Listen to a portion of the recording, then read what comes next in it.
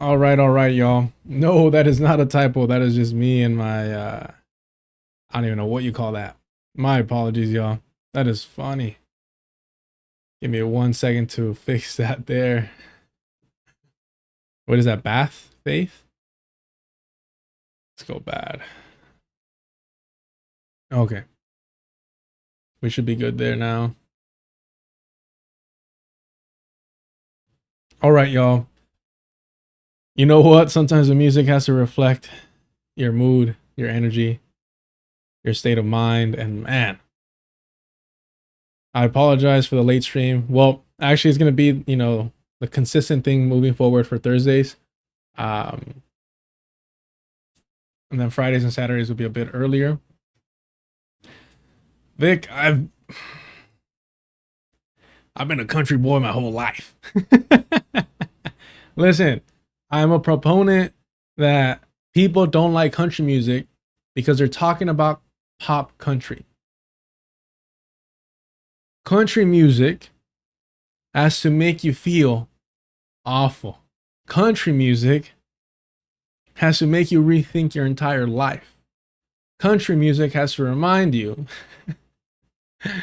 that you're nothing but a dirty, worthless scoundrel.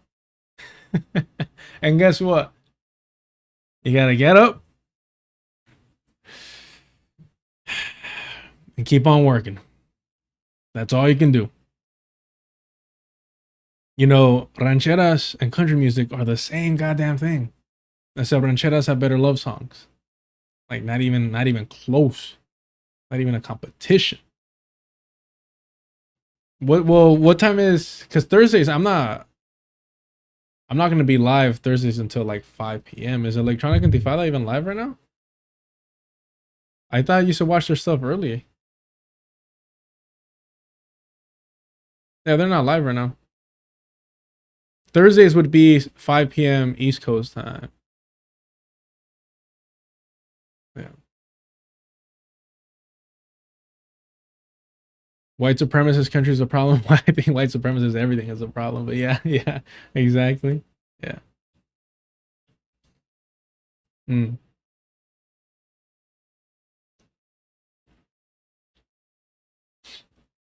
I'm not sponsored, but this is all, man. This and soup, and I can't make sense of it. All right.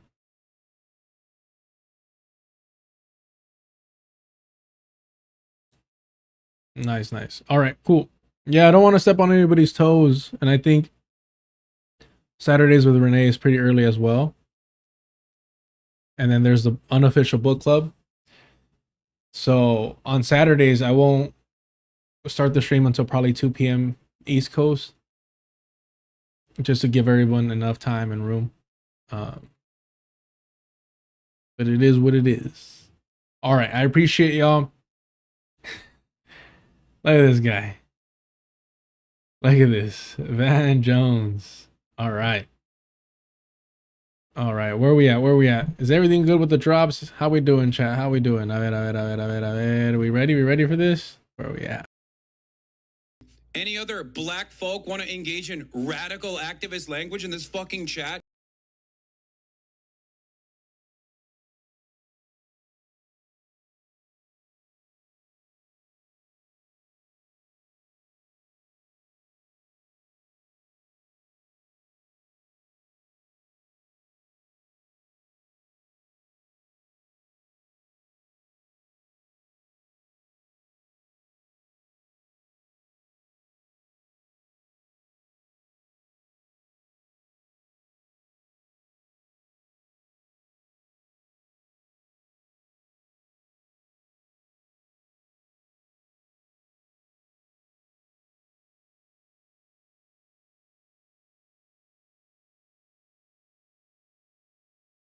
Wow.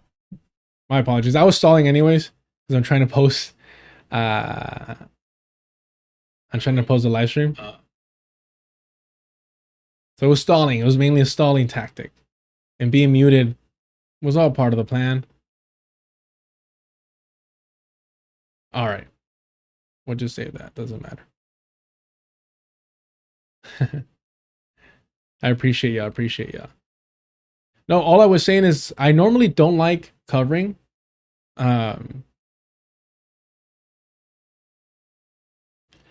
people's streams or channels dropping like a new premiere the day of. I like to give it like a day for it to be its own thing. However, I did feel that Dr. CBS, I mean, the entire conversation is worth listening to, but there's a portion in there at the beginning that I think just fit with the theme of the episode today, of the stream today, with whether you have Van Jones who's a sellout, Hasan Piker who's misleading people, or even like Anna Kasparian and Glenn Greenwald are going to make an appearance today. So just keep that in mind that normally I don't like doing that. I mean, Bad Faith is a big enough channel that I don't feel like I'm stealing any viewers from them, but it's not about what I feel. It's about just trying to, you know, not be grimy, I guess. That being said, I think there's a portion here today that we can cover, and it's only going to be like 30 minutes, if that, of the actual hour and 30-minute conversation. So again, hopefully it'll encourage y'all to, oh, what am I doing here? To check out the whole conversation, because Dr. CBS is an absolute gem. Had the pleasure of meeting them in person. Beautiful baby, cool husband, was super nice to us. So shout out to them. And let me just put this out, and we're ready to rock and roll, y'all. Okay, that's out. We're good. Let's get started. We're good. Appreciate the patience.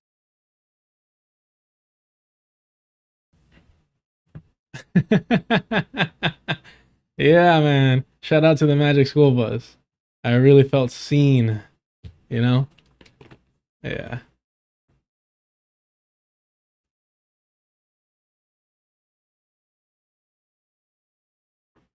I like to give like everyone like, I don't know, a day where like you could only watch their content on their channel.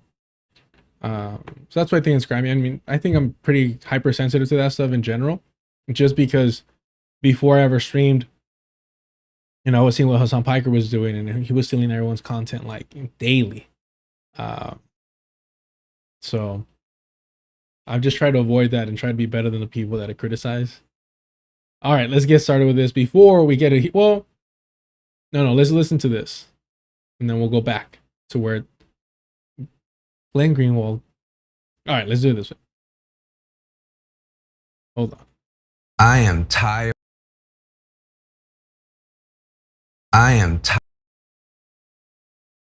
All right, y'all. Thank you so much for tuning in. Do me a favor and go ahead and hit the like button, subscribe if you can, and support the channel. We're going to look at Van Jones getting called out by none other than Glenn Greenwald. Now, Glenn's all over the map, but we know for a fact that Van Jones is an absolute sellout. However, this is TYT. This is TYT. This is going to be covered by Anna Kasparian, who sold out her own people. There's a reason why the most popular political Armenian has no love in the Armenian community. I remember once it said she's the most famous Armenian American woman, and I was corrected and reminded that that's the Kardashians. So my apologies there. My bad, y'all. But I mean, look, we're gonna get into this. When we talk about selling out, there's few people like Anna Kasparian who helped to rebrand the name of the Young Turks, which is the group that started the Armenian genocide. You know, when she got hired, Cenk Uygur was still denying the Armenian genocide, as the Turkish government does as well. So let's get to this, and then we'll see what Glenn had to say about this little piece here by none other than Van Jones, the radical himself. I am tired of a set of people on the very far left in the Democratic Party, my party, telling us that in order for us to be progressives, we now have to believe ideas and support ideas that are completely nuts. I am a progressive Democrat. In other words, everything that's good in our party, I believe in, have believed in for a long time. Everything that's good? the childish just mentality of this, everything that's good. And of course, I oppose anything that's bad. Bad is bad and good is good. Like, yeah, no shit, bro. Like, what are we doing here? I didn't realize how lazy that was. No. Hold on. Now I gotta see this. But here's the thing. Where did he drop this? Where did he drop this? Did he drop this on... Okay, here we go. I found it. I think I found it.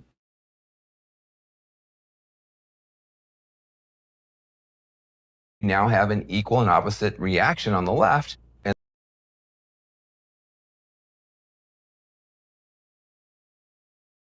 tell me why this is gonna be. I already know this.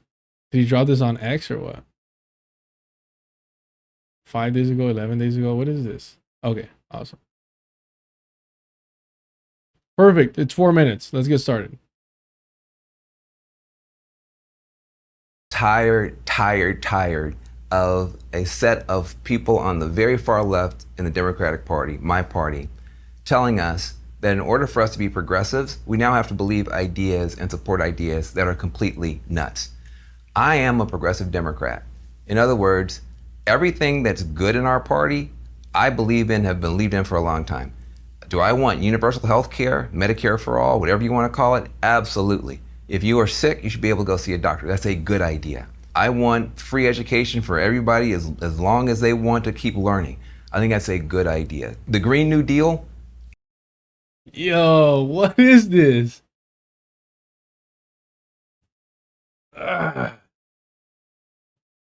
What is, like, should I just write a book?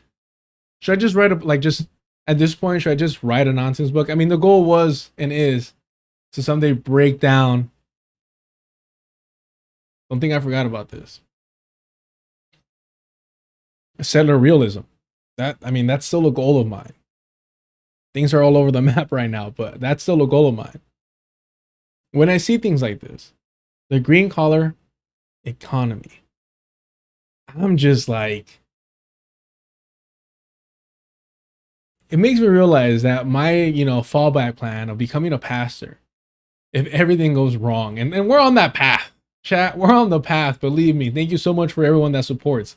But we're slowly approaching that time and place where I will be saved, where I will be reborn, where I will be washed in the blood of the Lamb. Yes, Lord. Yes, Lord. Believe me, I'm going to buy myself a mule with my last penny or two. But keep in mind, Van Jones has been on this script for a while, so take notes, take notes, take notes.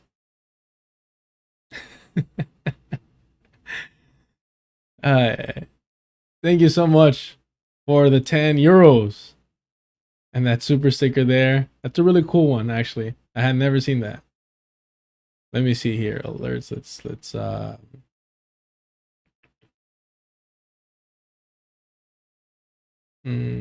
hopefully it'll work now. Here we go. I'm the author of the Green New Deal. The Green New Deal is my phrase from my first book in 2008. There's nobody more committed. Hold on. Van Jones invented the Green New Deal? Hold on. Who invented? Sorry. Who invited, bro? Yeah, invented. Sorry. This is why I type outside. See? This is why I type off chat. Oh, I had it right, by the way. Just took me a couple missteps here. Who invented the Green New Deal? Or who coined, I guess? It wasn't, I thought she stole it from the Green Party. Thomas Friedman, 2007. And later adopted by the Green Party.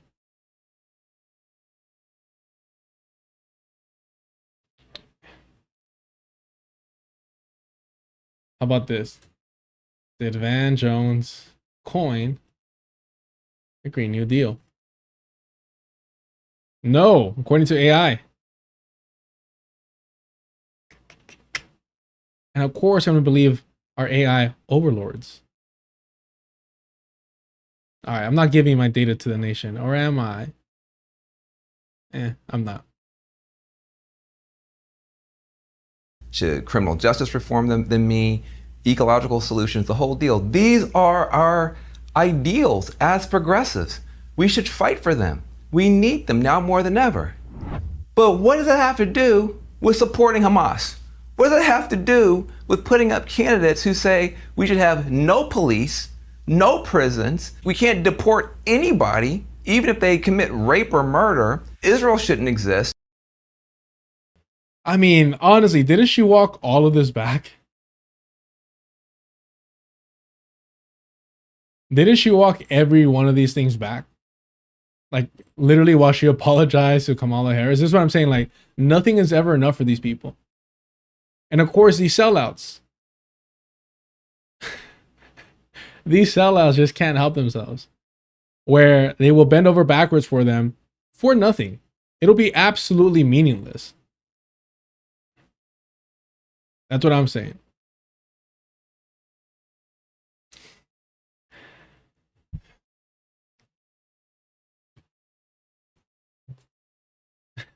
Hold on.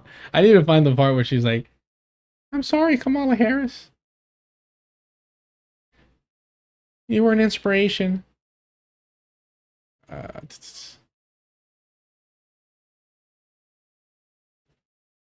do you even... I butchered her name, but I want to see the apology. I need the apology. The mea culpa? Is that what they call it? Hold on.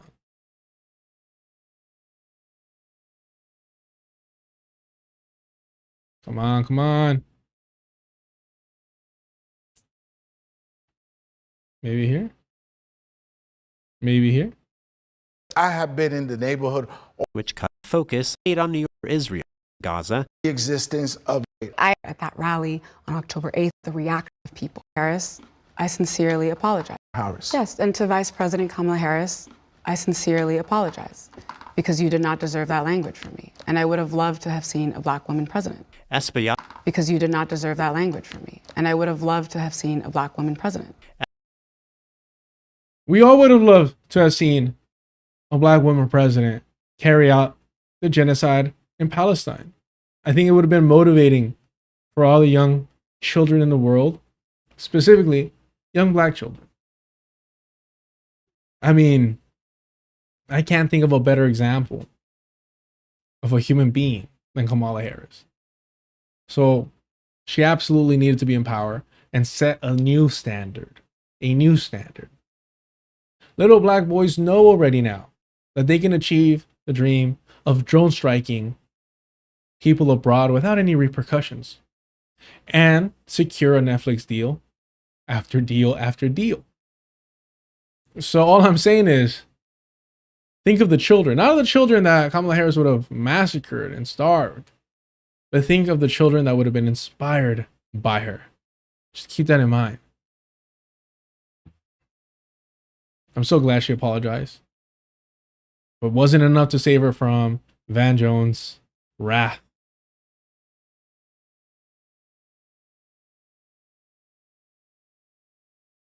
Let me see this. Hold on.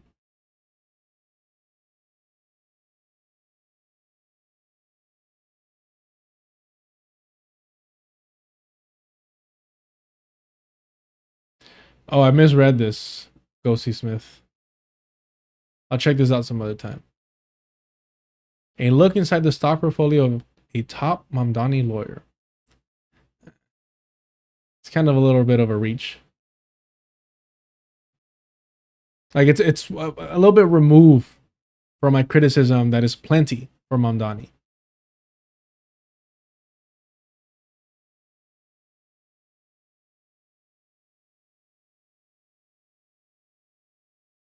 These are terrible ideas. These are awful ideas. Where did these ideas even come from? If we want people to join this party, when people come to the party, you want to give them a wonderful punch bowl of wonderful ideas like this. Who is putting the poop in the punch bowl? Is that a thing? Is that a phrase? I never heard of that. That's fucking disgusting. Is that an actual thing? Or did he coin that as well? Did he create the Grand New Deal? Oh, hold on. Ghosty Smith has the cheesemint? All right, my bad, Ghosty, my bad. I thought you meant best friend of Mamdani. So, their Elisa apparently is dating this individual here, Ramzi Kasim, Mayor Zohran Mamdani's chief counsel at City Hall. Directly owns stock in a defense contractor that supplies weapons to the Israeli military, according to his financial disclosure. Wow. No. I don't have, no. What is going on here? Hold on. I always forget that Politico does this as well. Here, one sec. That's hilarious. I had no clue. Thank you for clarifying there. Oh, this is that one.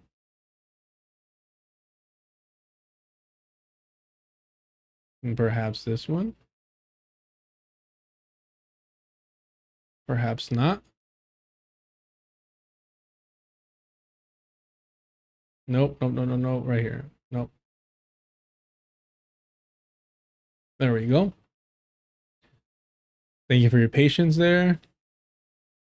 Like his boss, Ramzi Kasim, is a longtime critic of Israel. So it might come as a surprise that Kasim, Mayor Zohran Mamdani's chief counsel at City Hall, holds direct ownership of stock in RTX, a multinational defense contractor that supplies Israel's military with weapons, making matters more awkward for Kasim. He's dating their Elisa Avila Chavalier. My boy, is this the new performative king? Do we have to give the crown to somebody new? And I want y'all to have a face to this. Oh my goodness. Thank you so much for the cheese, man. No manches, way. And hey, my bad, homie. I dismissed you. You know, I was like, hey, you know what? Like, I'm not trying to be that petty. You know, and this is Zohran's lawyer. That's a little different. But hey, look. These people are hypocrites. These people are just straight up liars. Look at this. He looks like all fucking, he looks ready to square up, dog. He looks ready, dog. I like this Professor X look. For sure this is cleaner. Very Xavier. I like that. I want to know what he sounds like.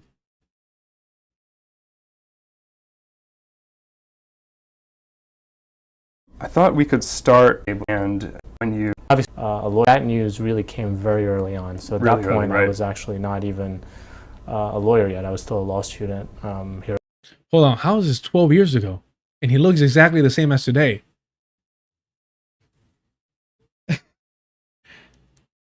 This is wait, what? This is 12 years ago, and he looks somehow older here. Or am I tripping out? Because this looks recent.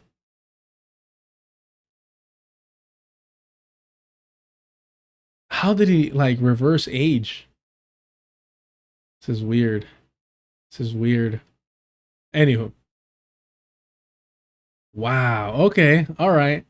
So he took her, like, their first date was like at the RTX headquarters. The Democratic Socialists who defeated Adriano Espiat. In June's congressional primary. Why do I not know his name like that? His last name. Or is it Espiat? After making her Israel animus a cornerstone of campaigning, Kasim's holding and RTX, formerly known as Raytheon Technologies, were detailed in his annual financial disclosure, which was provided to Playbook by the City Conflicts of Interest Board. The form, which only offers a value ranges instead of exact dollar figures, shows Kasim has at least $180,000 and directly owned stock in various other major corporations, including fossil fuel companies and entities with city government business. The sort of investment that might not mesh with serving in a democratic socialist administration. Kasim's form is 42 pages long. Oh man, we're struggling over here, and this motherfucker's got 42 pages of portfolio. Ay, ay, ay.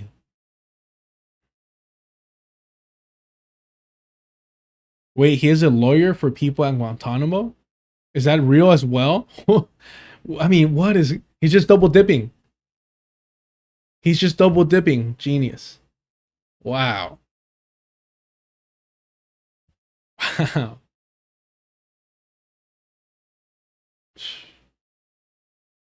So, okay, 42 pages long, and his expansive stock holdings are worth anywhere between $181,000 and $1.56 million in total.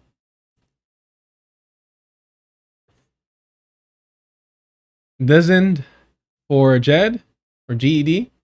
Thank you so much for the GOAT trophy. That's hilarious. And the 1,000 jewels. Appreciate it.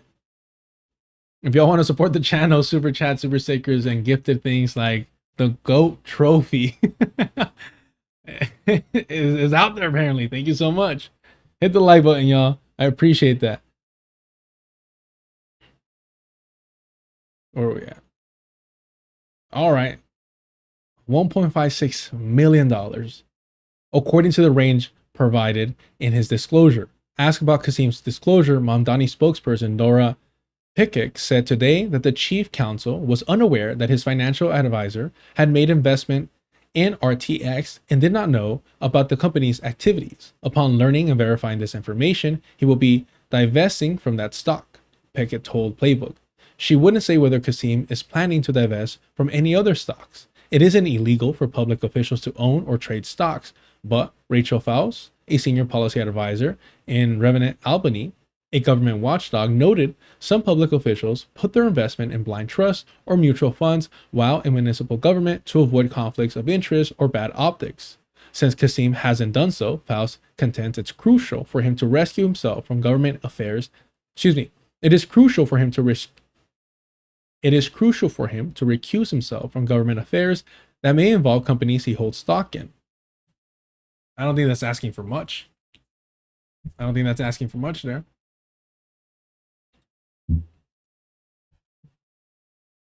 Pretty basic stuff.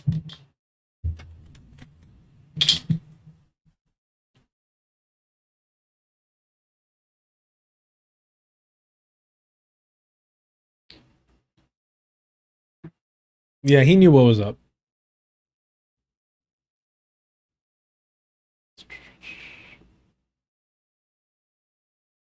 Faust contends it's crucial for him to recuse himself from government affairs that may involve companies he holds stock in. Given his role, it is important to ensure that there are recusals in place because you touch on everything in the city government when you're in that role, said Faust, noting that the City Hall Chief Counsel is typically involved in advising the mayor on all major policy decisions. Because of the broadness of the power of the position, it's good to practice, and you don't want there to be any bad optics on this. In response to such concerns, Piker only said, as it pertains to any companies with active city business, recusal is evaluated by Chief Counsel on a case-by-case basis as appropriate. But you just said that y'all didn't know about this. So how would you know that he should recuse himself if you haven't done the research on him? So either you're lying that you didn't know, or whatever like deep investigative work you do to determine who should recuse themselves or not is trash, is shallow. Just like your politics. All right. At least you're consistent. At least you're consistent there, chat. Where are we at?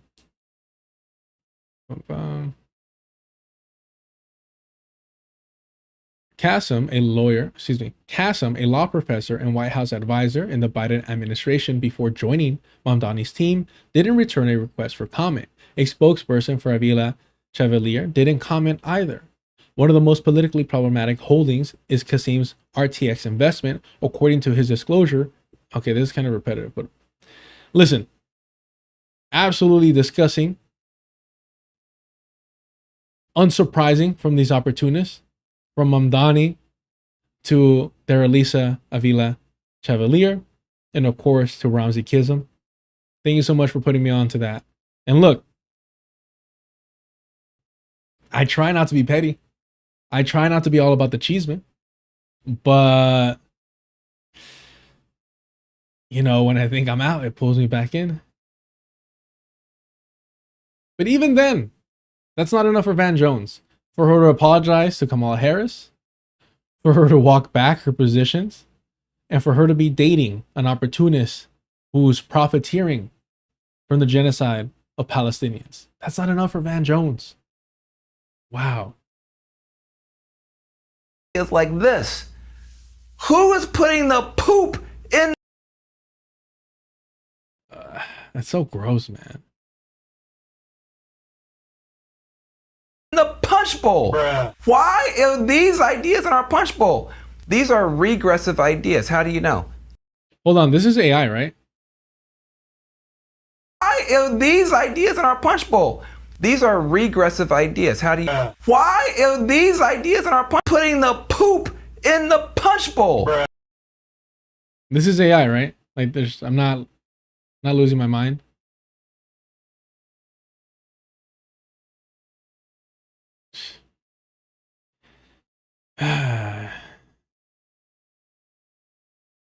Why are these? Yeah, this is just what he posted earlier. Good progressive ideas. Universal healthcare, free education for all, the Green New Deal that he coined, remember. It's gonna be like Al Gore with the internet. Al Gore invented the internet. Van Jones invented the Green New Deal. Criminal justice reform, ecological solutions. Wow. Very broad, but nice. Abolish the police, abolish prisons, abolish borders, zero deportations. Israel doesn't exist. Seize private property. All I'm going to say is that, like, one of these is not like the rest. One of these is not like the rest. Because everything else here, I can see, like, Americans caring about. Real, true, red-blooded Americans. Not all of you. Not this chat. All right? Any other black folk want to engage in radical activist language in this fucking chat? No. But that's a little odd there. Makes you think. Makes you wonder. These ideas in our punch bowl. These are regressive ideas. How do you know? Look at the ideas on this side. If you lived in a world where everybody could see a doctor when they got sick, if they didn't have a penny in their pocket, if everybody could get an education as far as their learning and desire could take them, if everybody had clean air and clean water, if you didn't have ICE running around hurting people for no reason, would that be a good world or a bad world? For no good reason. ICE is out here murdering brown and black people, and even, believe it or not, some whites. Some whites. And he's still saying for no good reason. Nice. Wow. It'd be a great world. We need to progress toward that world. That's called progress. That's called progressive. Now, if you lived in a world where there were no police and no prisons, so that in your neighborhood, any gang member, terrorist, pedophile, Klan member could do whatever they wanted to. These are all AI, right? They gotta be. No prisons. So that in your neighborhood, any gang member, terrorist, pedophile, Klan member could do whatever they wanted to. Is that progress or regress? If you lived in a world where we said, well, you can be a terrorist if you want to, as long as you feel oppressed, and anybody get blown up at any time and people make excuses for it, is that a better? Yeah, no. Abolish the police is pro-terrorism. I love that he lives in this, demolition man world, where, like, if you don't, like, refrigerate every criminal, it's chaos, it's madness. If he stands up, then we all stand up, and it'll be anarchy. World? Is that progress, or is that regressing to a lawless, chaotic state? If we That's true, chat. Can can they just stop using this whole rapist and pedophile thing? And that's not in defense of them, right? I'm not saying like let them be free. I'm saying after the Epstein files, unless you're saying outright, hey, we need to arrest everyone in the Epstein files associated with, you know, sex trafficking, sexual assault, and all that horrific shit. And it's nonsense too with the leniency that pedophiles and rapists get anyways. With just the plethora of rape kits that the police refuse to actually, you know, test and follow through with proper investigations. Come on.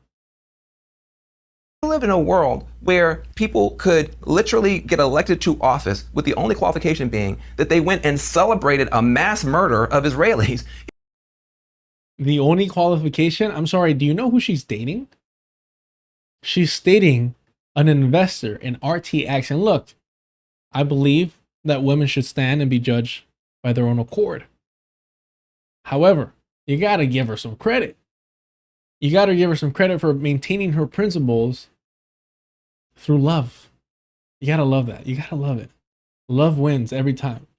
If all elected officials celebrated mass murders, is that a better world or a worse world? These are not progressive ideas. These are regressive ideas. And I'm old enough to know the difference. And you're smart enough to know the difference.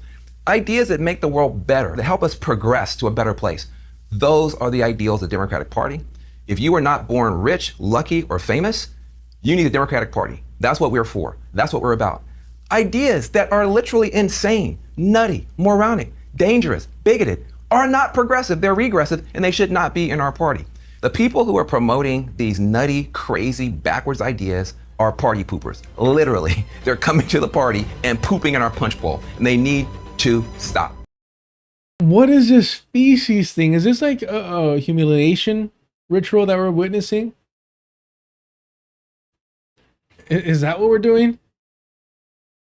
It's just like, is what's his name, Rabbi Shmuley, holding the camera, just nodding along, be like, say poop again. This is disgusting. Absolutely disgusting. Well, before we get to Anna Kasparian and Glenn Greenwald, let's look at the tweet. Actually, there's one more video here. Let's look at this. You know, I can't help it. I've been waiting my whole life to see a youth movement do what it's doing, but it's being hijacked by people who are putting in nutty ideas supporting terrorists, nutty ideas saying that we don't need cops in prison. We can't deport anybody even if they rape somebody. Who said this? Chevalier. If we can't say right from wrong, if we can't say good from bad, if we can't separate progressive ideas from regressive ideas, we're going down the same pathway that has pulled the Republican Party into an unrecognizable shell of itself. And I refuse to let that happen to the Democrats. And the other problem... Scat Jones is so obscene. Scat Jones is so just... Wow. Wow, I am equally impressed and disturbed. And I don't even know which one comes first.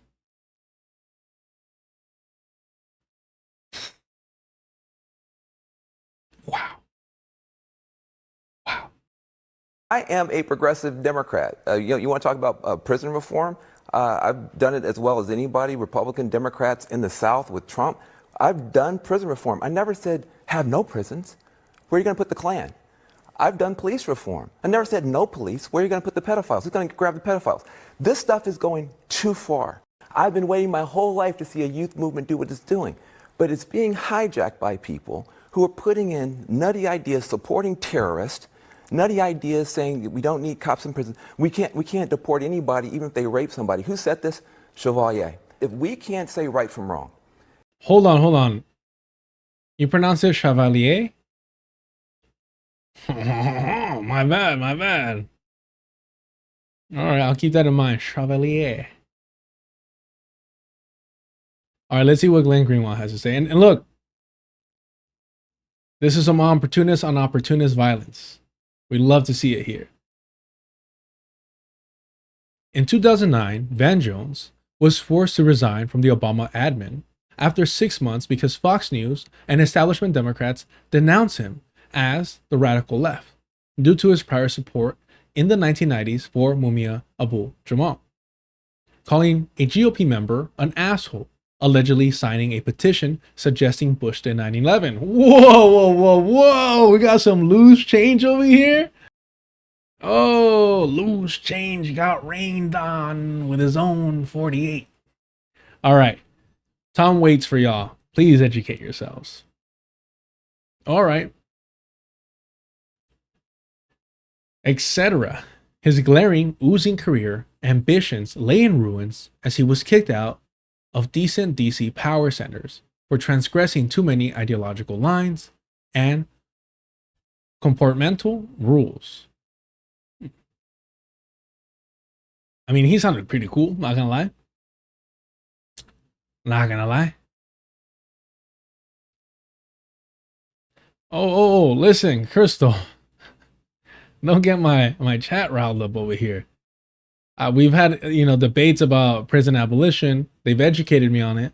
And the very, let's say, obtuse reading of it that I was having.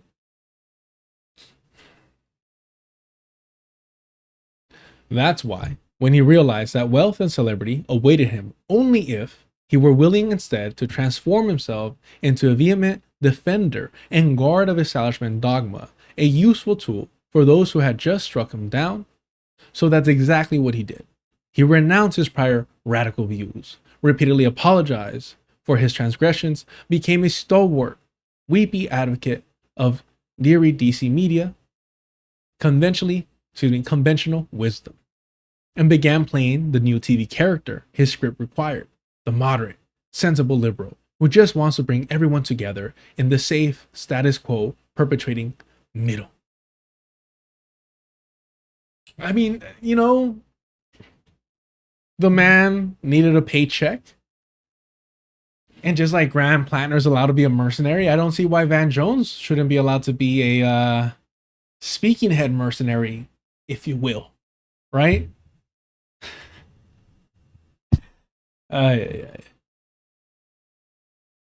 His real function, to begin every sentence with, "I'm a progressive Democrat." The subtext, "a black progressive Democrat." Gasp. Really, Glenn? You're going to bring race into this, Glenn? Wow. First of all, Glenn, you're in Brazil. What do you know about... Don't look up why Glenn Greenwald visited Brazil. And then denounce the populist left and the populist right. Oh, of course, you can't offend Glenn Greenwald like that.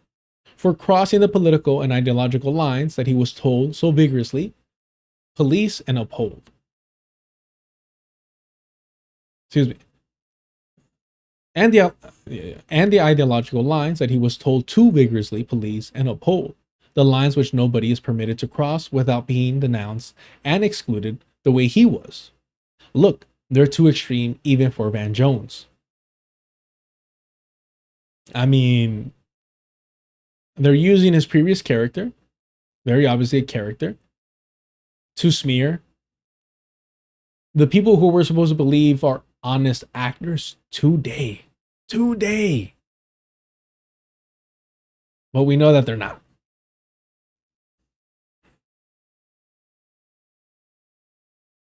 He was there to protect his establishment bosses by punishing the excessive of the extremes on both sides, just as he had once been punished by them almost to the point of career destruction.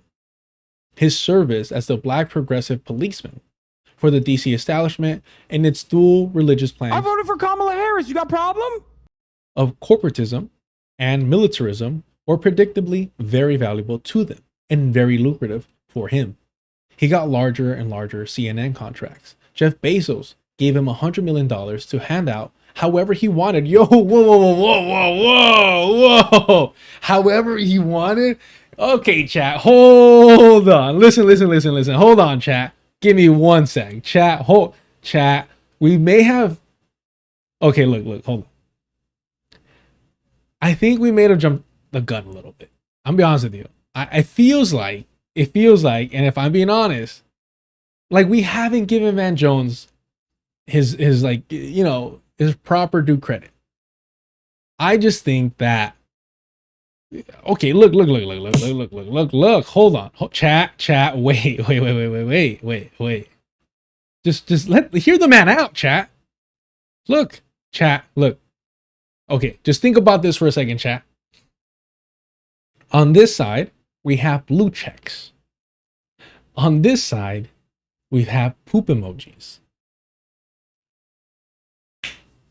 How can you argue with that? How can you argue with that? You can't. You can't. So Van Jones, buddy, amigo, compadre. Whoa, listen. Hey, I can shave this. I don't even like my hair long, bro. It's fine. We could do a whole like buddy cop thing. You know, I'll be the brown sellout token. You be the black sellout token. They're gonna love us. They're gonna love us. I can do an accent. I could just really hone it in. Yeah, Access Audio, thank you so much for the super chat. You see Mamdani mourning US things that are no longer. Check this chat.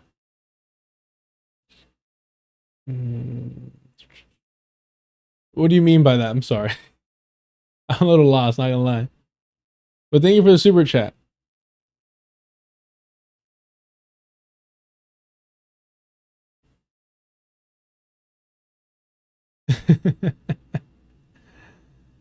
Where are we at? Where are we at? $100 million to hand out however he wants.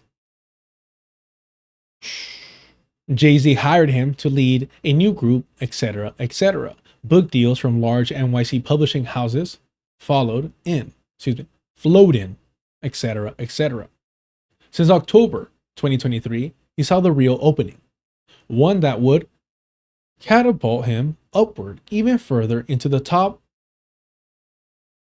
echelons of establishment. I know I always struggle with that word. Hold on. I voted for Kamala Harris. You got problem? Echelons. It's more of a sh. Oh, check Discord. Okay, thank you so much, Access Audio. Thank you so much.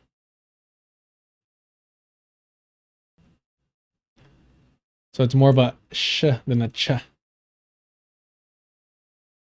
Let's see here. And if you haven't already, y'all, check out the Discord. Where did I get tagged over here?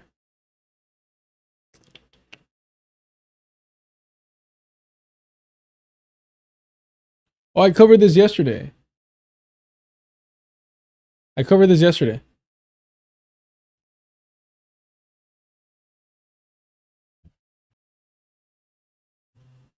you so much, though. But yeah, we went over that Mondani tweet where he was like crying over somebody that got in Jordan.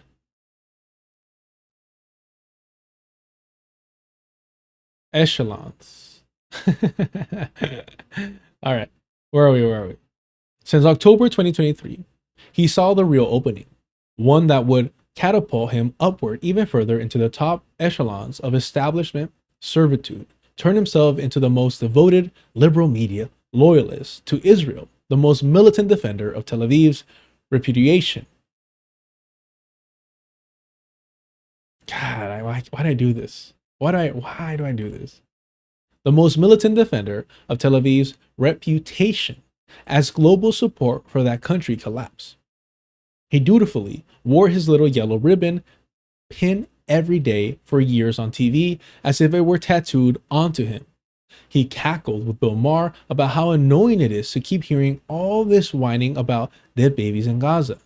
With his patent fake TV tears in his eyes, he heralded Israel as our great ally and talked about how worried he was for his beloved Jewish friends as anti-Semitism grew on the left and the right. Look, say what you want about Glenn Greenwald being a fucking creep.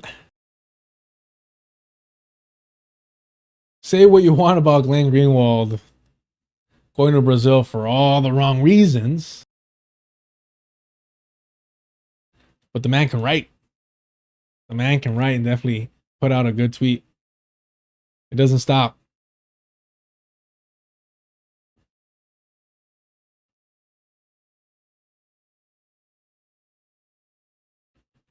Side note, I'm not sponsored. I never really had this. I should have gotten Pedialyte again.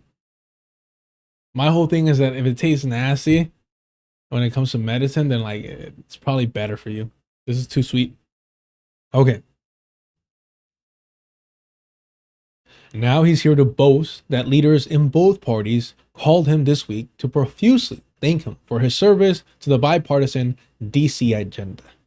The once wannabe radical has fully transformed into a prime media instrument for the establishment that once threatened to destroy him.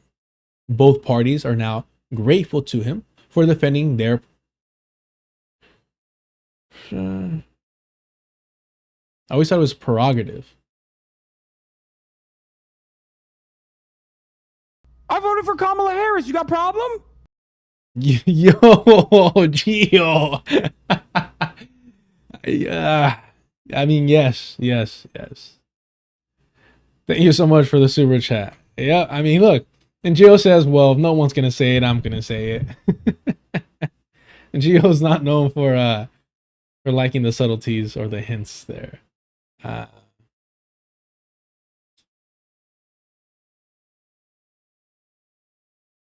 Prerogatives. Yeah, prerogatives. All right, but it's spelled pre. Why do I try? Both parties are now grateful to him for defending their prerogatives and positions. One thing is for sure, other than Jake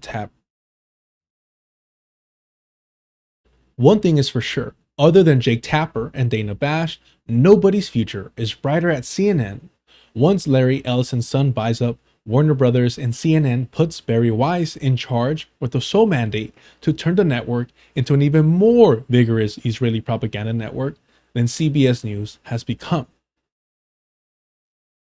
I don't know. Sounds like Glenn is upset that Van Jones is cashing them checks. I think that's what it is. He's pocket watching. And I don't appreciate that. I don't appreciate that whatsoever.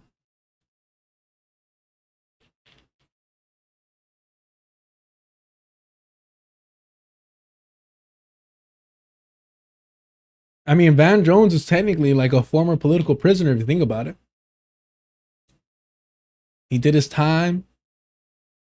He paid the price. He has been politically reformed and saved.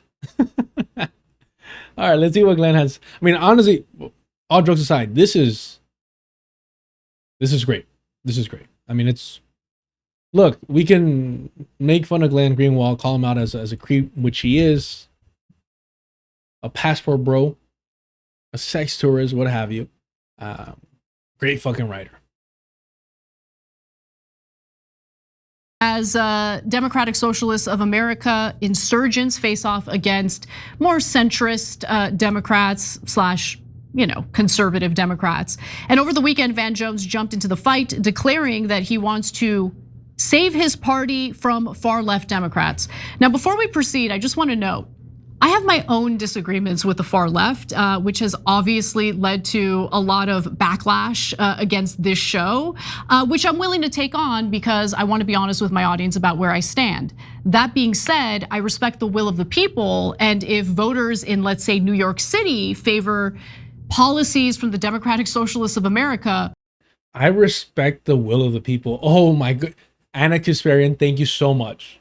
Thank you so much. Where would we be without Anna Kasparian respecting the will of the people? All right, yeah, sure, okay. The way these people view themselves. Let's say New York City favor policies from the Democratic Socialists of America. Who the hell am I to try to crush them? Now, Van Jones puts out this video, and we should hear more about what Van Jones supports as well as what he does not support. We already saw this. Let's get through the AI nonsense. All right, here we go. who won the, now he specifically points to Daria Lisa, who won the Democratic primary in New York. And just to be clear, she has definitely said things that are incredibly radical, far, like way to the left of where I stand on those issues. I do not want to abolish police, for instance. But again, I think it's important to talk a little bit about where Van Jones used to be and where he ended up. Wait, are you not even going to mention the fact that Daria Lisa has walked that shit back? And her new man, her new hubby, are we not going to give her any credit for remaining moral and principled in who she decides to date?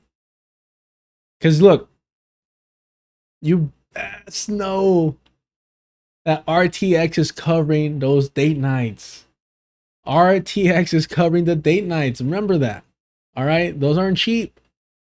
They're eating the finest of meals. They're drinking the finest of wines. All thanks to RTX. And Glenn Greenwald did call him out on that. So he writes that in 2009, Jones was forced to resign from the Obama administration after 6 months because Fox News and establishment Democrats denounced him as the radical left. Honest question. If Cornel West would have been given an invitation, but also a cabinet position, like let's say education or something, right? And then he also would have been removed 6 months. What Cornel West do you think we see? What Cornel West do you think we see in this 2026? I have to ask, I have to wonder.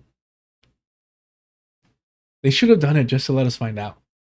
You know, that's always my take. It's like, yeah, you know what the kids say, do it for the plot.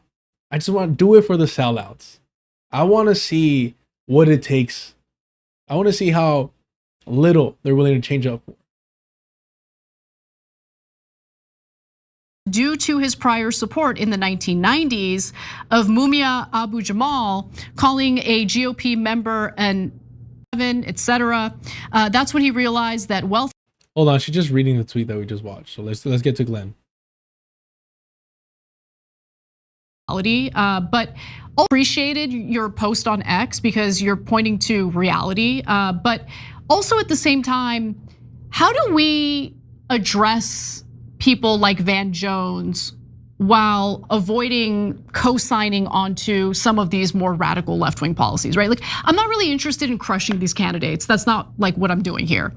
But I do think that, you know, sometimes issues are raised that I agree with, but I'm not on Van Jones's side here. This is obviously an attempt to beat down or beat back a growing, you know, faction of Democrats who are to the left of these, you know, centrist pro-corporate creatures. Yeah, I think there's a lot going on. I mean, you know, Van Jones, in order to demonstrate his bona fides as a what he calls a progressive Democrat, that's what Hillary Clinton calls herself, by the way, as well. So it doesn't really. All right, quick question, chat, and please do hit the like button and subscribe if you haven't already. Support the channel. Super chats, super stickers, gifted stuff. Check out the Patreon. $2 gets you access to the Discord. And if you want to skip all the nonsense, hit up the Cash App so they don't skim off the top. I appreciate any and all support. Sincerely, thank you so much. Am I the only one that thought that maybe Glenn Greenwald was Asian? I mean, be honest with me, chat. Was I? Let me know in the comments. Was I the only one that saw Glenn and was like, are we dealing with a Asian here? But I'm not great at, you know, pointing that stuff out because remember, I thought Ken Klippenstein was Asian and it turned out to be like from Honduras or something like that.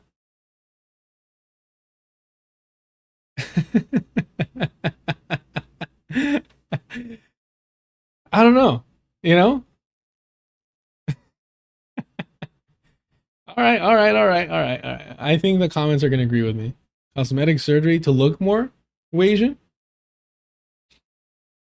You guys are very fortunate that I hold certain principles, certain lines that I just won't do. I won't push. It's in the eyes, Chico. They never lie. Yeah. But just picture this, and I apologize.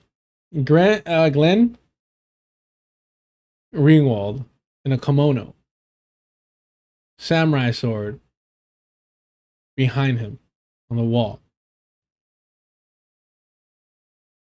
Maybe an accent? No, all right, let's get let's go. Maybe that's why he went to Brazil. You know, it was like his. I feel like Brazil is the mecca for the Japanese. Like what he calls a progressive Democrat. That's what. Sorry, or is that Hawaii? Look, okay, you know what? No, I'm fighting you guys.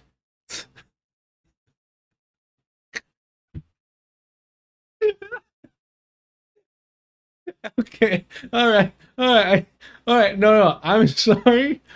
I'm so sorry. I take it back. I take it back. Okay, he does not look Asian. He just looks like a racist caricature of a white man trying to be Asian.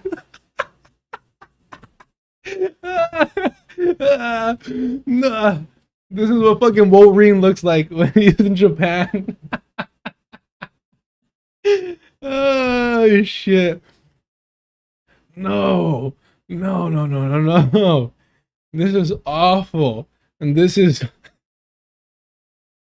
yeah.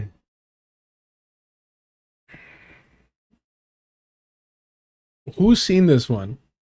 Let me see if I can find it here.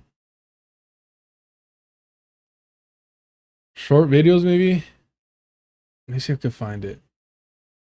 I liked this a while ago, but I don't even know what platform I saw this in. Probably Instagram, so I won't find it. Who's seen that? Drop it in the Discord if you've seen it. This young lady. Oh, this is pretty close, but this isn't. No, that's not it. I say young lady. She's probably like early 20s. I saw one in their kids, and I don't feel comfortable showing that. They do a SpongeBob face paint, and they accidentally look like they're doing like yellow face. And she's live streaming, and she's like doing the makeup herself. And it is, man,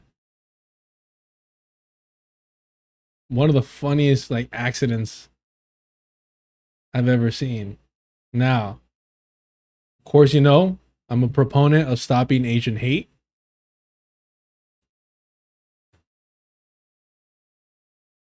Damn, I can't find it.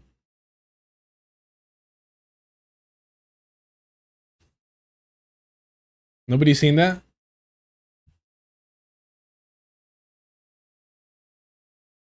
I'm telling you, it's cosmetic surgery to look younger. Len is really vain. That's just homophobic, Gio. Look. Gio, that's just homophobic as fuck, bro. What are we doing here, Gio? This I'm sorry, Gio. This is not your 4chan account. I'm not gonna find it. I'm so frustrated.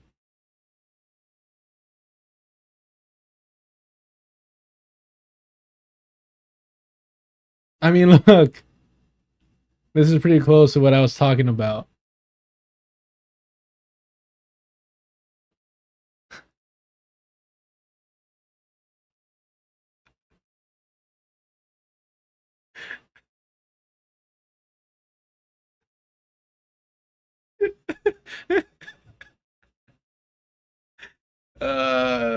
The one where the girl realizes when she's done is so much funnier.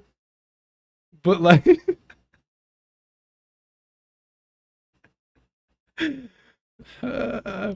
virtually identical. This is why I can't stream when I'm not feeling well. This is what happens. This is what you get. And look, this is not mean-spirited. This is not a hate crime. This is just fandom gone wrong. And it doesn't matter like how you try doing it. Like you're just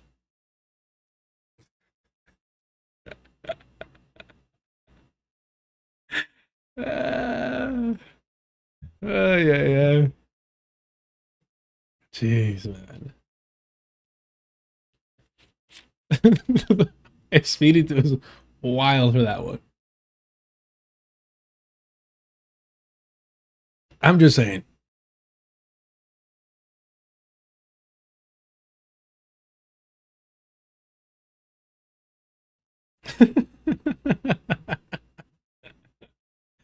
Y'all owe me an apology.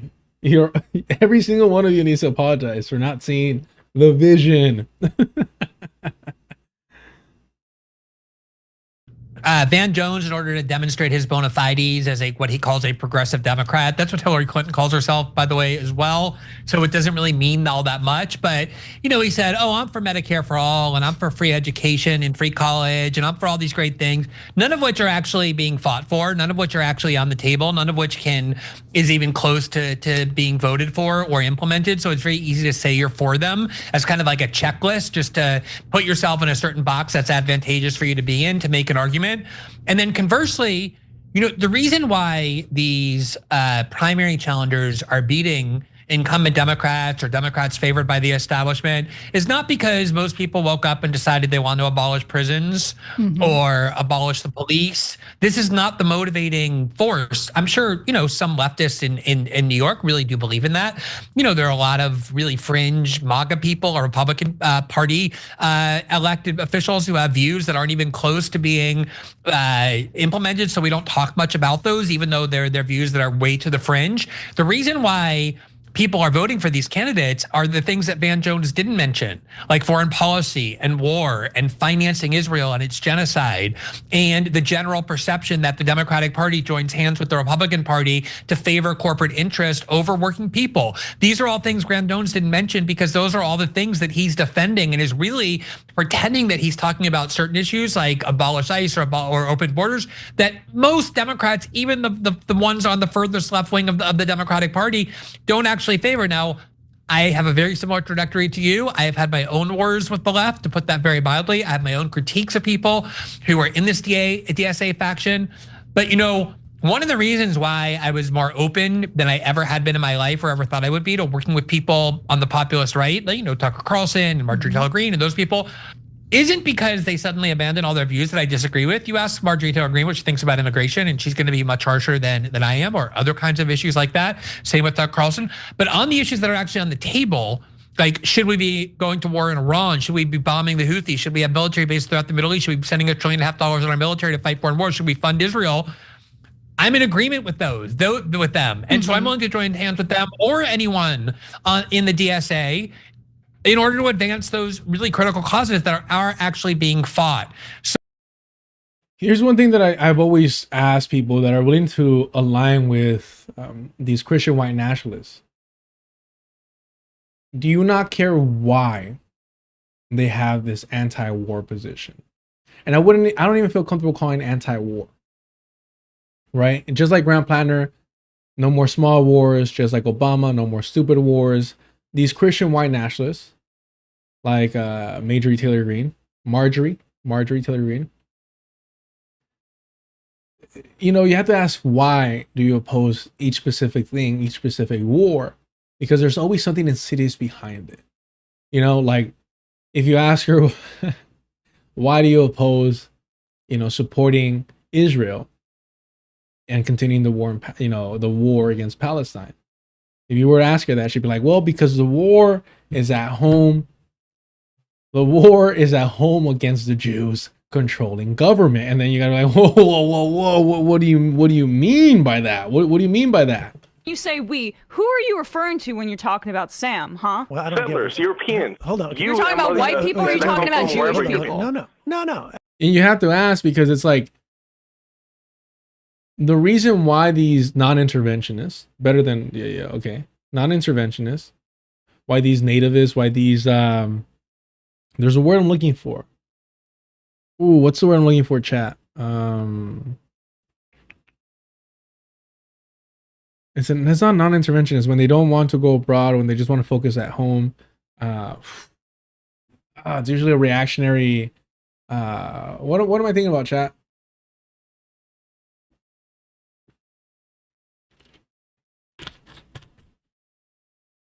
Come on now. I'm not 100% and I need you, chat. Need you right now. Isolationist?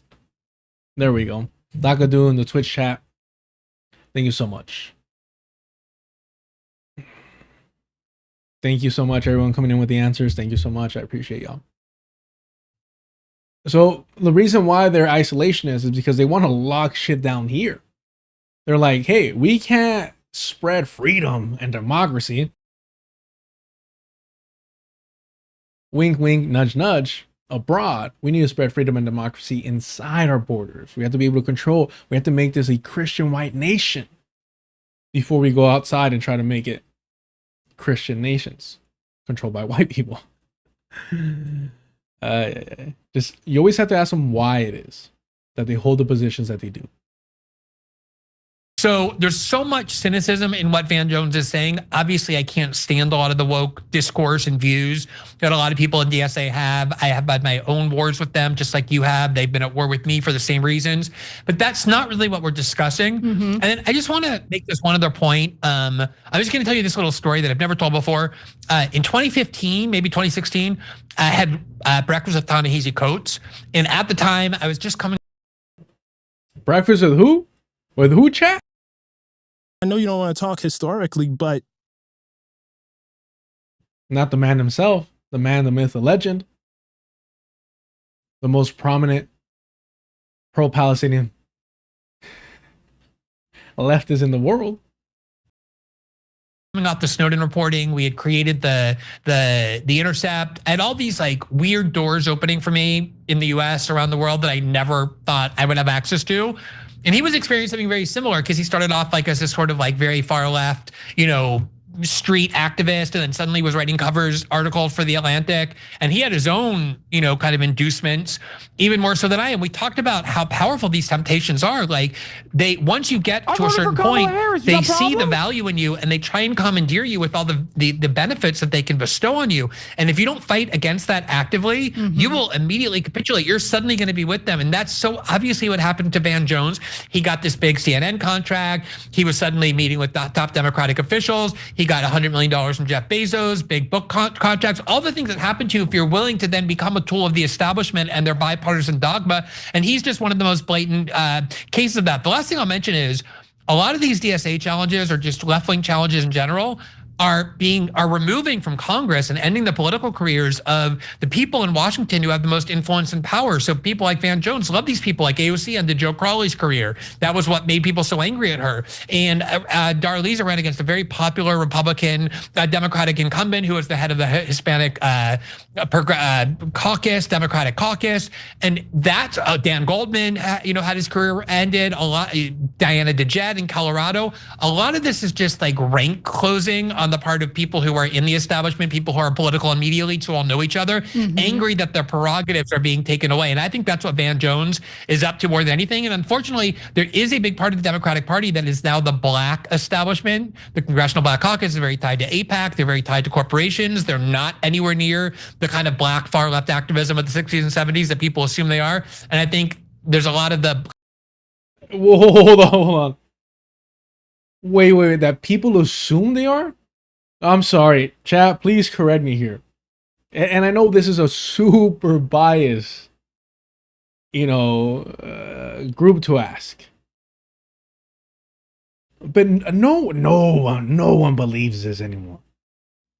Right? I mean, nobody would want this today. What do you mean? What the fuck was that? Did I mishear him?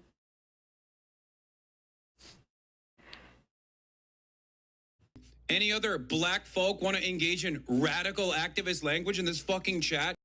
I mean, hold on, I need to see the transcript for this. Hold on. What was happening here? Damn, that's a long ass. The Congressional Black Caucus is very tied to AIPAC. They're very tied to corporations. They're not anywhere near the kind of black far left activism of the 60s and 70s that people assume they are. Who the fuck is assuming that the Congressional Black Caucus is the radicals of the 60s and 70s? What the fuck? I don't know, dog. You've been in Brazil too long. You've been in Brazil too long. No one, actually, no one but your fucking reactionary friends at Fox News, or formerly from Fox News, believes that the Congressional Black Caucus is radical in any fucking degree. I don't even think normies believe that.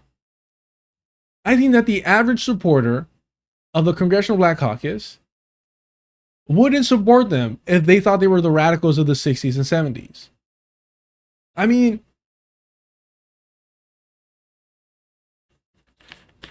when remind me of this whose name? I'm afraid of like talking. Thank you so much for subscribing. Or outside of my race.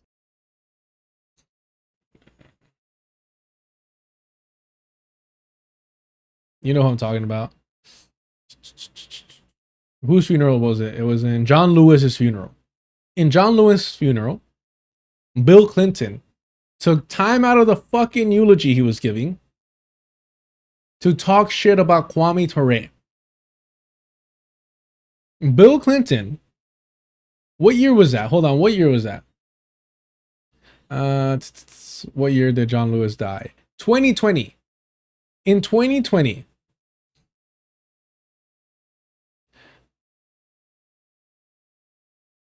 Kwame Ture died. What year did he die? 1998. Kwame Ture transition. 1998.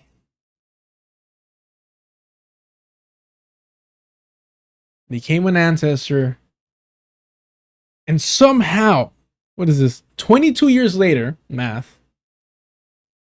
22 years later, Bill Clinton finds time out of his day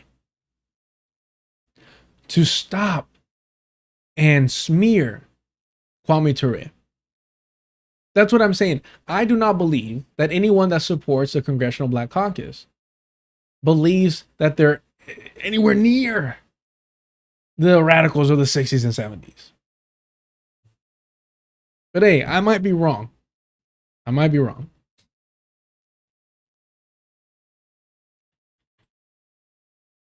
Maybe I'm more like Emma Vigeland than I know. Oh, Nipsey Hussle. R.I.P. What's he been up to these days? Nipsey Hussle's dead. died. Maybe I just don't know.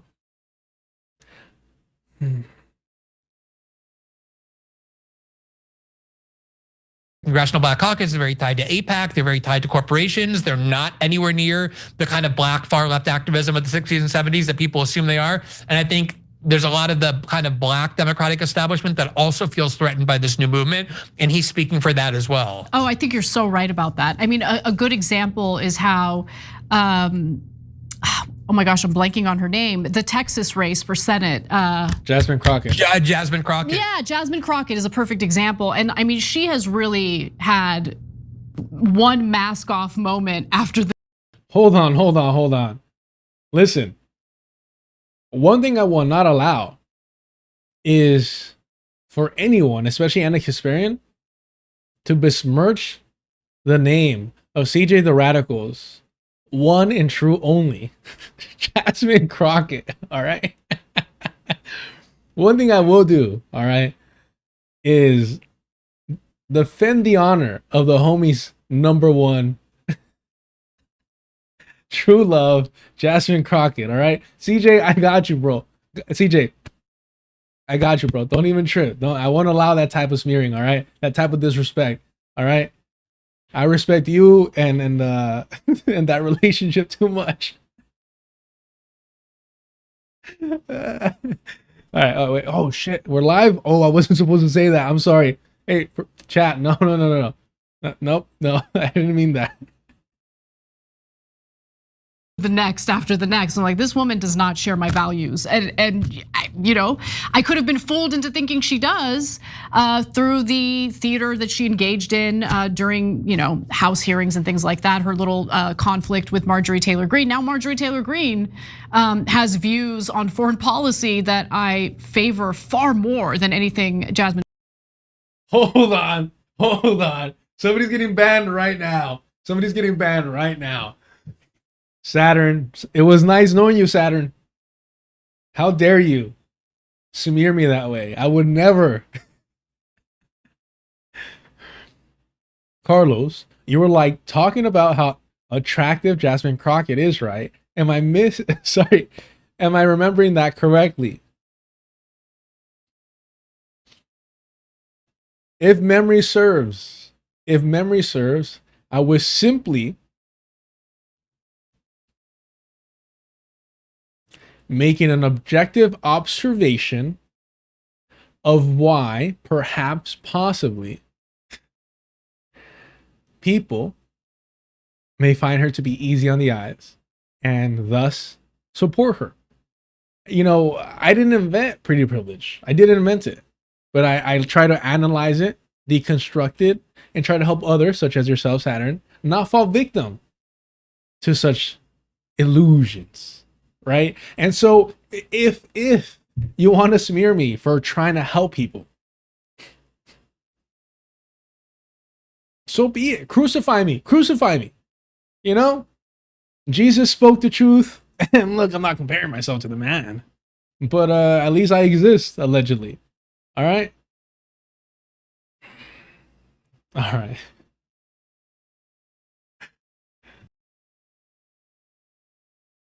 Crockett has said about foreign policy.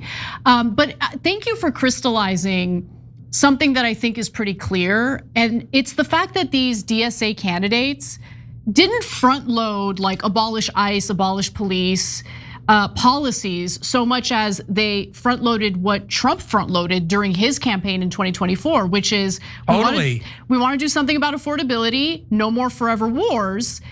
Democrats didn't learn their lesson when it came to Trump's effective campaigning, and they're clearly not learning a lesson when it comes to these insurgent, Democratic DSA candidates who are beating these establishment, tools. So it's really fascinating to see.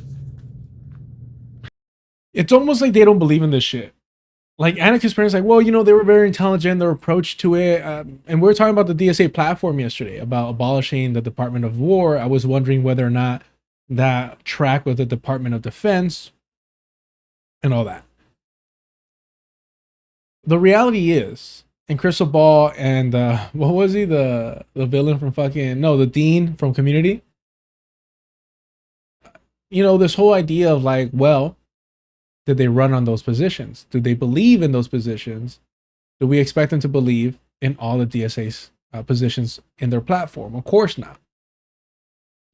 But to kind of use that as a defense, well, they actually don't believe in all of DSA's platform, or they actually didn't run on those specific DSA platform, issues, all this stuff. For me, it just highlights the fact that, like, well, yeah, because it's meaningless to be part of the DSA. It's simply a marketing ploy. It's a PR strategy.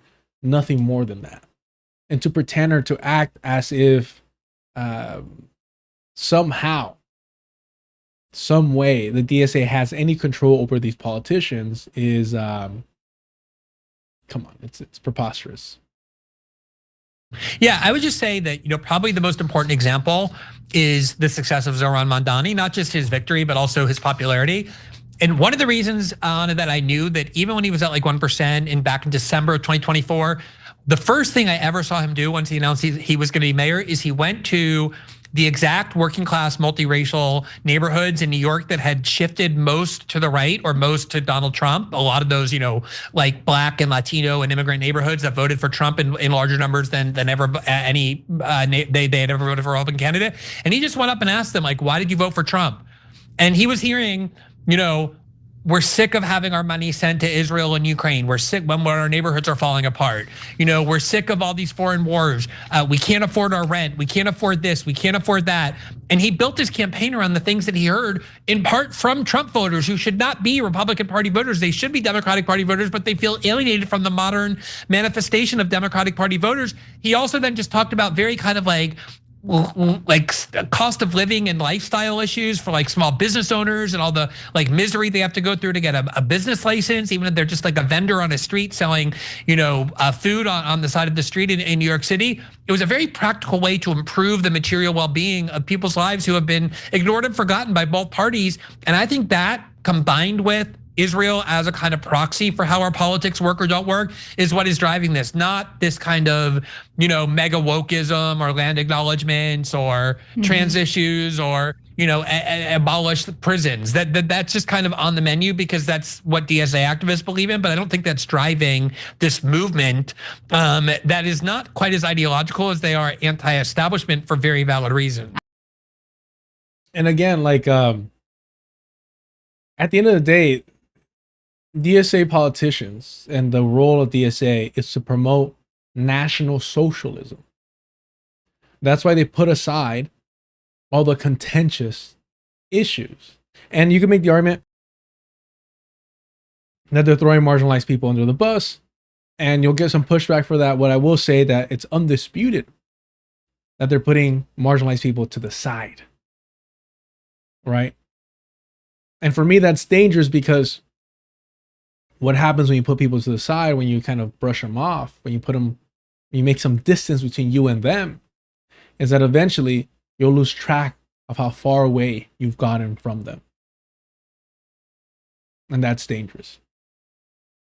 Absolutely. And that's why people who are establishment mavens are so threatened, like Van Jones. Well, they're definitely catching some steam, especially in deep blue districts and states. New York is a perfect example of that. But Representative Jared Moskowitz, who absolutely loves our constant support of Israel, regardless of war. Whoa. Hold on. Chat. What was the gentleman's name? The one that allegedly loves Israel? What are we doing here? Represented Jared Moskowitz. Are you sure, Anna? What's going on here? Who absolutely, New York is a perfect example of that. But Representative Jared Moskowitz. Moskowitz, all right. Probably like 50% of these comments are fine. 30% are borderline. Like somewhere in the middle, potentially yes, potentially no, depending on the intent behind them. And then like 20% are just straight up openly anti-Semitic. Bro, when Georgie says, depending on the intent behind them, always gets me, bro. Always gets me. All right. Who absolutely loves our constant support of Israel, regardless of war crimes, regardless of crimes against humanity, complained that Democratic leadership isn't doing more to condemn their own members and Democratic voters. He wants the Democratic Party to condemn their own voters. He says, I think they're doing everything they can to not talk about the anti-Semitism on the left to get themselves through elections. I think it's more convenient just to pretend it's not happening. And then Josh Gottheimer had a similar statement saying, this is no longer about substance. It's about the raw fear of pissing off the far left. Now, Crystal Ball over at Breaking Points had a debate with Adam Smith, Congressman Adam Smith today, which was fantastic. I'm going to cover it in more detail on the show tomorrow. But I did want to share this moment because she specifically asked about these statements, and here's how he responded. People say, well, if you blame the left, you're just being a Republican. Well, can't we learn as we go? Well, my problem is not with your, I have my own critiques of the left, right? I think that I actually think the identity politics thing came out of the Hillary Clinton campaign and was a way for the establishment to beat back the rise of the Bernie Sanders left. No doubt the left embraced it. I have been a critic of quote unquote woke, although I hate the word at this point in identity politics. That's my, Remember who her husband is. Chat, remember who her husband is. The guy that uses the N-word left and right. Embraced it. I have been a critic of quote unquote woke, although I hate the word at this point in identity politics. That's my, my position. I'm a class first leftist. So I have my own. Did we miss this yesterday? I'm a class first leftist. What? A rich white woman. Let's put class first. A rich white woman. You don't tell me. I'm shocked. Color me brown. Well, no, color me shocked, because if you color me brown, Crystal Ball won't give a shit about me. Oh man, we missed this.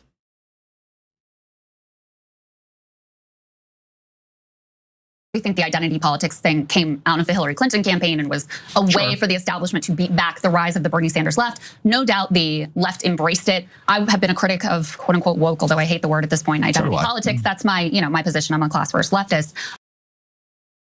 Okay, so when she first said quote unquote woke, I'm like, oh, okay, she's making the distinction of like the woke that reactionaries have relabeled versus woke were originated in the black community, to be aware of villains like Crystal Ball. I mean, is that a fair example? Is that a fair example?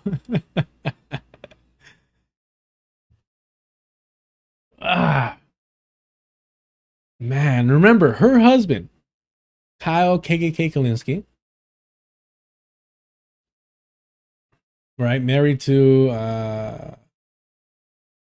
let's see their wedding photos. This guy, Kyle Kalinske, uses the N-word like it's going out of style. Let's find it here.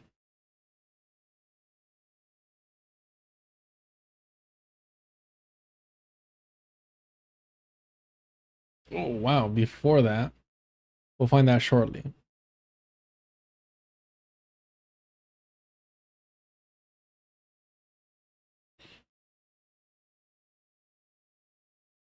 We had the hungry one. There was another one as well. Here's one where he's supporting dead naming people that may not politically align with you. But there's more. There's always more with this guy. Of quote unquote woke, although I hate the word at this point, identity politics. That's my, my position. I'm a class first leftist. So I have my own critiques here. I'm not saying you can't. I'm saying when you caricature an entire wing of the party at this point. Aren't you caricaturing the entire wing of the centrists and saying that we're like, no, because I'm not caricaturing. I'm not trying to say.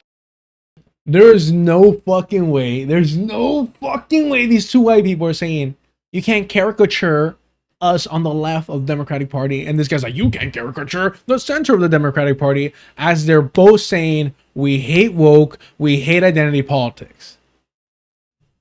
Fuck, man. These people are beyond saving. They are our enemies as they're arguing and debating with each other. The one thing they can agree on is, chat, do you want to say it? I can't. Let me know in the comments what you think I'm referring to. The one thing that they all agree on is we hate black people. That's it. That's look. I'm not putting words in their mouth. What do you think they mean when they say we hate woke, we hate identity politics? What do you think they're talking about, chat? Ay. Let me give you a prime example from their godfather, from the leader of their movement.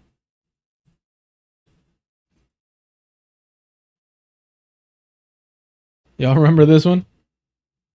We thank you for honoring us with your presence. We thank him for honoring us with his presence. Wow. He has risen. He walks again. There we go. Our favorite guy, our favorite Bernie bro. Came here to join this rally, watch what was going on, not to listen to somebody take over the stage. Join this rally, watch what was going on, not to listen to. I'm sorry, not to listen to who? I'm sorry, not to listen to who? To who? Somebody.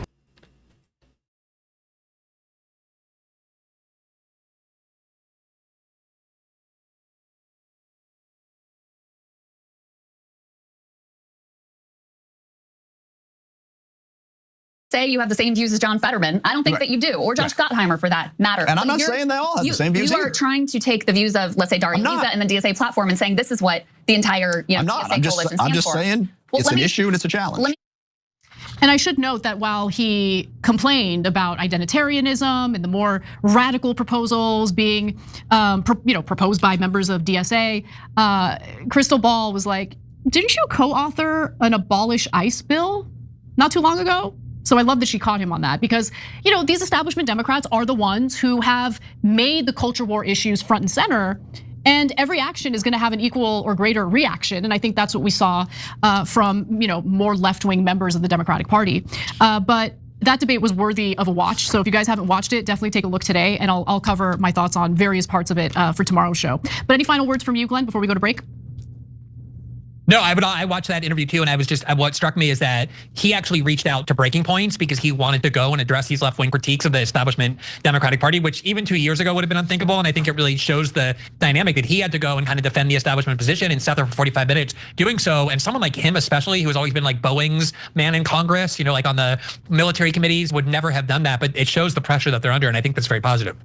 It's fantastic pressure. And he went back on his support of Section 219 in the National Defense Authorization Act. Now, ultimately, it wasn't stripped from the NDAA, but it is what it is. It does show that pressure, if intense enough, does get these Democratic lawmakers to behave differently. Let's just put it that way. Every time. Wow. Politicking.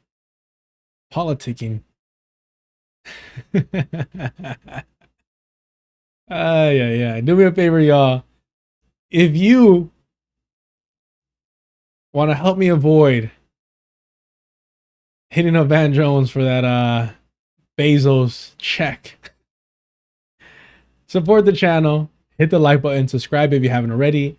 Hit the notification bell if you want to know when I go live.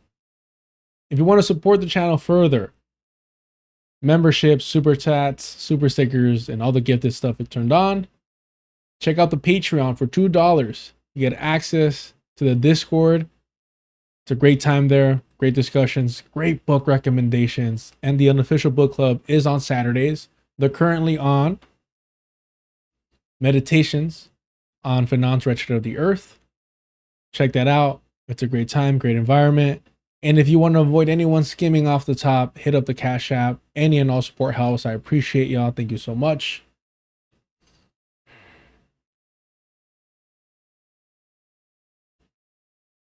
All right, y'all.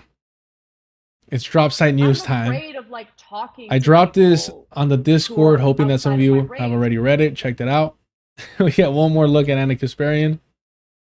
Hope you can still have some lunch. Give me 1 sec.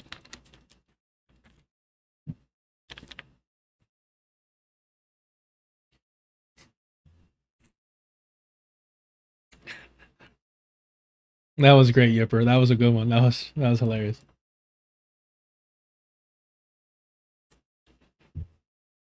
I voted for Kamala Harris. You got a problem? Y'all on a roll tonight. I don't know, something about these later streams. Just the filters go off. I love that. I love that. Gio, thank you so much for the super chat. Radical. What? I don't even know if I can say that. Jeez. I don't know if I can say it.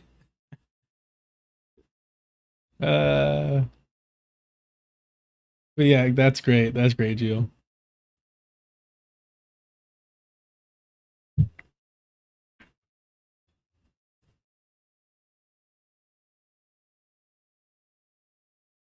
Say it. Come on, I'll say it with you.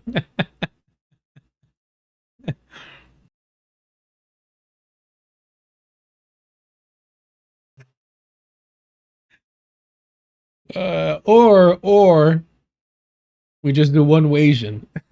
And you switch it up, spice things up, you know?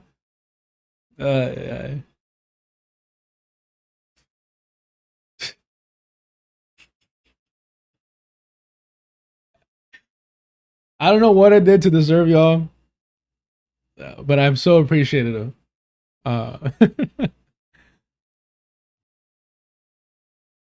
No, I have not. I have not, man.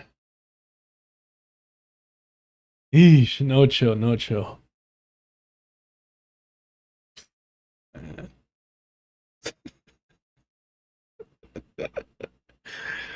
Wow.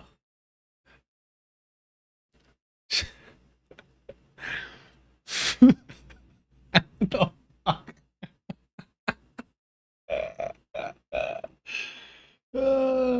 fuck? Yeah.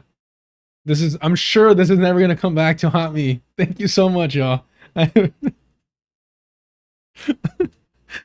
yeah, yeah, yeah, yeah.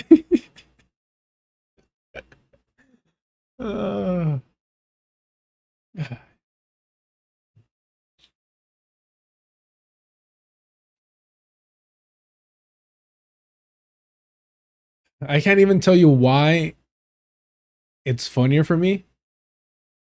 My dyslexia did something to that. And that I was confused at first until I reread it, and then it hit me harder. Ay,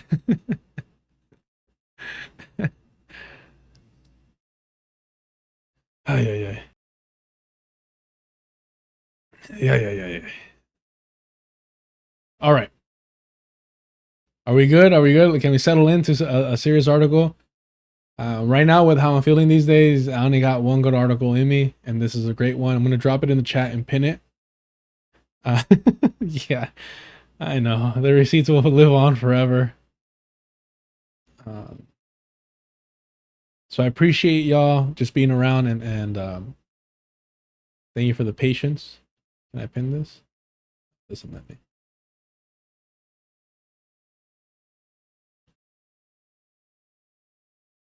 It's a long one, but a good one. And do yourself the favor checking it out and sharing it with others. Let me make sure that y'all can see all the words on the screen. Yeah, we're good, right? Everything appears. Maybe I can move it just a little bit to the left. Oh no, because it cuts off. That's fine there. It's fine there. I also dropped this in the Discord. Okay. Let's get started. Whenever I edit this, and then people are just gonna look at the chat like, what was going on? What did I miss? All right.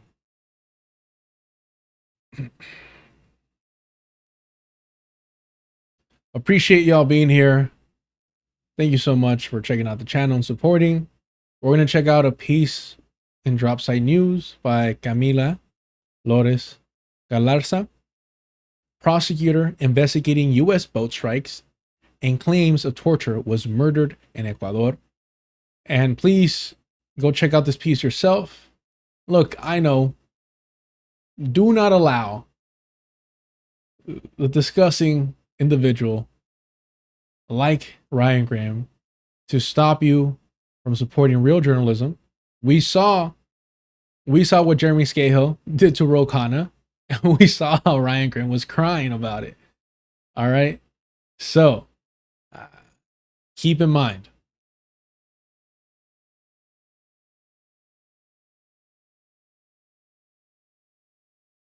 there's real journalists out there that need your support. All right.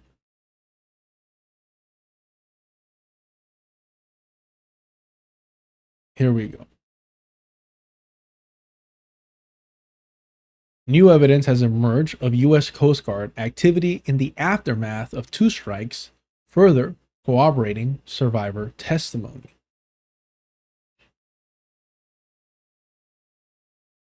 It's horrific.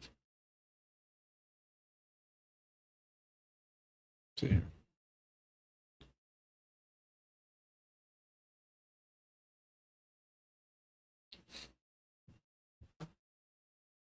Quito, Ecuador. Alexandra Bravo, the prosecutor assigned to investigate U.S. strikes on 3 Ecuadorian boats and the 36 survivors' subsequent accounts of torture and kidnapping, was shot dead in the coastal city of Manta last month. And look, y'all, Ecuador is, at a height of violence. But can we just be honest?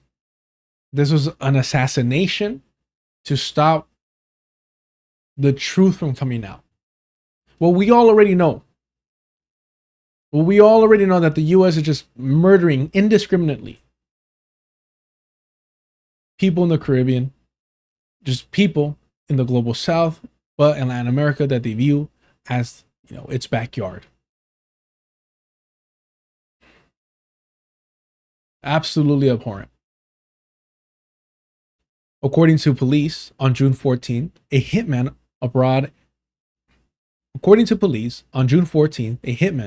aboard a black motorcycle opened fire on Bravo as she and her sister were leaving a cafe at about 11 a.m.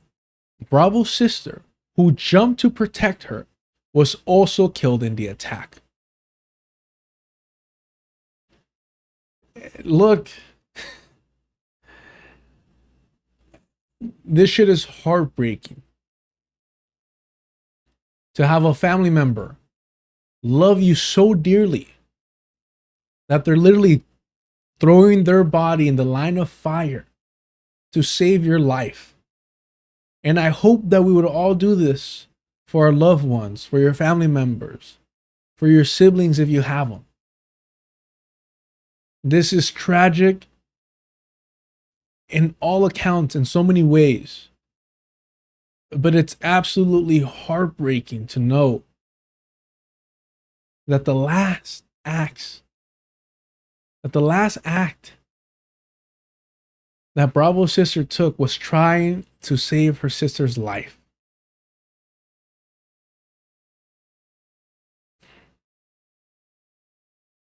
Upon arriving at the crime scene, officers say they found 5 9mm shell casings and Bravo's injured driver, but no sign of the police detail that had been assigned to protect her.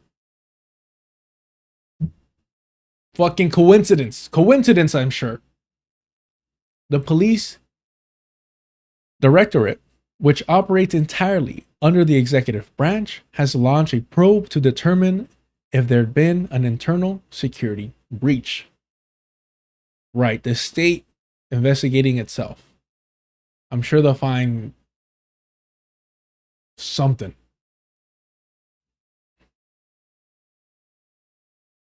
Bravo is the 26th member of Ecuador's justice system to be assassinated since 2020. Fuck, bro. And the second individual investigating state crimes murdered that week.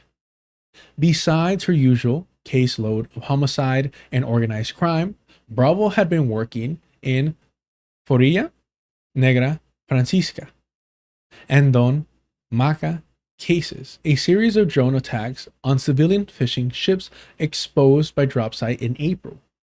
2 of the boats' crews returned home and reported being abducted, blindfolded, and starved for 8 days by American gunmen in U.S. military uniforms aboard a U.S. flagged patrol ship before being abandoned in El Salvador. And even this, to be abandoned in El Salvador, with Sicot, with the way that Bukele is like serving at the behest of Donald Trump with no questions asked, I mean, that in itself should be viewed as a death sentence. The UN Committee on Enforced Disappearances endorsed the calls for an investigation, demanding that the U.S. provide information on the whereabouts of 8 still missing men and any involvement in the matter by April 27th. To date, the United States has not responded. Today is what, chat? The 23rd of July. And the whole thing is, with what army? Who at the UN Committee on Enforced Disappearances is going to force the US to give any information?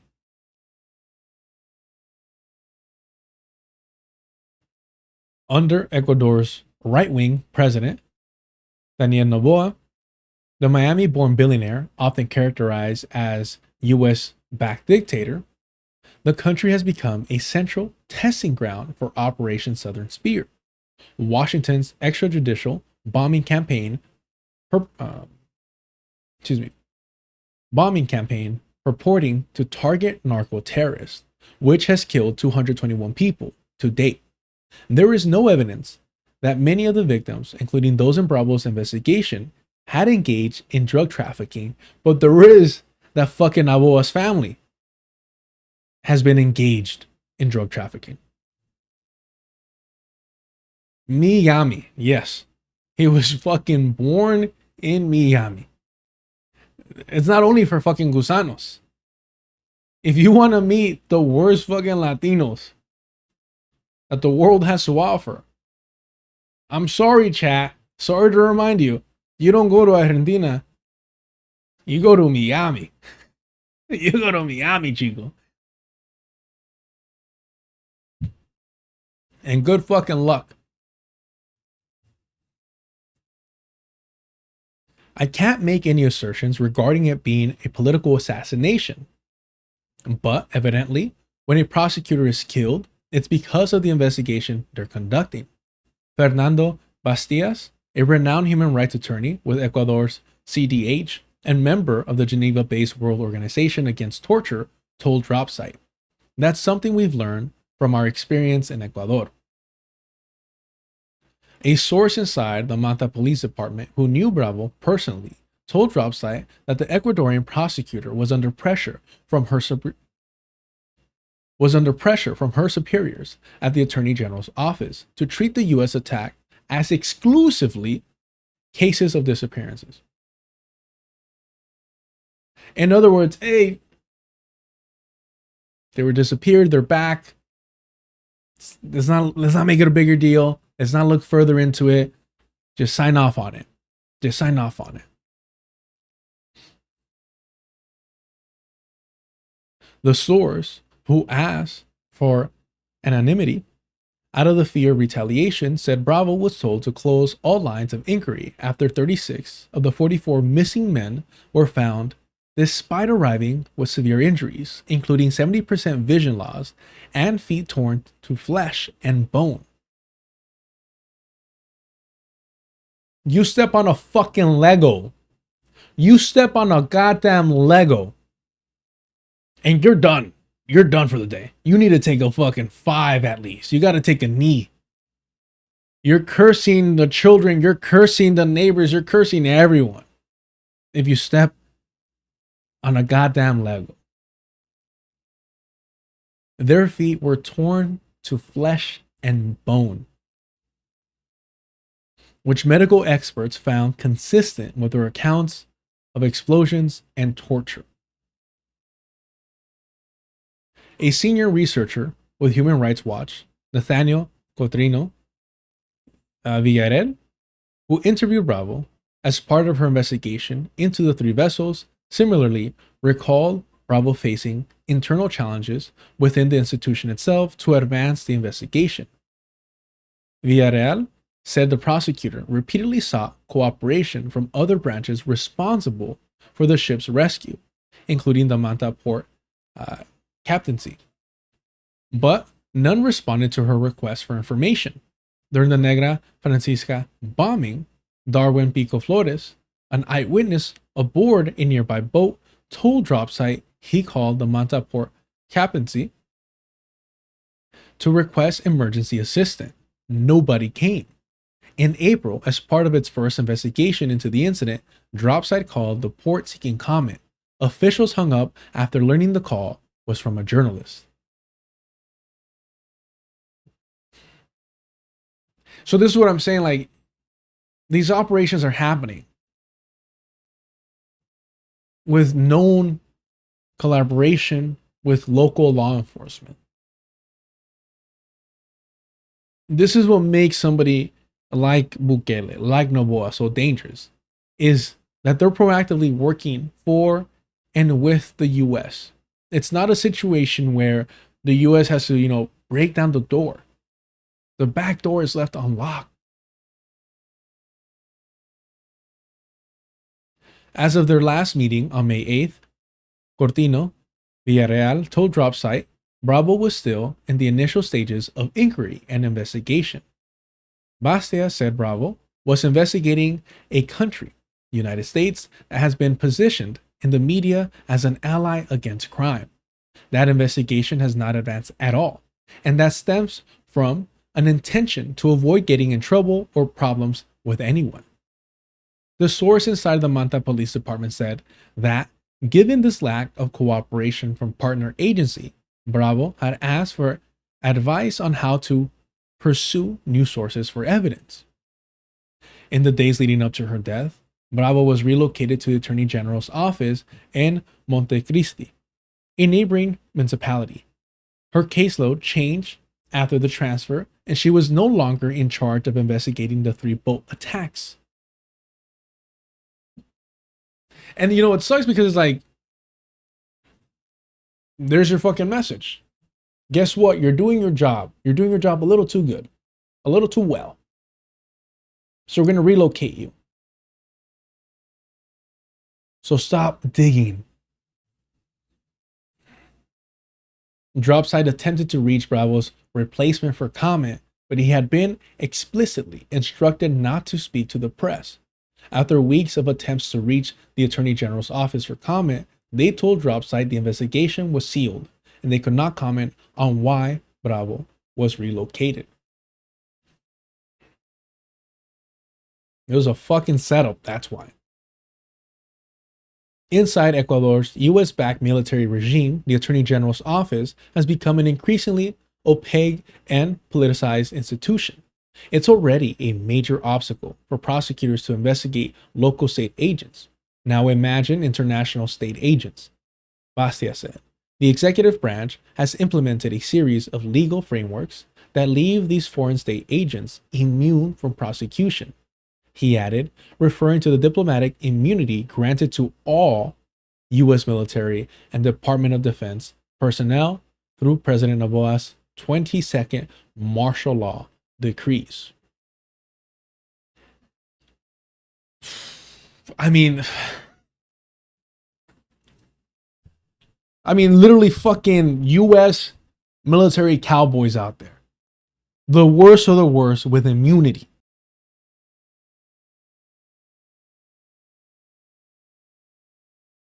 Pueden hacer y deshacer lo que quieran, cuando quieran, a los que quieran.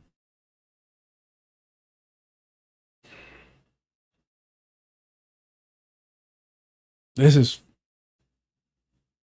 look, here in the States, for all intents and purposes, the pigs, whether you're local cop or ICE, have immunity, right? But every now and then, they got to throw the community a bone. And then justice is served. And an uprising is avoided. A riot doesn't occur. These bastards, these motherfuckers have literal immunity granted to them. Foreign actors.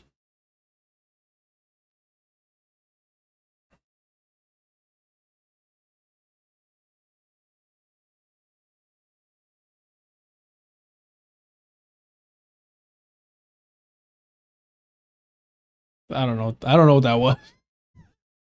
I don't know what that was. I don't know what to say to that, but okay, buddy. All right, well. Granting literal immunity to the U.S. military in Latin America. What could possibly go wrong?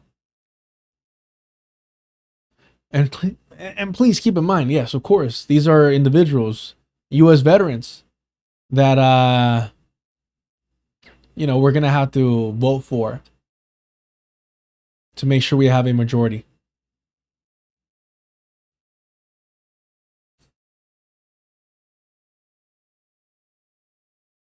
The Pentagon, Coast Guard, and U.S. Southern Command have all denied any knowledge or responsibility of the boat incidents. After DropSite published photo evidence of the Negra Francisca bombing, U.S. lawmakers questioned U.S. Secretary of War Pete Hegseth during a congressional hearing. On June 13, the day before Bravo's murder, Reps Joaquin Castro and Bill Keaton published a letter to Hegseth, Secretary of State Marco Rubio, and head of the U.S. Coast Guard, Kevin Lande, demanding a full audit of U.S. government involvement in the attacks.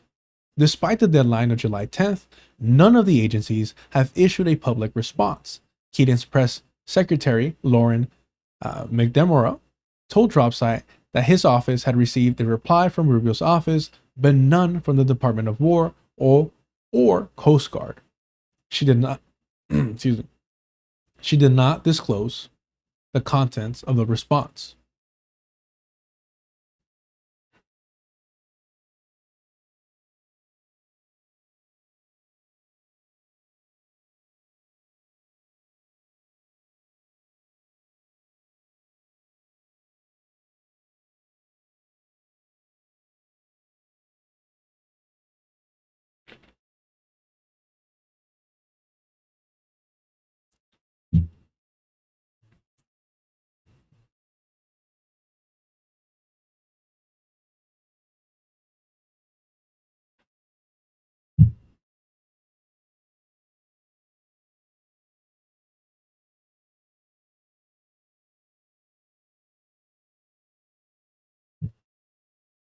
The survivors who returned home and the families of those who didn't still have not received any answers, telling Dropsite, authorities shut the door in our face.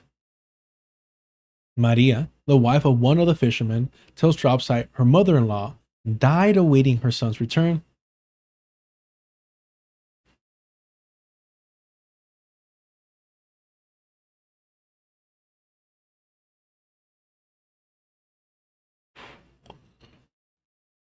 Saying she was struggling with severe depression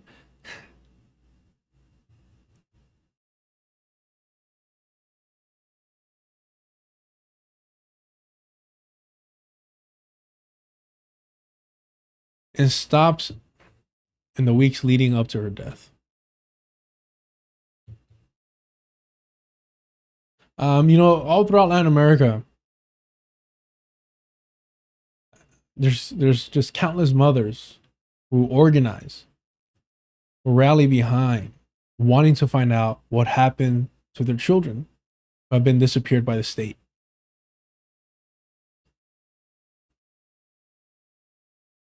This is unfortunately very common.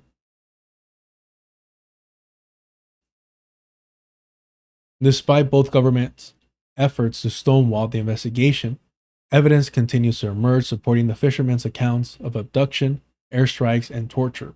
Dropsite obtained exclusive video of U.S. Coast Guard activity in the vicinity of the Negra Francisca bombing, open source intelligence that corroborates the Negra Francisca's testimonies, and police interviews with eyewitnesses that confirm the U.S. involvement alleged by survivors and documented by Dropsite. With the help of Air Wars, OSNINT analysis,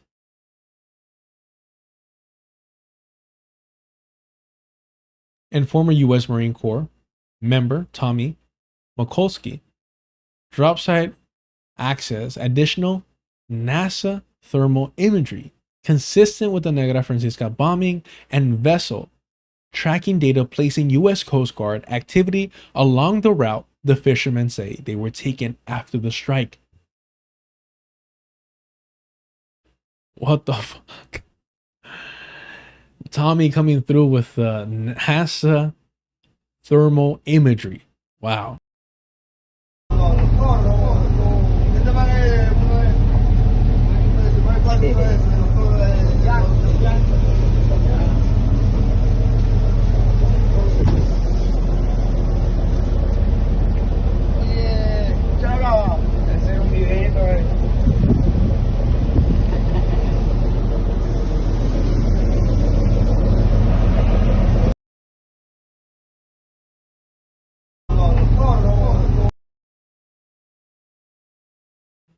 Video obtained by Dropsite showed alleged Coast Guard activity near the Negra Francisca strike.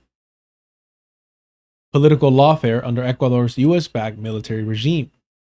Noboa, who governs by military curfews and mass starvation of political prisoners, has gone to great lengths to become Trump's strongest partner in South America. Since taking office, he brushed aside Ecuador's constitutional ban on US military presence, ratified by 60% of voters as recently as November 2025. I think we even covered that here. It was like a huge victory, but of course, who's going to enforce it?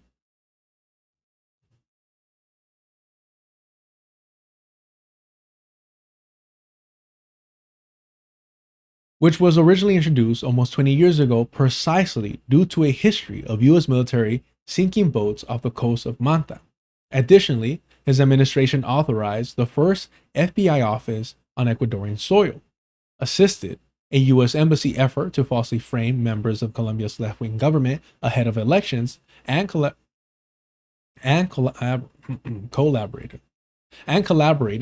with the US in the bombing of innocent civilian farm workers along the Colombian-Ecuadorian border, all in the name of combating drug trafficking.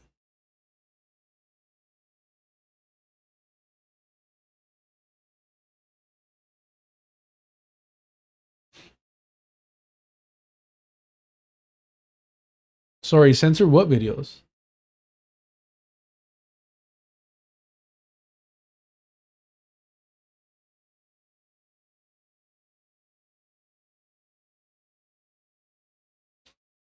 I think we're fine. I mean, I don't think...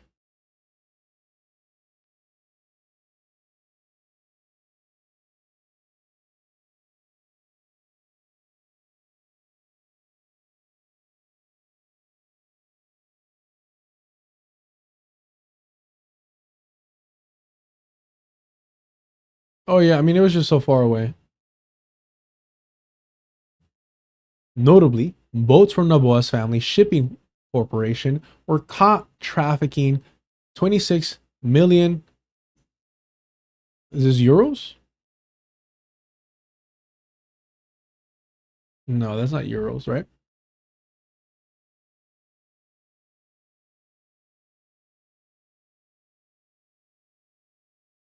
Oh yeah, it's pounds. All right.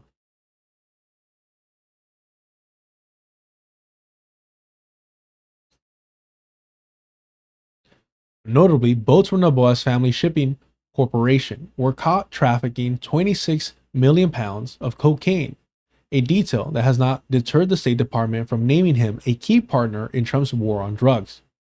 Last month, The Guardian reported that a whistleblower who was investigating Noboa's ties to drug trafficking was murdered.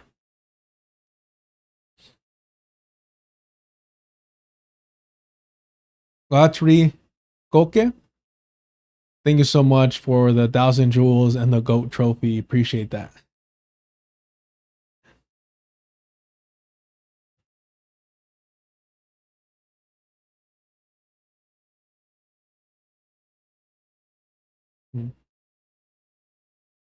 No, I mean, it makes sense that it's under pounds if The Guardian reported it.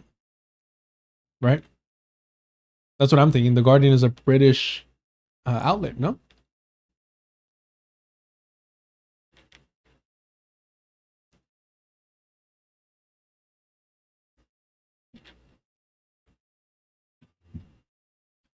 To be fair, I started this one last night. It's helping. I don't know what's wrong, but it's helping. All right.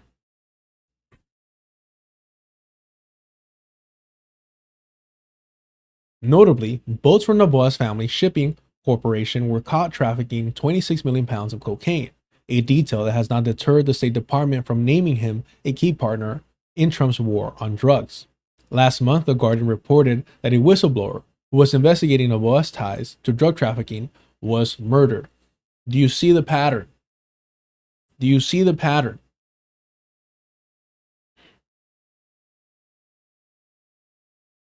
Still, Noboa remains a member in good standing of Trump's Shield of the Americas, the Americas counter to cartel coalition, as the Shield is also known, functions as both a military and a highly political alliance, having openly intervened to prop up U.S. interests in Bolivia as President Rodrigo Paz faced off with anti-austerity protests. The local prosecutor charging U.S. forces with extrajudicial bombings and torture of Ecuadorian civilians would undermine the alliance and damage Ecuador-US relations.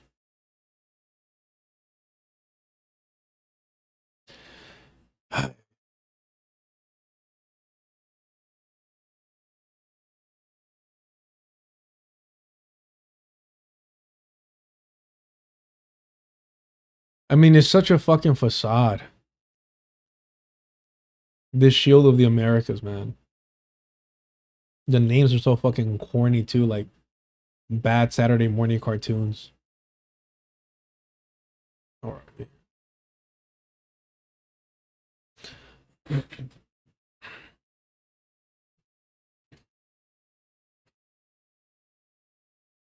a local prosecutor. Sorry.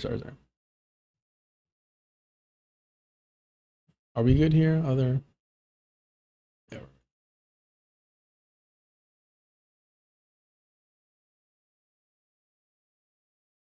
No, see.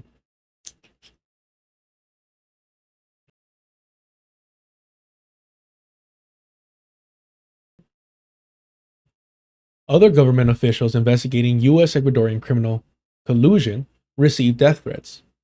Monica Palacios, a National Assembly lawmaker representing Ecuadorians living in the United States, who announced plans to bring the Fouriera boat case before the United Nations, faced months of political lawfare after exposing a U.S. Ecuadorian government embezzlement scandal.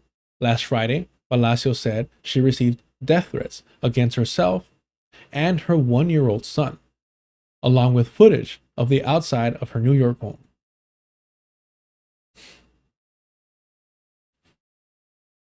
Your 1-year-old baby and footage of your home in New York where you think you're safe. But listen, if these governments allow the U.S. to do anything on their soil, you have to understand. You have to, just be uncomfortable in the reality that the U.S. has in the past and will again allow, their puppets to come into U.S. soil and take out targets on their behalf.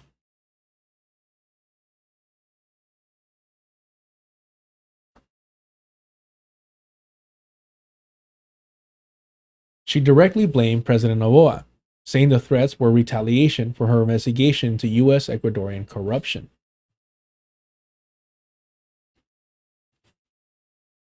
There is a direct persecution of judges and prosecution who within the scope, There is a direct persecution of judges and prosecutors who within the scope of their duties make decisions that are not entirely aligned with what the executive branch wants and end up being sanctioned, Bastias, the human rights attorney, said. On the other hand, there is also the risk of stemming from the context of criminality. Regardless, he asserted, Bravo's death has a lot to do with what the state does or does not do, because so far there hasn't been any effective security mechanism for the justice system, civil servants. The responsibility lies in having failed to ensure protection. When your own state won't protect you, you're dealing with a rogue state. That's no longer a state that you should have any loyalty to. That's a state that needs to be stopped. Because at the end of the day, these states, their main objective is to oppress their people. That is their role, to make sure that they will never be able to threaten U.S. hegemony in the hemisphere.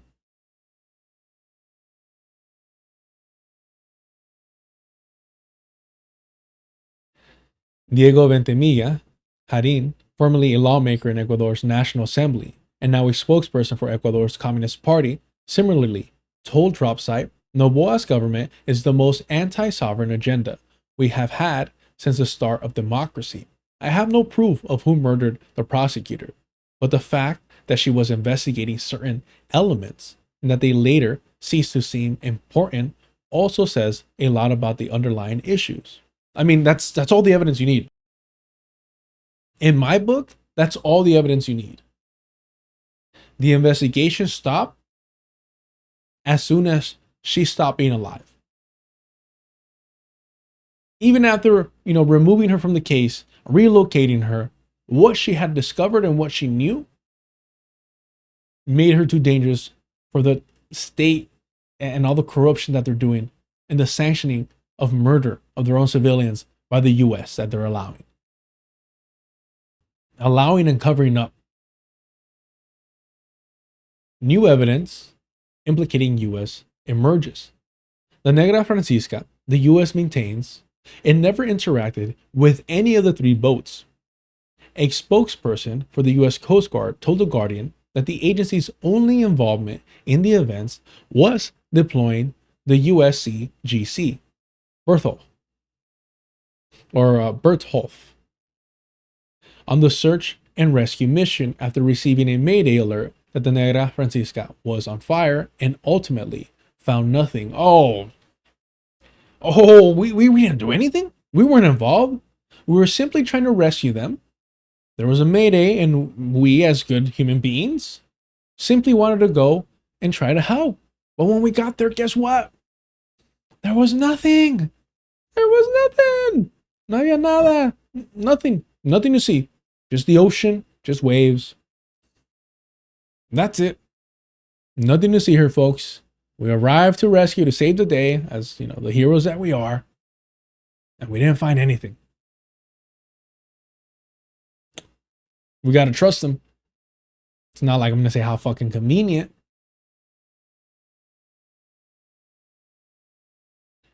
But tracking data of the Berthold's movement provide exclusive. But the tracking of the Berthold's, I don't like that.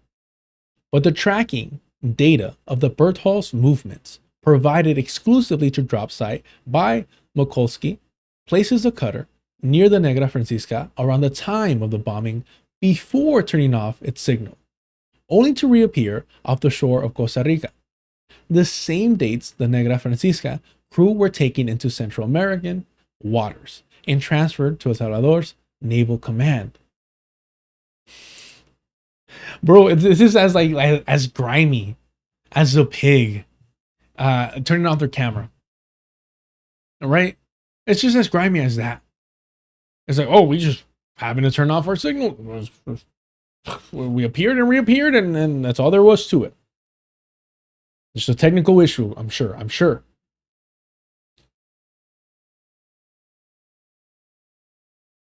With mangled limbs and major burn injuries from the attack. Hernan Flores, captain of the Negra Francisca, told Dropside that Salvadorian officers specifically informed him that U.S. personnel had called to coordinate the handoff. Even without this, we know what was up. But how do you deny anything? And that's why they can't even interact. That's why they're not saying shit.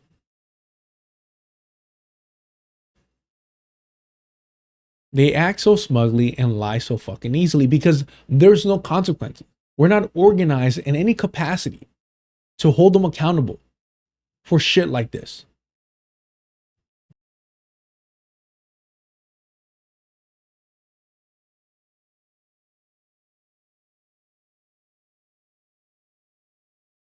The Coast Guard denied that it coordinated the handoff.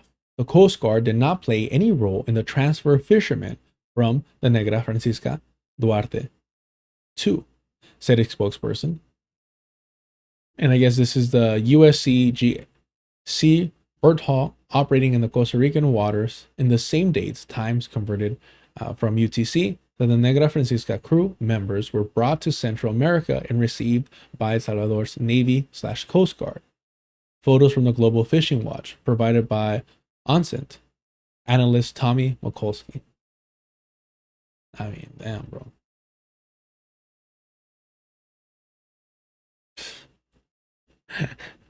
I mean, this reminds me of the whole the Elon tracker thing, right?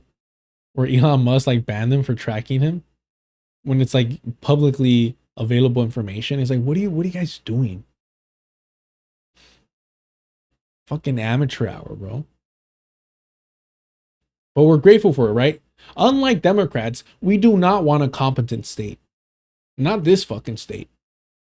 We want these reactionary chuds in there, just messing shit up, just spewing the truth in their arrogance and ignorance. So it makes it easier to communicate this stuff, to expose what the empire is meant to do to the average person. Give me one sec.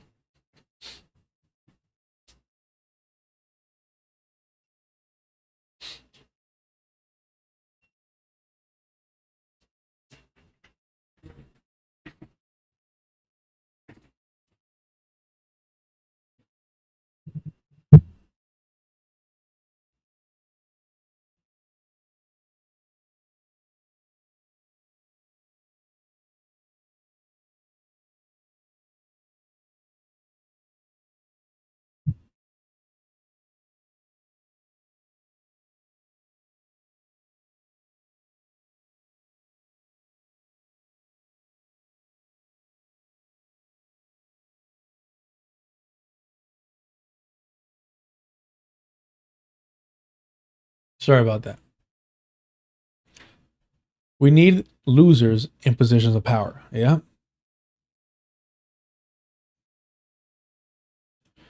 The USCGC Bertholf departed the Galapagos military base at 4 p.m. on March 16th and stopped transmitting its location shortly afterwards. A day later, the Negra Francisca was bombed 170 miles away, a distance typically covered by boat in 3 to 10 hours.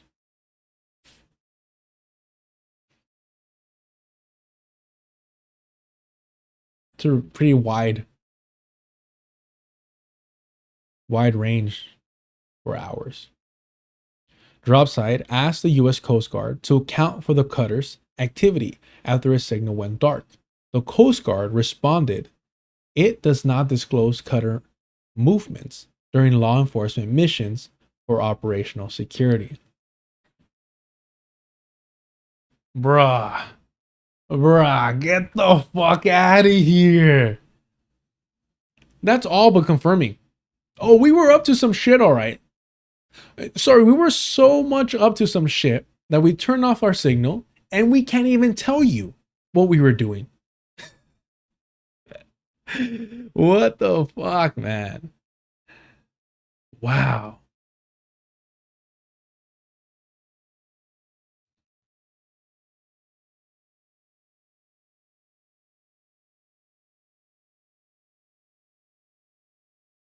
Wow. Do me a favor, y'all. While you're here, hit the like button. Subscribe to the channel if you haven't already. Why wouldn't you? And help support the channel through super chats, memberships, all this new gifted stuff. Check out the Patreon. $2 gets you access to the Discord. Great time there. They have the unofficial book club going on Saturdays. Currently on Meditations on Finance Wretched of the Earth. And if you want to avoid anyone skimming off the top, hit up the Cash App. I appreciate all the help. Thank you so much. Let's get back to this amazing article. At 1:02 p.m. on March 17th, NASA firms registered a thermal anomaly consistent with an explosive fire, corroborating the time and location where Negra Francisca fishermen told Dropside their ship was set ablaze by multi-drone strikes. The crew say they were then seized at gunpoint by English-speaking men with blonde hair, dressed in khaki fatigues with American flag patches stitched onto their sleeves. It wasn't fucking Steve Rogers. Their description matched the uniform pictured in the U.S. Southern Command press release. Abroad. Keep doing that. Aboard the U.S. flag patrol ship, the gunmen allegedly held them hostage, sank their boat, sank their bomb boat, placed hoods over their heads, beat some of the fishermen, and withheld food for 8 days as they transported them to Central America. Jesus, bro.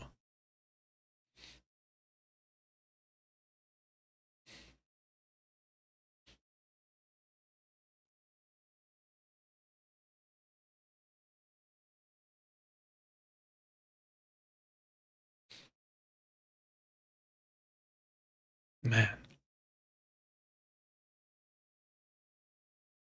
That khaki shit, bro. You see somebody rocking khakis and blonde hair? They're probably evil fucking human beings. Especially with an American flag patch.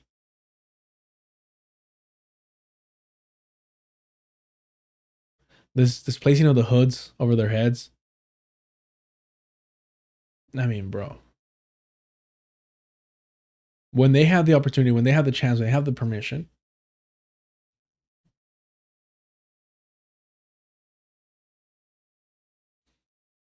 it's always the same thing. They cannot help themselves, man. They really can't. They cannot help themselves. Every time. Look at this, like it's nothing.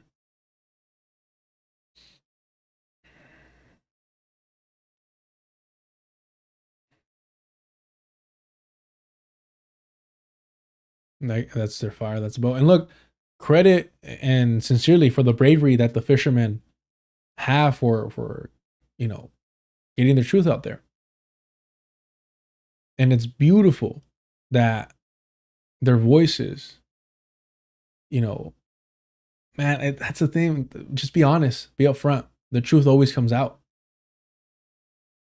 And yeah, you can make the argument, well, it's too late. What's going to come of it? No one can deny them their truth now. And I know that's not enough.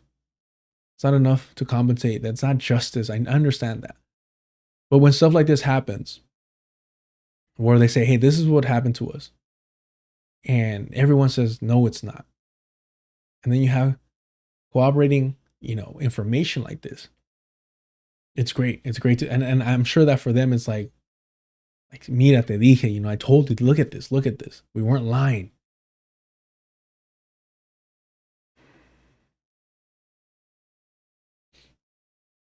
So glad they found this. This is amazing.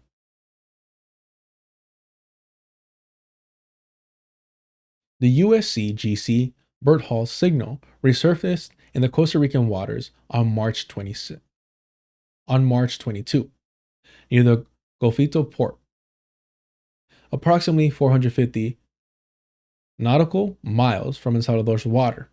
It turned off its transponder and did not reactivate it until March 24 hours after El Salvador's Coast Guard publicly announced having had the Negra Francisca's fishermen in their custody. And the whole thing is like, how did they fucking get there?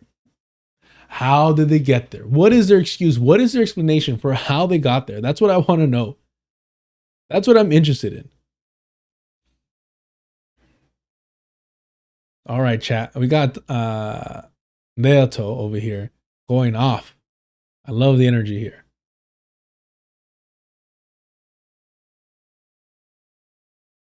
I know it's been a while since you were covering. Excuse me. I know it's been a while since you were covering this, but I have to mention that we have wild shit happening in Ecuador.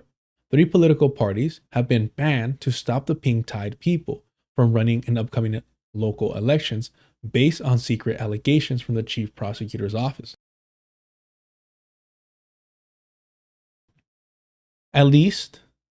Also, last year, there were car bombings in Guayaquil, and the mayor showed video of a guy leaving the car bombs, then the maid of the president turning up at the car bomber's house. What the fuck? In a $140,000 Porsche lent by the president when the cops weren't there. Then the guy got released. Anyways, that mayor is in jail and the car bombs mostly stopped. Wow, Deato. I didn't know you were in Ecuador. I mean, please be safe. Wow. And thank you for sharing that with us. Just, I mean, they're just so fucking blatant with it. I know. Can you guys see? This is the. Let's give some love to the Twitch chat with information like this.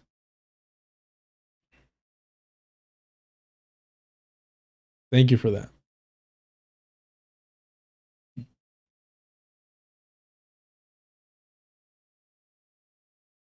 As part of our investigation, DropSite reached out to 11 government personnel in El Salvador.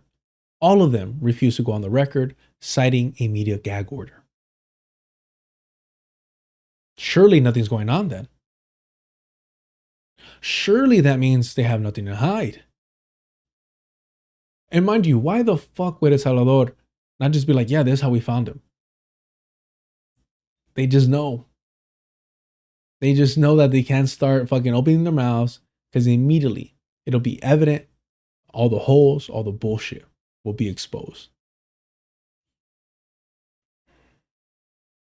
There is precedent for the Bertholds transferring victims of U.S. airstrikes to Central American authorities, with Costa Rican outlets reporting it delivered the remains of 2 deceased and 1 injured survivor to Costa Rican port of Golfito around the same time. Costa Rican's nautical inspector, Wilbur Oruz Gudillo, Wilbur, right? Yeah. Wilbur Oruz Gudillo said that he had no information on the cutter's movement, but that it was authorized to act under a memorandum of understanding between the U.S. and Costa Rica, similar to agreements the U.S. maintains with Ecuador and El Salvador. I mean, there you go.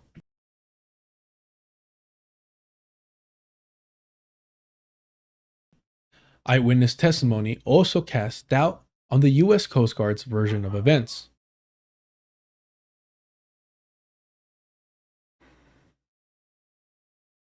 Video footage shared exclusively with DropSite by Darwin Flores Pico, an eyewitness to the attack and nephew of the Negra Francisca's captain.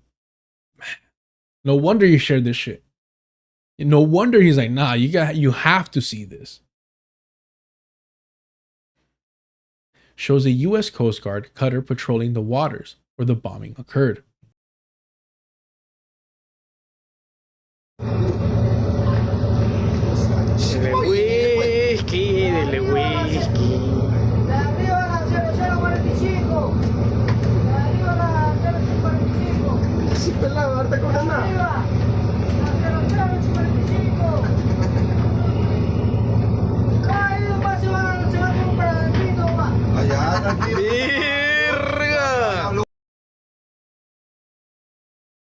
I mean, man, the bravery of that, of knowing what just happened, of still being able to laugh and you know, mock these fucking, you know, death machines. All credit to them, and I hope they're safe, especially, you know, having revealed this, having provided this. Translation, they were just talking shit. I don't know, I couldn't pick up exactly what they were saying, but they were like,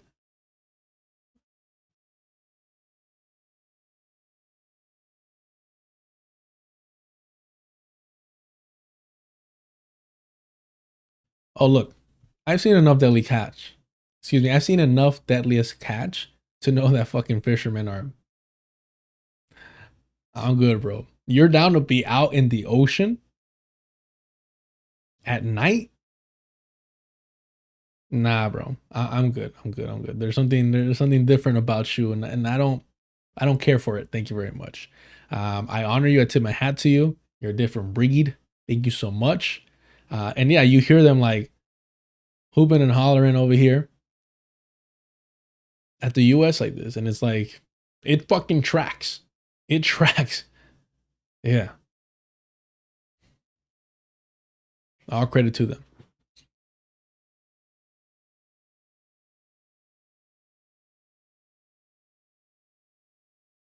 Darwin said Darwin said he was fishing nearby on March 17th aboard his boat, the Solaville. Okay. Darwin said he was fishing nearby on March 17th aboard his boat, the Solaville, when he spotted smoke rising in the distance around 2 p.m. while making repeated attempts to reach the Negra Francisca's crew by radio. He spotted an American aircraft circling above. It wasn't until hours later that he learned by radio signal that the Negra Francisca was in flames and rushed to make his way to the scene, finding the vessel consumed by fire and no sign of survivors. Mind you, he knows that his family member was on that ship, on that boat.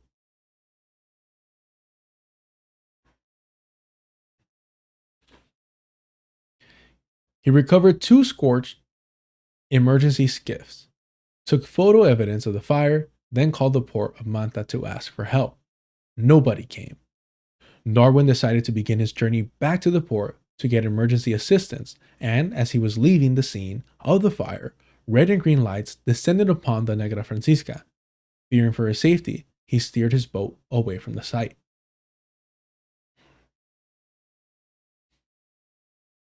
This is just horrific right here.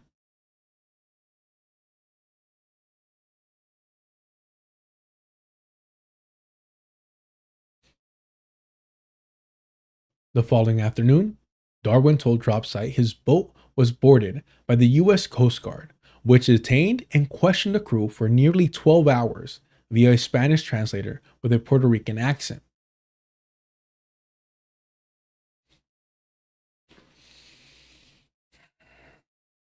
With a Puerto Rican accent.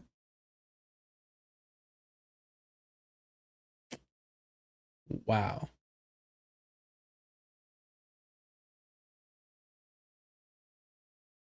Hold on.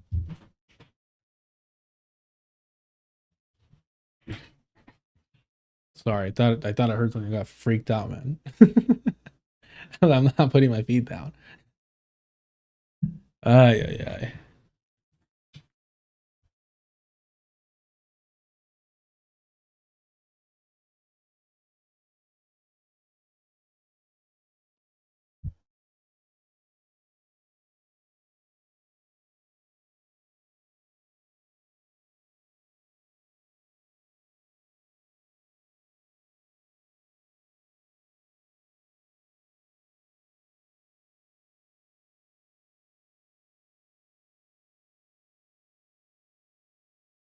Bro, we're really doing this? Are we really doing this? How was I able to find this so easily yesterday? And yet today, nada. Did I not like it? Did I not, Yeesh. Super irritating.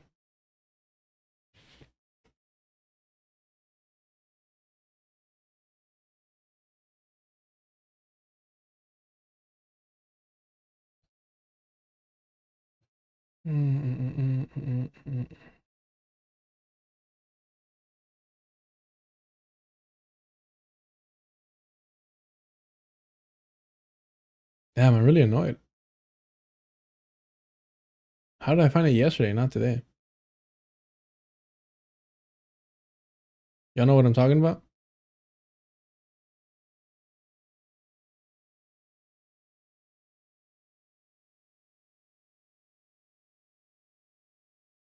I guess it would be this. I guess this would be the best way to find it now. Now I'm committed to this bit. I'm sorry, y'all.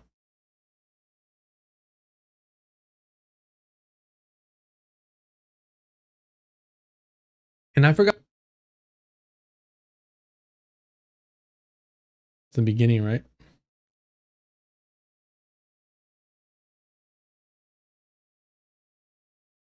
Where is it, chat? There we go. Sort of. Over here. Look at this. Look at this. Happy Puerto Rican Day to all the great Puerto Ricans out there, to all the half Ricans, and to all the sort of Ricans like me. Happy Proud Day.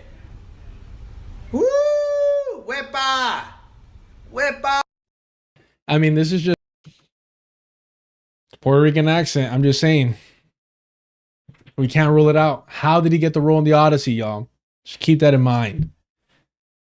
I'm gonna have to edit like fucking all that shit.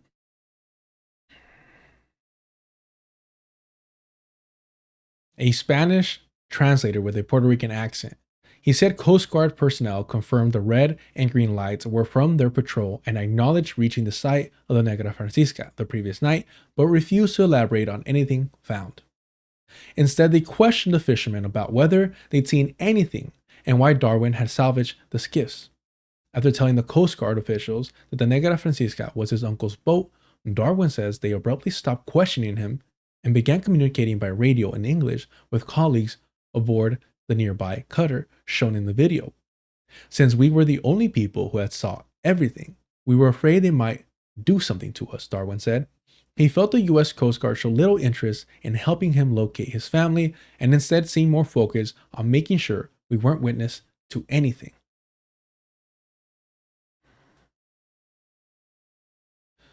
Mikulski says the multi-drone attack, Mikulski says the multi-drone tactic described by all three boats reflects a U.S. doctrine. He argues it's unlikely that other regional powers from neighboring countries to organized crime groups would have the budget or access for such technology.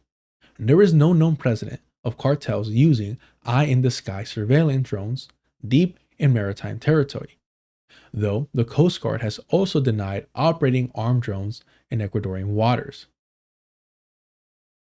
I mean, even if it was the cartel, at the behest of whom, right? But obviously, it was the US, bro. Like, let's stop. Furthermore, the decision to keep the survivors alive, albeit involving testimonies of torture, the efforts and expenses to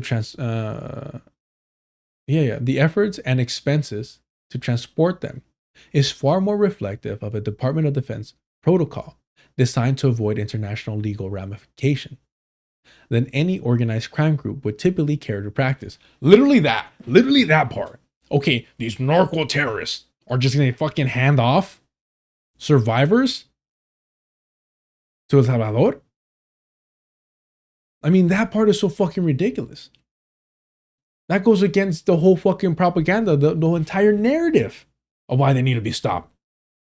Stop funding them. That's how you stop them.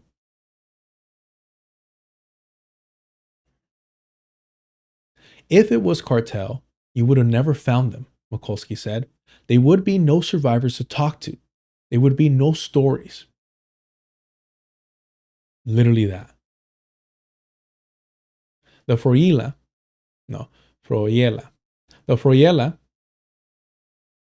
was struck off the coast of the Galapagos on January 20th.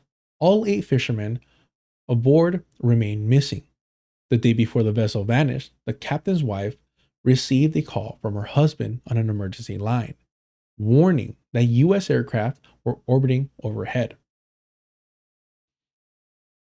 Dropside obtained police interview transcripts from 2 eyewitnesses, Cristian Flores and Dimas Ignacio Alvarez, who corroborated seeing the Froyela engulfed in smoke and surrounded by American assets. The 2 men were members of the Froyela crew, but had been out setting a long line on a nearby raft for several hours when the vessel went up in smoke. In their police statement, Flores and Alvarez described 2 U.S. aircraft flying over the Froyela on January 18th, multiple gray American drones, and a U.S. flag patrol ship circling the vessel on January 19th. And on January 20th, the day their crewmates disappeared, the large U.S. flag patrol ship near the smoke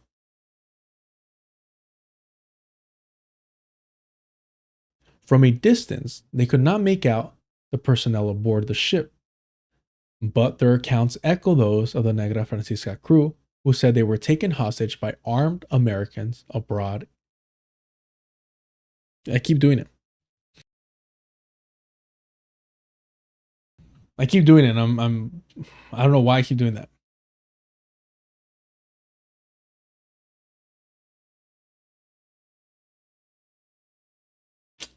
Bruh.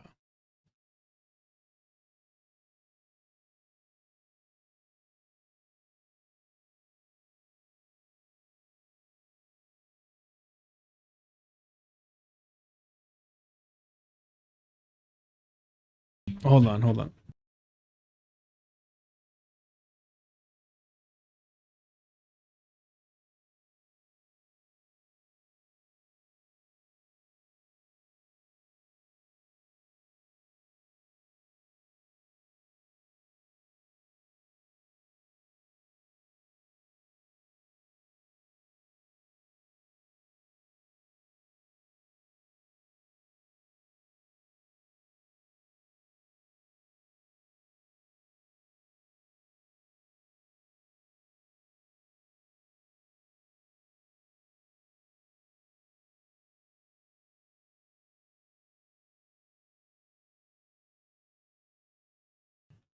The witnesses' descriptions also match aircraft and equipment featured in public posts by U.S. Southern Command.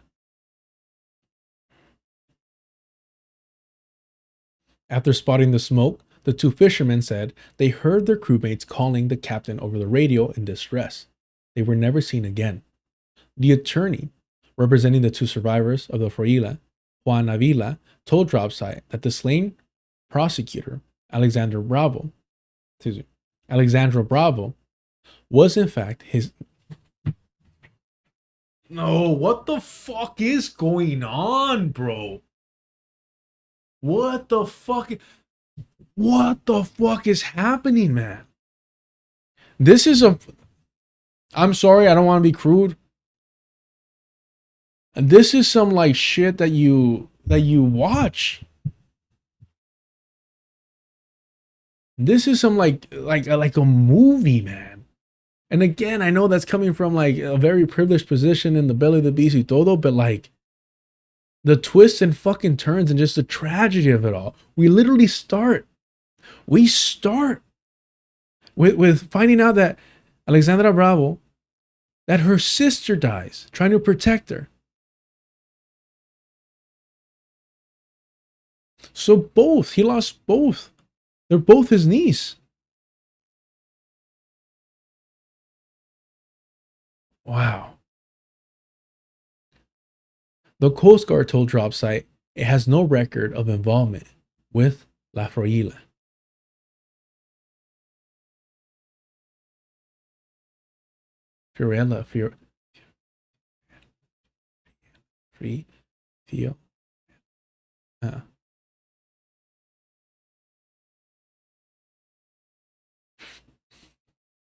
Sure fucking feels like it. Beato says Ecuador is so fucked up that when I try to tell people what is happening, they think it's just fiction. I'm sorry, bro. I'm so sorry, man. I'm so sorry, homie.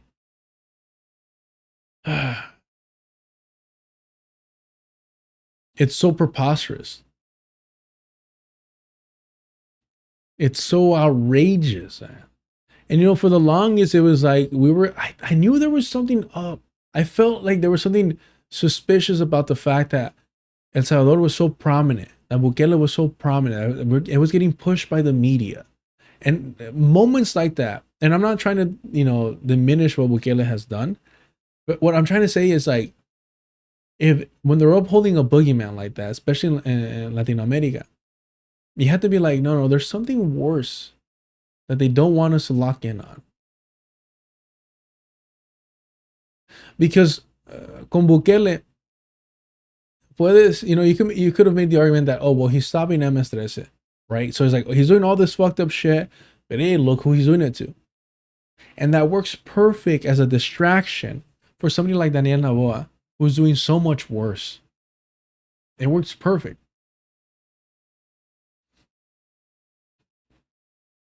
Because there's no defense for this.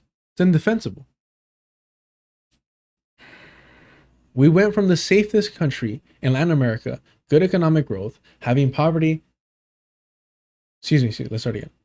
Dato says, from Ecuador, we went from having the safest country in Latin America, good economic growth, halving poverty in 7 years, one of the best pink-tide governments under Correa, to this. Hey, look, you know, when I was critical of like Lula da Silva, I remember covering Correa, and I was a lot more kind of like, I don't know enough, but homie seemed legit. I mean, he was legit enough to be exiled. And I guess they had to course correct. Washington, D.C. had to course correct all the progress that he did.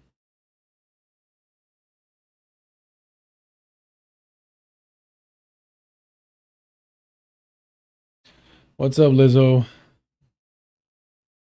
What's up, librarian? Oh, I'm not giving any credit to... Who's giving credit to Bukele? I'm saying that he was used as a distraction, and that it was a viable distraction because people could make the argument that, well, at least he's handling MS-13. Right? I was arguing with people that, hey, you don't get a fascist for free. Right? That safety that he's guaranteeing is not for you. It's for the state. It's for corporations. It's for whatever the fuck the US wants to do in El Salvador. Bravo is no anomaly. The absence of an assigned police detail when Bravo was murdered bears similarities to the 2023 assassination of frontrunner presidential candidate Fernando Villavicencio.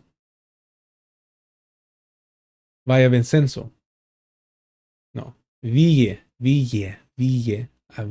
No, hold on. Villa. It is Villa. Villavicencio. There we go. My apologies, yeah. The absence of an assigned police detail when Bravo was murdered bears similarities to the 2023 assassination of frontrunner presidential candidate Fernando Villavicencio. The Congressional Commission determined that Villavicencio's police detail was insufficient and that he had been unconventionally escorted through an exposed street level exit contrary to standard protocol, and that the armored vehicle designated to protect Villavicencio on the campaign trail had been left by his security team in another city that day. Hey, who hasn't this happened to? Who hasn't this happened to? That you have an armored vehicle and you grab a regular car. Who hasn't gone through that mistake? You know, because sometimes you forget the keys. You leave the keys in the wrong spot, and then you're like looking through your pockets, and you're like, well, I only have the regular car, not the armored vehicle. What could possibly go wrong? Let's just take that one to the next city, to the next fucking city. These breaches made him particularly vulnerable when assailants approached and shot him on the sidewalk as he was leaving a meeting with other government officials.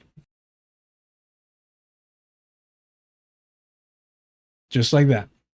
Just like that.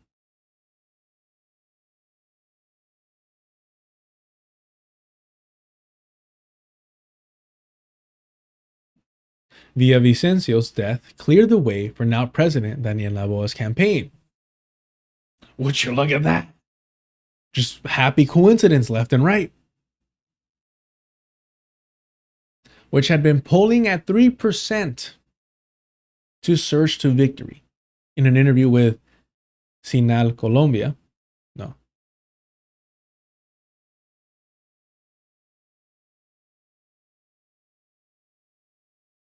Señal Colombia, National Assembly legislator and member of Villavicencio's party, Gisela Molina, who was with him and injured during the assassination, suggested government officials had prior knowledge of the plot.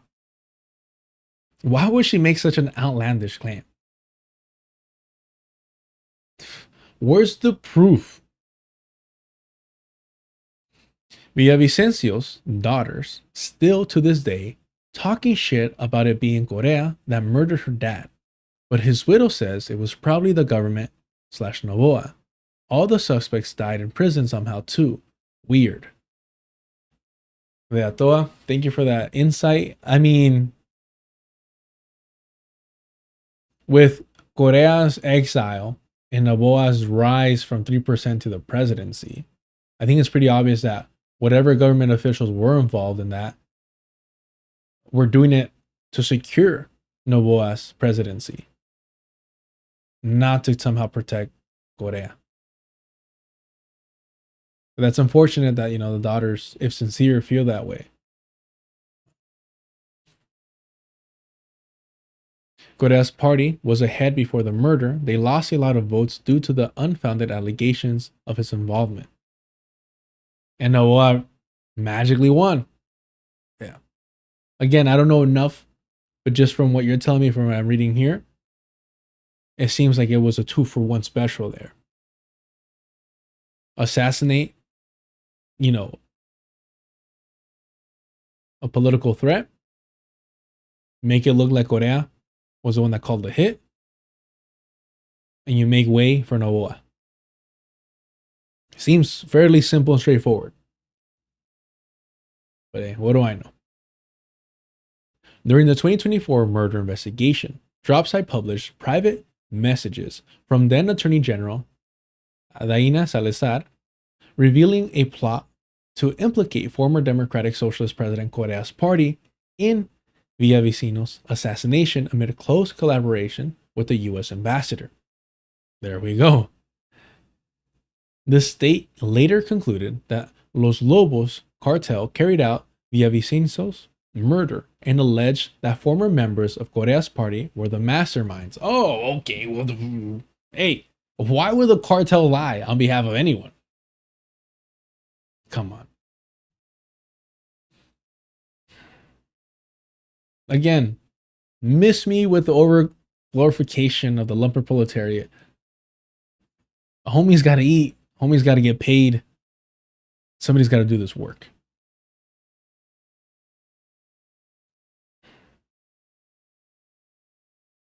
Let's see here. Prosecutors assert that Los Lobos killed Villavicino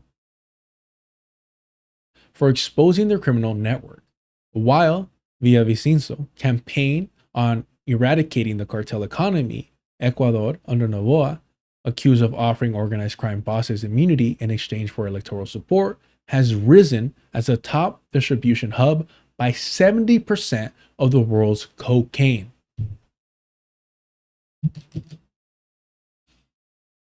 Oh, fuck, man. So the guy that allegedly promised to work with the cartel if they supported him managed to get a increase of 70%. Sorry, not an increase of 70%, but to rise the distribution to 70% in Ecuador. Holy shit, bro. Oh, he definitely did not make any deals, right? Those deals did not go through, y'all. This is just just more coincidence. That's all it is. That's all it is. More coincidence. Wow. Ay, ay, ay. Wow, wow, wow. This is absolute. Sometimes the universe is just funny like that, where things just kind of just align. There's no real rhyme or reason to it. And trying to pinpoint or place, blame on anyone, it's just really unfair. Because there's no telling why things really happen. The universe is just random. There's no conspiracy theories. There's no plots. There's no backroom deals occurring. There's just a way for a country to hit 70% distribution of cocaine in the world. And that's just sometimes the way the cookie crumbles. It's just the way it is. Do me a favor, y'all. Hit the like button. There's 121 of y'all sticking around through the article, which absolutely means, y'all know how much I love going through articles, struggling through English and Spanish.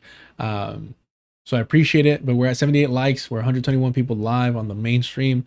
So let's hit the like button. Costs you nothing. All right. Immediately following Bravo's death, the Attorney General assigned a public statement attributing her murder to retaliation against prosecutors combating organized crime.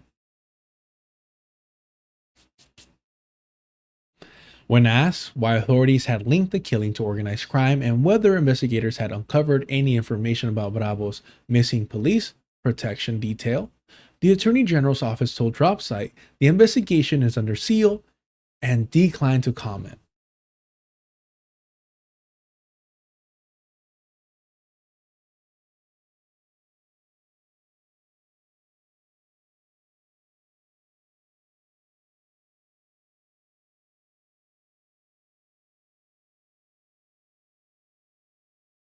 You see, we would tell you, but unfortunately, and it just so happens to be that it's sealed. We want to tell you how we stopped organized crime once again, how we exposed them, but it's sealed. And who are we to unseal it? Come on now.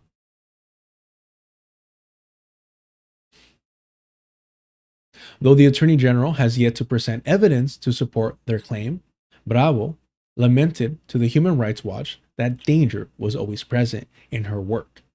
She said that being a prosecutor in a context of organized crime was complex and risky, but she did not provide any further details.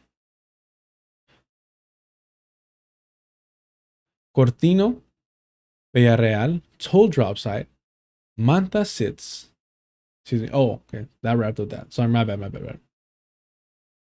Cortino Villarreal told Dropsite, Manta sits at the epicenter of Ecuador's organized crime crisis, as the small South American country becomes the most violent nation in the Western Hemisphere.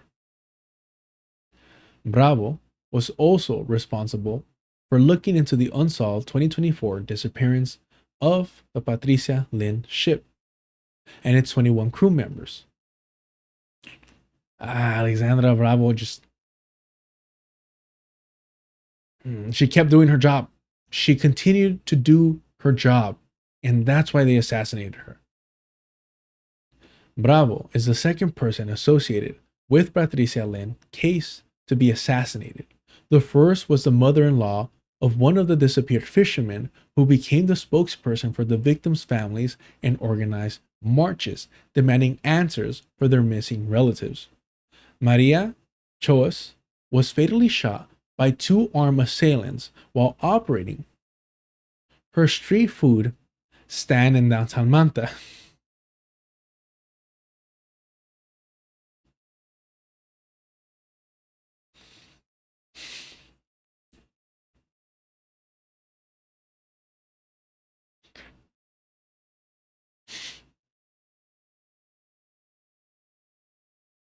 La señora trabajando.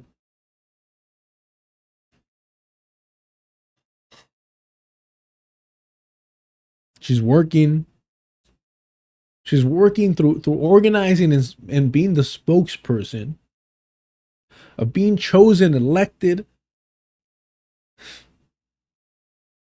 to speak on behalf of the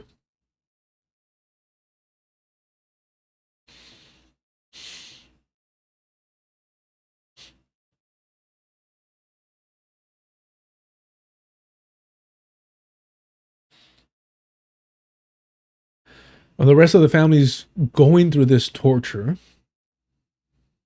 Can you imagine what a great fucking person she was?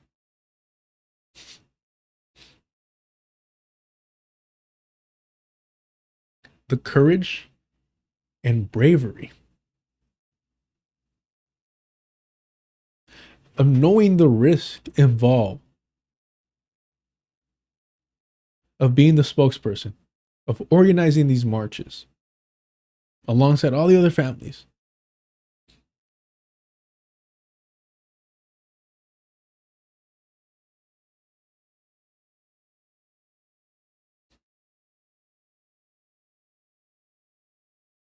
These are working class people.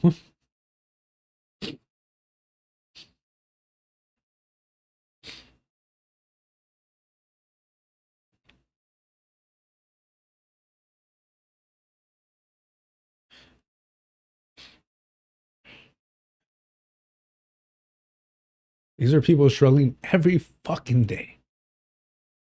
Even without all this, remove all the assassination, all the state oppression, struggling every day. And then being forced to show a level of bravery and courage that few of us have ever been asked at the cost of their families. Knowing full well what the consequences and what the outcomes could be.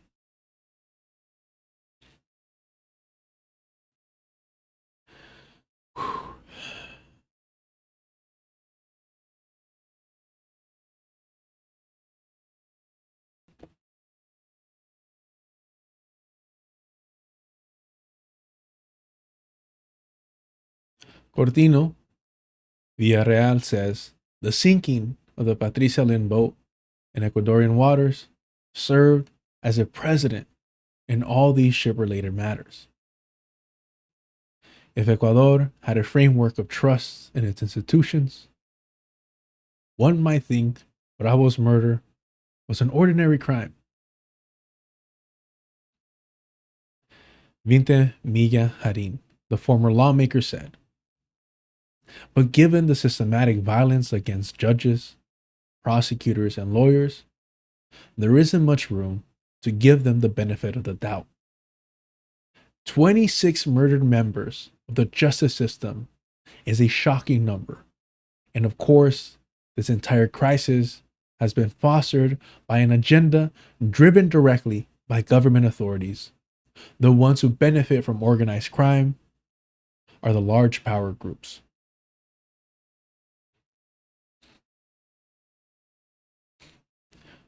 Please take the time to read this for yourself. Do not rely on me, on streamers, on, political commentators, what have you, to do the road work for you. Give the site a visit.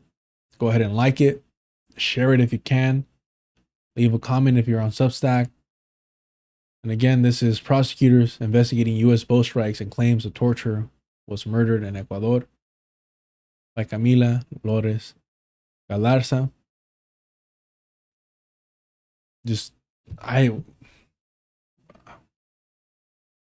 I'll be honest, the article is long as hell.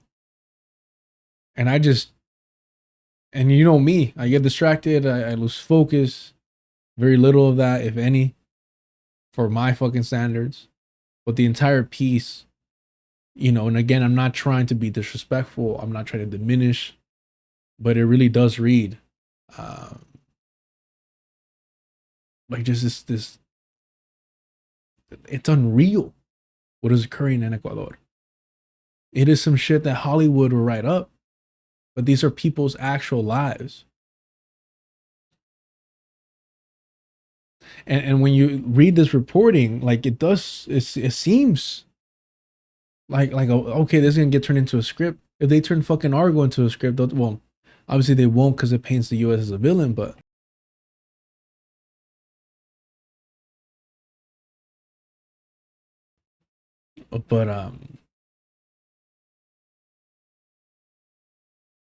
this is like things that should not be forgotten, definitely.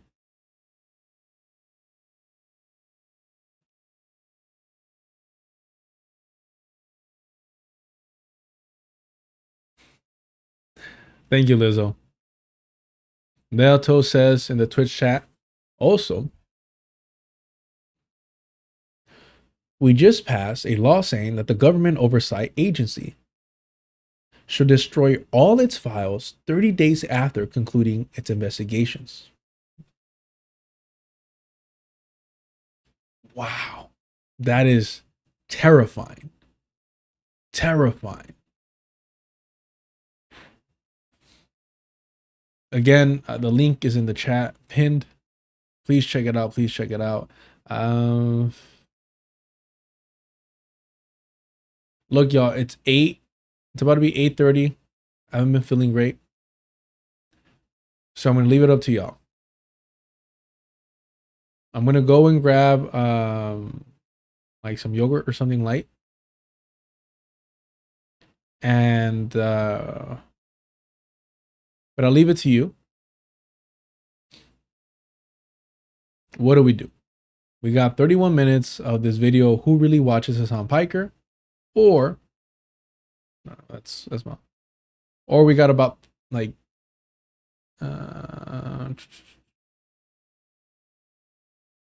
about the same 30 minutes of this conversation. You know what? No, I'm gonna pull rank.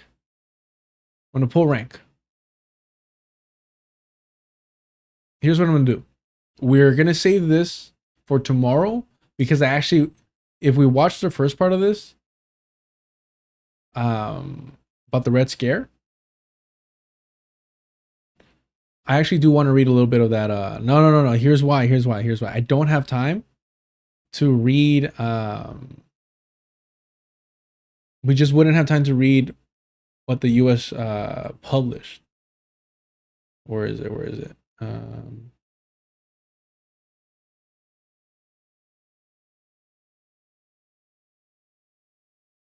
So like this just, additional sanctions designated targeting the corrupt Cuban communist regime and its financial backers, July 23rd. This just dropped today. We wouldn't have time for that. We wouldn't have time for this. We wouldn't have time to read Cuba, the capital of 21st century communism. I mean, come on.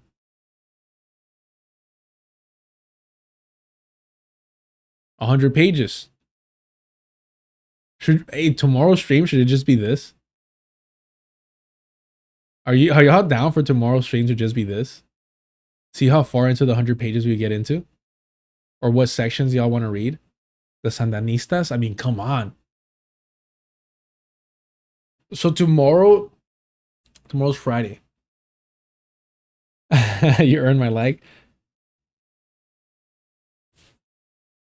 That's what I'm saying. There's just no, honestly, let's save the CBS one for tomorrow. And like I said, it'll make me feel better in terms of allowing, like, other content creators to have their, it just be on their channel.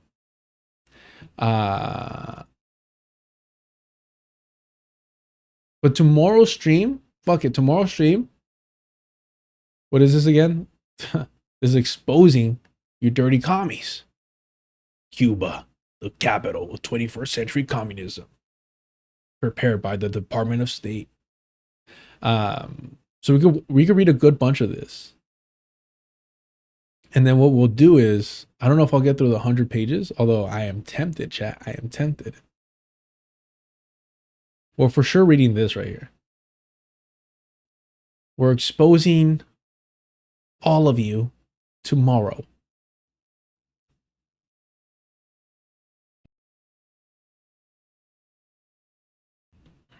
I mean, I do think it's important. I do think it's important to, you got to do the dirty work. You got to do the road work. I think it's important to go through this.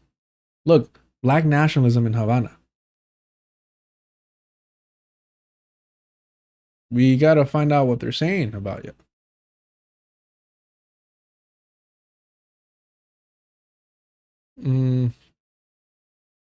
No, I'm actually looking for the Weather Underground.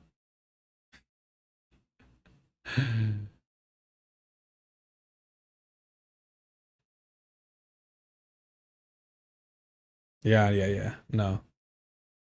I'll look through this in the morning and then determine which sections we're going to go through. Because we can't go through all of them, but here are the sections. The revolutionary state, the birth of the new left, exporting revolution, an espionage empire, revolutionary tourism, racial revolution, front groups and fellow travelers. Fellow travelers. Okay.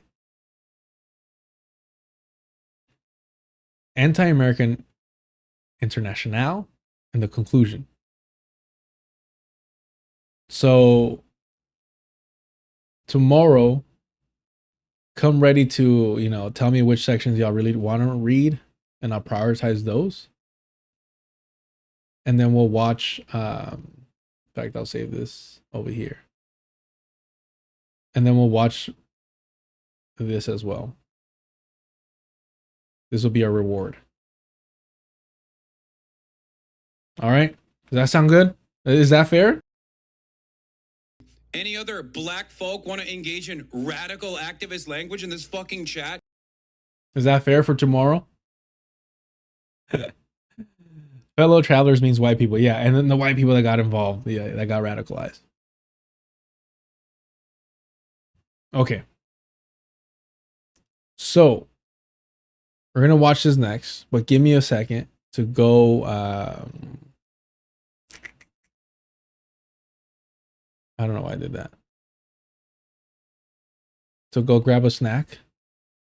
I'm feeling better. Thank you. Thank you. I'm feeling better. But I'm still... I know I'm not... Like, I should be chilling. But, you know. I sincerely, like, with everything going on, this helps. What do I pull up for y'all? I don't want to bore y'all while I'm gone, but give me a sec. What did I say that I covered before that I mentioned earlier? What was it?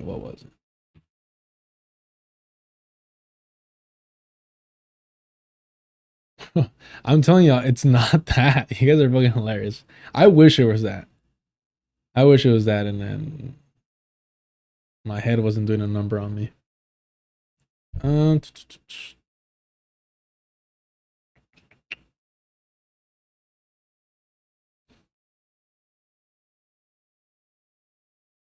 Oh, you know what? No, this is actually perfect. Sorry, this is perfect. I don't know why I was overthinking it. Give me one sec.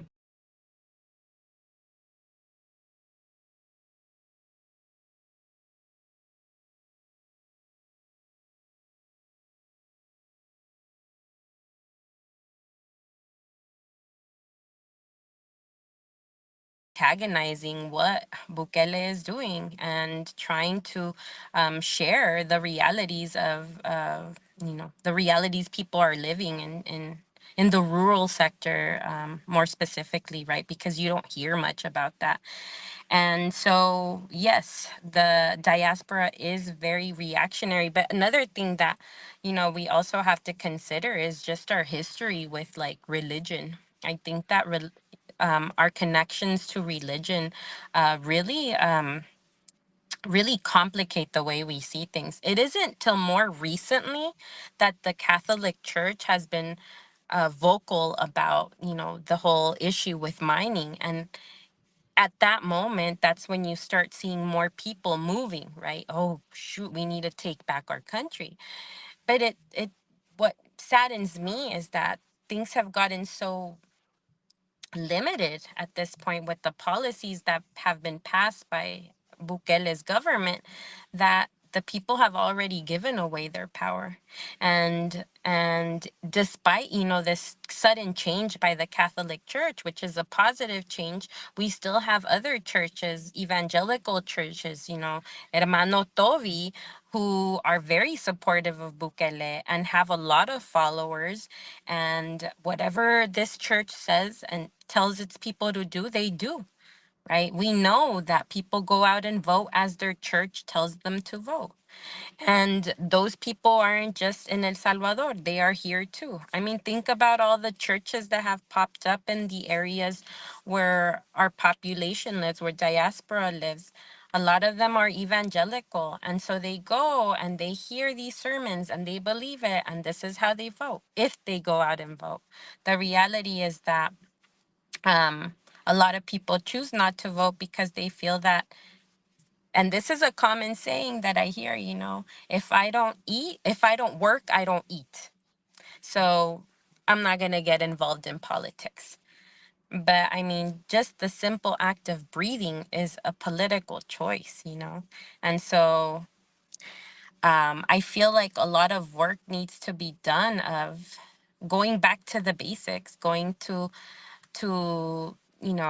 this culture of popular educating people in our communities just to understand the realities that we're all living across the board, that it doesn't just affect, this one person or the other person or someone in El Salvador. People here are being just as much affected by economics, understanding those realities and those commonalities, and really, just using those popular education methods to grow a conscience so that we can actually change things, right? And not let these, these social media trolls and yeah, and these memes control the way we think. 100%. I mean, that's what they're there for. We see it in Cuba all the time, that they're Yeah. always meddling with their social media, and then people complain that, like, oh, they're not allowed to have the same access to the internet that we have, and it's like, because we're flooding them, and the U.S. empire is just flooding them with false information, to continue to go back to exploiting them like it was before the revolution. Um, Yeah. One of the things that you had mentioned that you wanted to touch upon, um, was the role of U.S. imperialism, right? And now today it's not in the same way that we used to see it before. Like you mentioned the Catholic Church. I think liberation theology, specifically speaking of El Salvador, um, one of the saving graces of the church during that time, but religious leaders were being assassinated. Like nuns were being assassinated. Like it was atrocious what was occurring, and there was just like no limit to what the U.S. was willing to support. Today, we see a more neoliberal approach to it, um, but now with Trump, not so much, right? Can you touch on that a little bit? With Trump, it's just this whole other monster. I'm still trying to get my finger on it. I hear about well, for instance, what just happened a couple of days ago, um, this displacement of Venezolanos into El Salvador, and then his comments today about, the people who attacked Tesla. What if we jail them in El Salvador, give them a taste of that medicine? Um, and and thinking how proud so many people in the diaspora are that El Salvador is in the news, right? Because it is basically a puppet of the US, which is what it's always been, right? It's just been another colony, unfortunately. Um, but how people don't see this, right? How people are proud of this. I think that uh, we are victims of hating just our own backgrounds, our own culture. And it's this, I guess, if you will, new form of colonization, right? Where we are going to defend anything that makes us look and feel better, in terms of who we are and what we want to represent. I think many people who are in the diaspora abhor being from El Salvador, and I say that because I've seen video footage of the way some Salvadorans behave when they go back, and how they treat people, and they treat them like, oh, you're simple poor people. It makes me think about the way that Donald Trump behaves. When I think about that 40%, that 40% of Latinos that voted for Trump, I think about this mentality of just, really wanting to feel power over others, and not wanting to be an outcast. You know, in this current time with this president, you want to fit into that. And so I see a huge problem with that. I'm afraid to think about what's going to happen in the years to come, and how people will continue to turn against their own family and their own friends and relatives, um, just uh, just to protect themselves, and these false ideologies, right? About about white supremacy. So I see that not only here in the United States, but in El Salvador too. I see how people want to fit this mythical um, way of life, If I have, for instance, if I have a job that's paying me $1,000, I'm very well off in El Salvador, and I have to maintain that. So I'm going to support this mentality. I don't want to be less than another person. You know, it's this continuous drive to live in a hierarchy, and I think that ultimately is going to be our total decline as people, and it's scary. You know, it's scary to think what'll happen in the next few years. How do we cultivate another mentality? I mean, I think it's through social movement, through continuous struggle, resistance. Appreciate y'all. Appreciate y'all for sticking around. Question. Somebody mentioned insure. Oh shit, my bad. Suspense.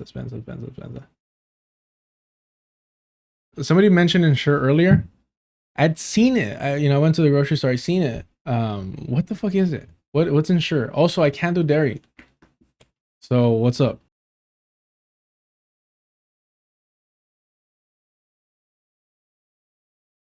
You guys are drinking cold brew. I'm so jealous, man. I fucking love cold brew.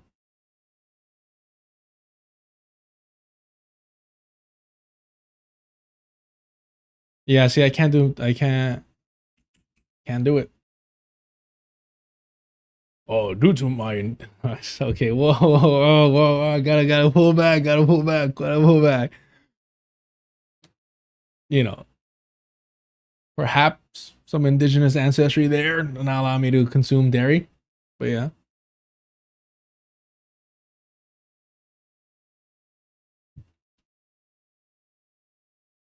This beautiful peach. God damn.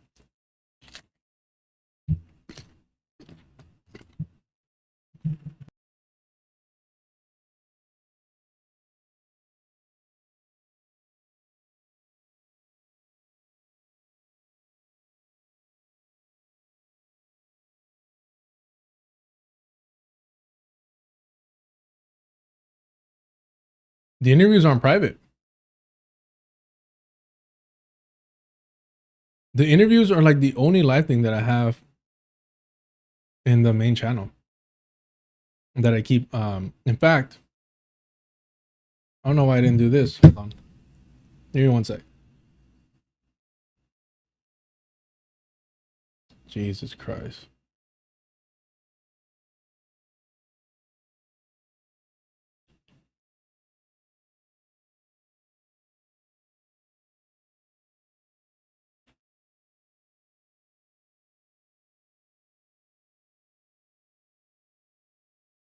Hold on.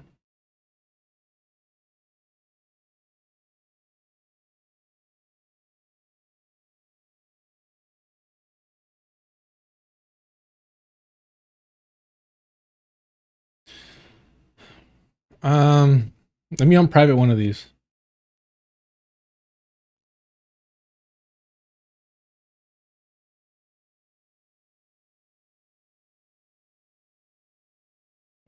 Sorry.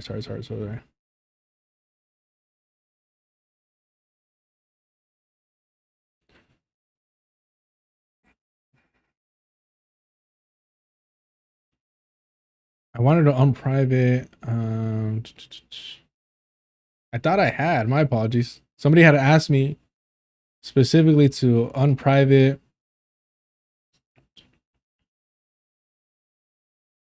the majority report one, and it's not. My bad.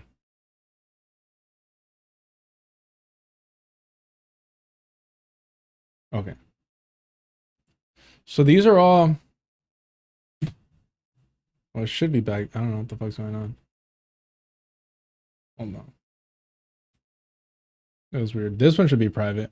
It was yesterday's.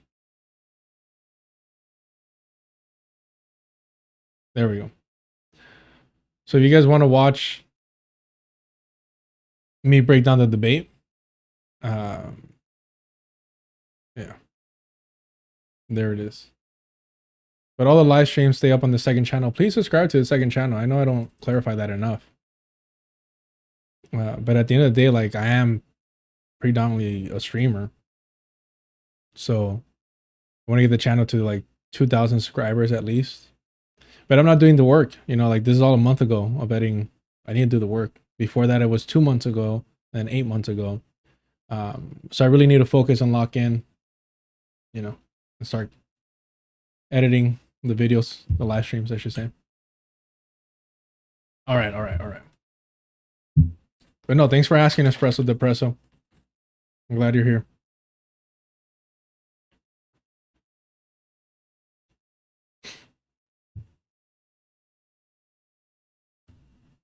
For a while, I worked with the same crew. And whenever I would mention that, oh, I can't have that because it's like dairy, I'm lactose. They're like, you're so intolerant. You leave those cows alone. They've done nothing to you. Every time. And it's not funny in itself, but when it happens every time, like it becomes a gag, a running gag, that gets me.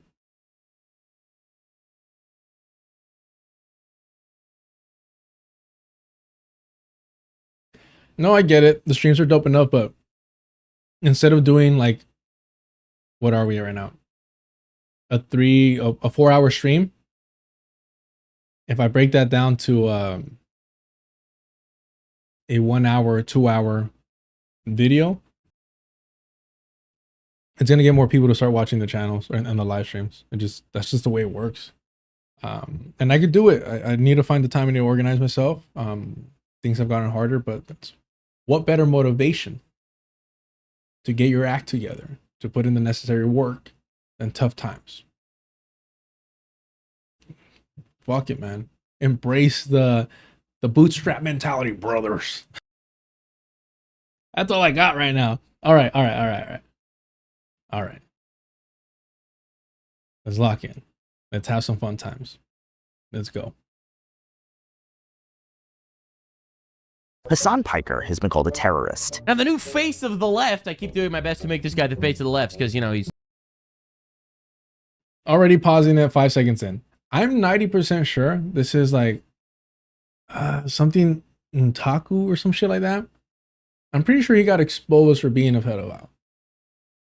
Or he's like into like child drawn stuff. He is? Okay, literally. Sorry, y'all have to see this. You all have to see this. Literally, like a second. Nux Taku, thank you so much.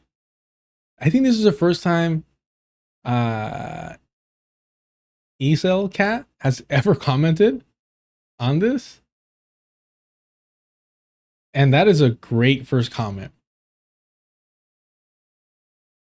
Welcome. Yeah.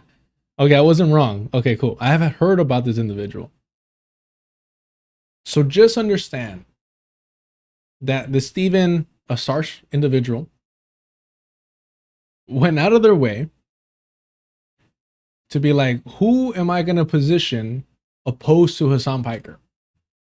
Oh, I know, a known pedo. So just know what angle and what approach Steve Asarch is going to take.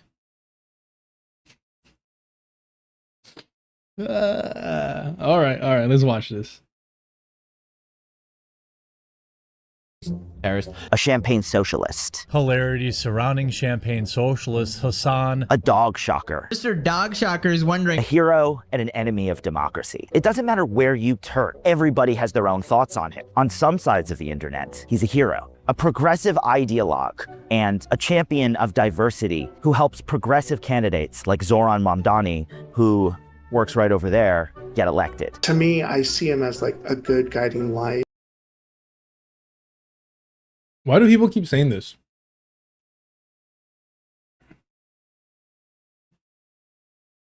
Why do people keep saying this? Like, we didn't watch him do this. Or is it?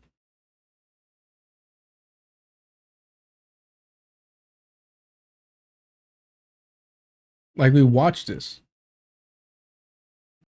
It took Andrew Cuomo being beaten by a Muslim candidate in the Democratic primary for him to set foot in a mosque. He had more than 10 years, and he couldn't name a single mosque at the last debate we had that he visited. And what this is not what I was trying to pull up. But what I do love about this is, if you're upset that Cuomo hadn't visited or named a single mosque in 10 years. Why did you keep, chat, where am I going with this? Jessica Tisch, who was bugging those mosques. Look, I'm not here to speak for the Muslim people. I'm not here to speak on behalf of Islam. But I will say, I can fairly say that what we know about Cuomo, that is, you know, and Italian Americans, that the mosques were better off him never visiting. On the other hand, Jessica Tisch, well, she was bugging them, she was surveilling them, and you kept her on as your police commissioner. I just love these moments, but this is not even what I was looking for.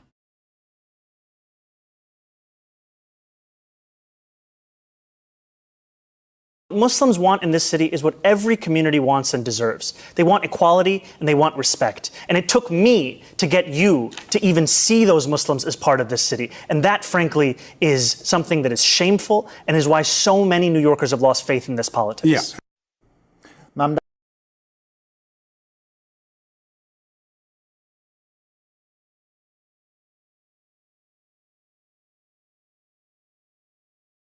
What a trash video. Are you not even going to show the part that you're like advertising in the title?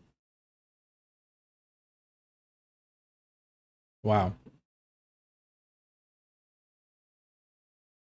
Fuck it, we'll see it with the cope. And I find the genocide. And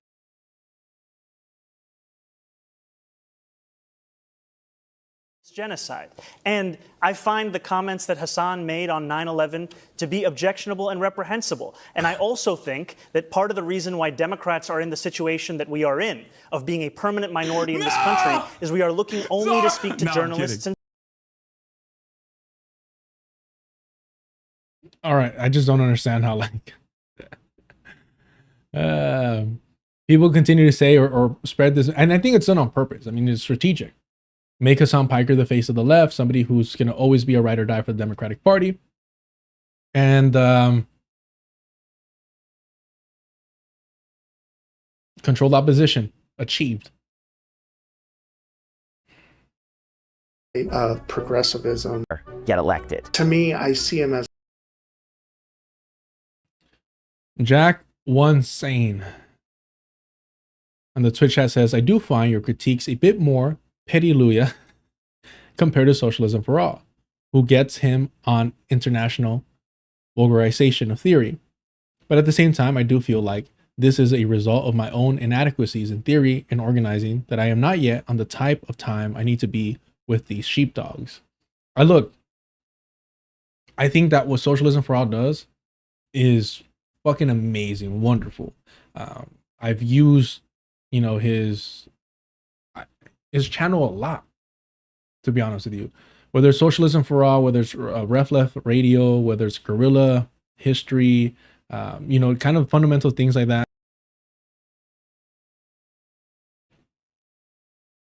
I've relied on them. And especially like when you're overwhelmed and stuff, I'm not gonna lie to you, it might be corny, it might be cheesy. You know, re-listening to Lenin's work on what have you, like it's just it is calming. It's like, all right, like there's bigger, more important things going on. You know, music's not cutting it. Other like podcasts and arguments aren't cutting it.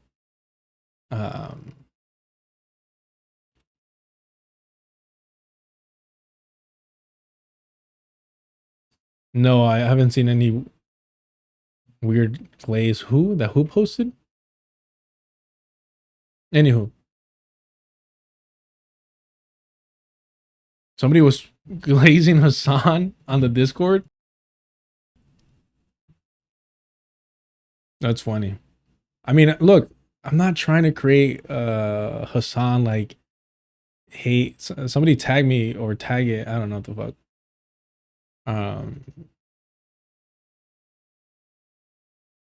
Anywho, what I'm trying to get at is, if you like Hasan and you're watching my channel, like it's cool, it's whatever. I think it's almost, I struggle to understand it. However, by all means, hang around. Let me finish this. Sorry, I'm sorry. Yeah, no, socialism for all. What he does is something legit, man. What I do here is talk shit, homie.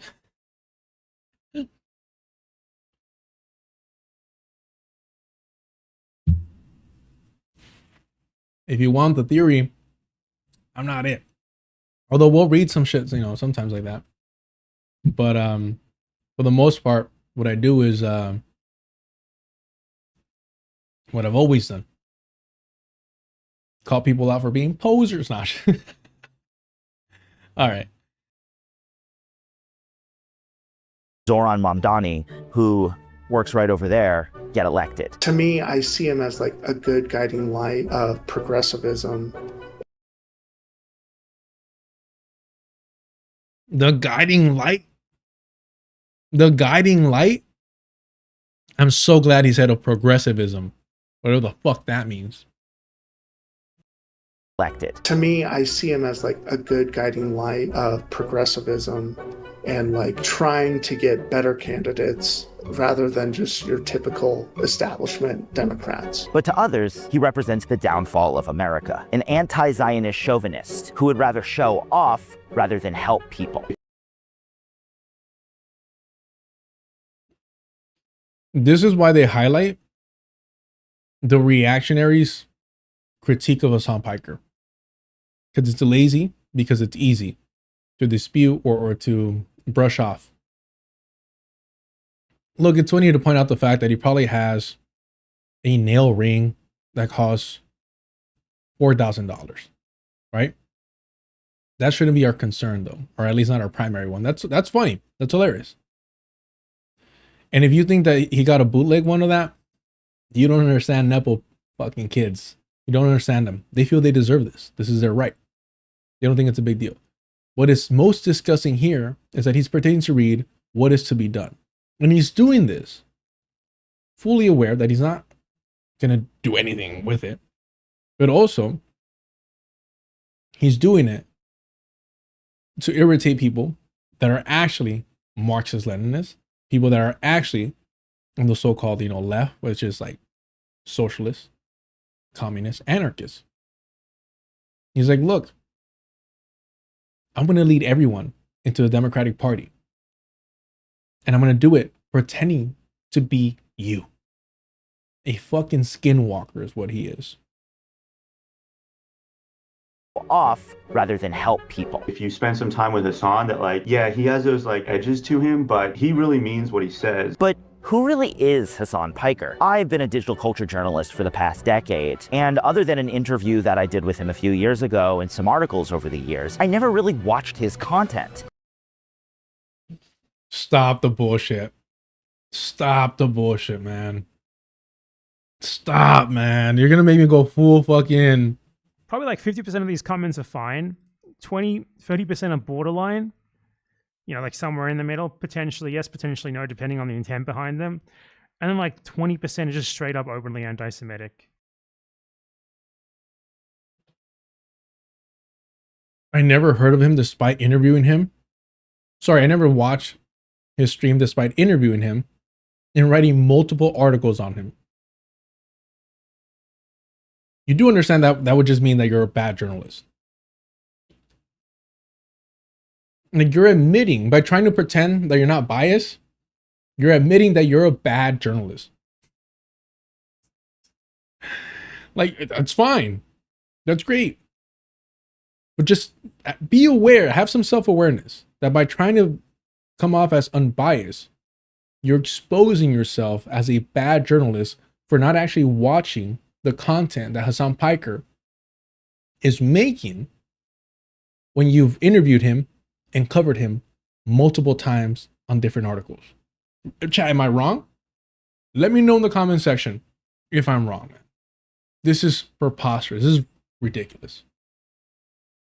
Is Hasan Piker. I've been a digital culture journalist for the past decade, and other than an interview that I did with him a few years ago and some articles over the years, I never really watched his content. I really only understood him through the context of these clips. You support terrorism, question mark? No, I don't. I don't support the state of Israel, and I don't support the state of the United States of America. I don't support the state of the United States of America. Please go ahead and vote for the Democratic Party. Yeah. No, just please go ahead and continue voting for the Democratic Party. But I don't support the United States of America. And for those of you that are new,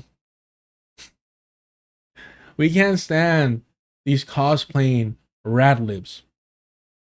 The DSA, Democratic Socialists of America, is a national socialist organization that is being led by individuals like lifelong Zionist Bernie Sanders.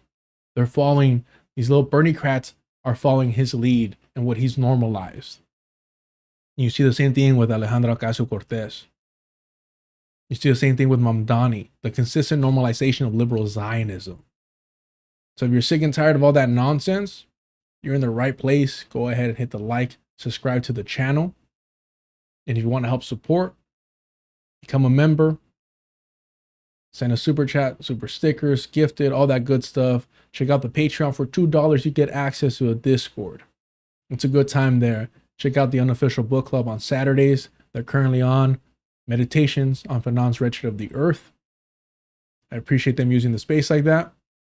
We're going to get into watching more documentaries. Shout out to them for hosting Battle of Algiers on there.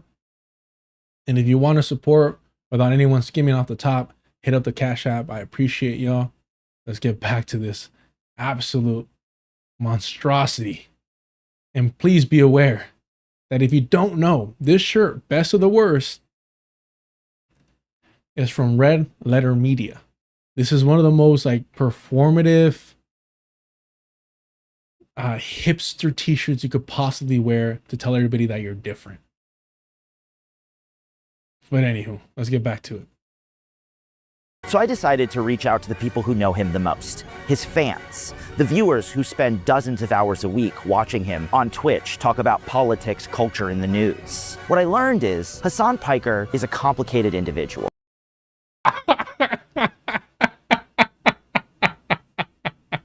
No. Wow. Hasan Piker is a complicated individual. Wow, okay.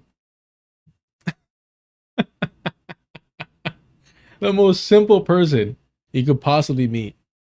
He wants fame and money, and that's it.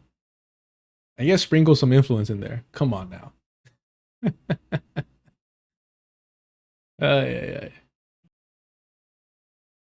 Who can't really be captured in those viral moments and clips. Hasan can be a bit brash. His bravado can kind of get in the way of his message. And boy, can that message be difficult for a moderate or someone that disagrees with Hasan. But at the end of the day, people tend to love him. So welcome to my channel.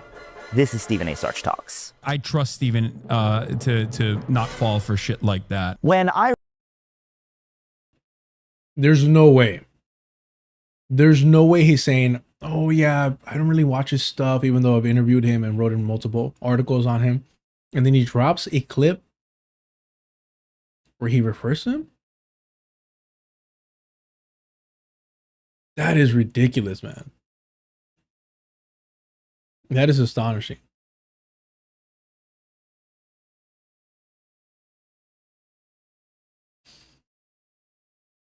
I read a lot, but I also have been exposed in the past month to wonderful creators through your streams and channel, as well as yourself, that allows me to gain experience. I appreciate that, Blaze. I appreciate that. Honestly, like, everyone knows, if you've been around here, I'm always shouting out Why is the Dome TV, Psychic Militancy, you know, Black Liberation Media. I mean, these are bigger channels than myself, so it's not like I'm doing anything like, you know, anyone a favor. But I think these are channels that are important and significant, and that, you know, like Millennials Are Killing Capitalism. I rewatch, bro. I rewatch interviews that, you know, Jay has done because they're that good. Whether it's, you know, regarding today's stream, the return of Operation Condor, whether it's anything with the Good Shepherd Collective and Lara, excuse me, I'm forgetting your last name. You know, we love reading her articles here. So it's just like, I'll rewatch some of this stuff. And it is comfortable. Don't get me wrong. It's like comfort to listen to this analysis. But like every time you're like, you realize, oh, I might've been distracted during this minute, or I might've zoned out, or, you know, what have you. Or I forgot and finished this episode or whatever. But then you start like really appreciating these conversations that are so fundamental and useful. I think what Lada is doing in Psychic Military right now is this space has needed it so desperately. Well, I'm talking about the other Lada. No, I know Lada Shihi. I'm saying the one from the Good Shepherd Collective. That's a different Lada, I think, right? Yeah, because they don't really show their face. Yeah, Lara Gilani. Thank you so much, librarian. Yeah, great writer, amazing writer. Yes, of course.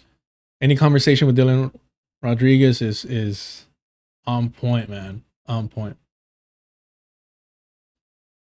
Wrong Lara Yipper. All right, let's get back to this. Appreciate it. I released my Asmongold video, which you should totally watch. Hasan watched it and shared his thoughts on the subject. Which creator's fan should I look into next? Like, I feel like if he did something like this in my community, I suspect that the outcome would be very different. And I know that because journalists have profiled my fans. So I decided, sure, that would be a great idea. Sure, that would be a great idea. Yeah, fuck it. We're going full anti-Semitic today. Look, here's what I'm trying to get at. You say we. Who are you referring to when you're talking about Sam, huh? Well, I don't Settlers, Europeans. Hold on. You're talking about white people or are you talking about Jewish people? No.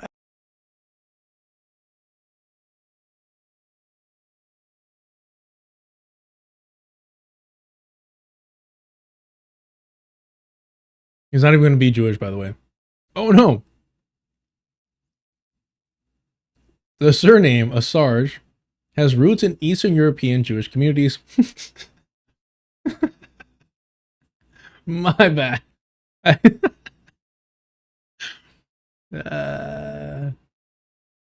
My heritage. All right, we're not doing all that. What a grimy motherfucker, bro. So Hasan told me to run a puff piece about him and his audience. So I said, why not? Understand that that's what he just said. Please understand that he just said Hasan Piker pitched the idea that I run a puff piece about his audience. And so that's exactly what I'm going to do. And we should take him serious. We should believe that he has integrity and self-awareness. Just, you see these pathetic, you know, they call them orbiters. To me, they're leeches, bro. You're a fucking leech. You cannot make it on your own. Right? That's what Hasan Piker was for Cenk Uygur at TYT. That's what Hasan Piker needed to be for Destiny on Twitch. Just keep that in mind.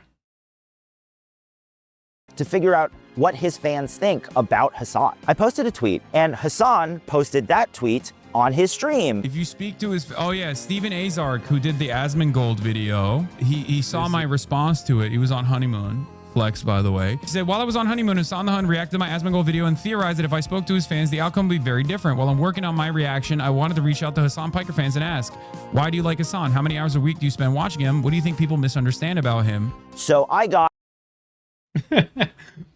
Oh, he's so misunderstood. Yeah, this is sad as fuck, man. This is so sad. I'm telling you right now, chat, if this channel ever blows up and anyone ever covers you and you don't spend at least 70% of the time talking shit about me, banned. I want you to lie to them. I want you to misquote me. If some weirdo fucking desperate for attention, opportunist like Steve Asarj ever decides to look into this community, I'm telling you right now, you better paint me in the worst imaginable light. Just straight up lie nonstop. No one should take people like this guy serious. No one. My God. I'm giving you full permission. I don't give a fuck, bro. Do you think we're trying to appeal to people like this? Come on, exactly. Thank you. And that's my mod. My mod says, Carlos hates black people, Steven. Why would I mod them if that wasn't the truth?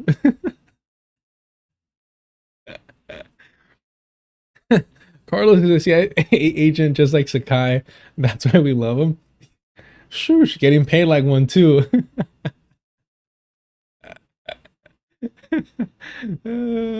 I do fire people without the notice. Yeah, all my editors that are working overtime.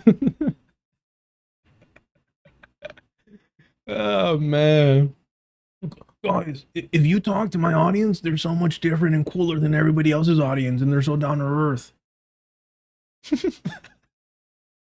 Why the hell would I want that, man?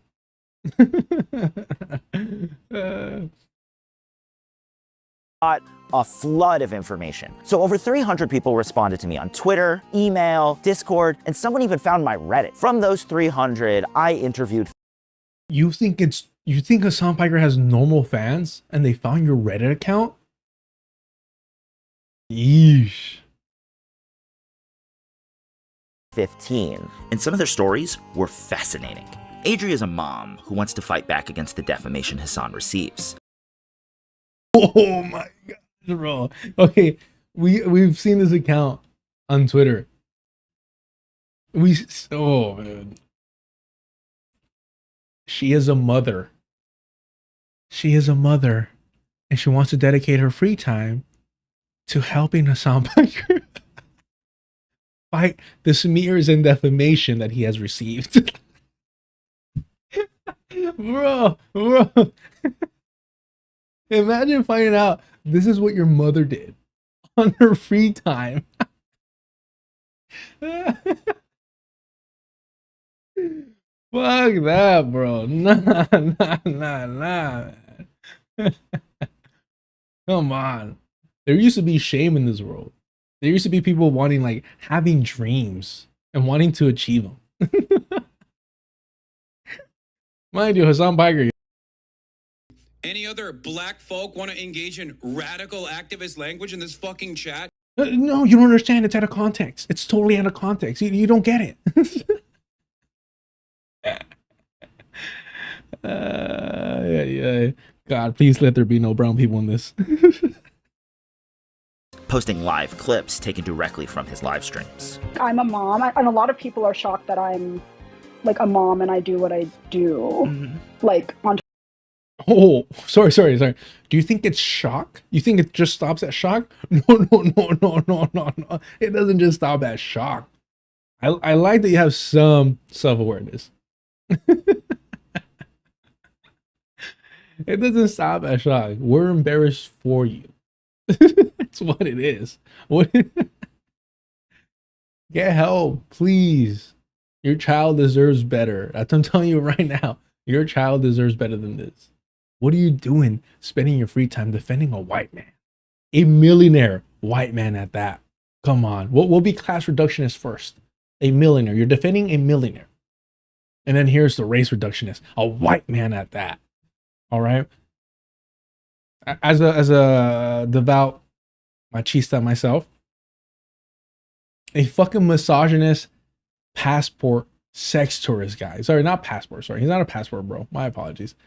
As a machista myself, what you're doing is spending your free time defending a sex tourist. Congratulations. Next time he calls the cops on his ex-girlfriend who happens to be a sex worker, I'm sure you'll give all the context for that. Twitter, like a lot of people are like, how do you do what you do? And it's a lot easier to do what you do when your needs are met here in Canada. Ben is a former Mormon. What? What do you mean? We need to get to that part. It's easier to clip and post streams of Hasan Piker when your needs are met? What do you think? What type of country do you need to live? Like, do you need to live in to not be able to do that? Come on. What you do when your needs are met here in Canada. All I'm saying is, I get attacked, I get harassed, I get bullied by my chat, by my mod. Where's this energy at? Where's this energy at so I could block you from everything? This is scary. This is terrifying. Please understand, this is not healthy.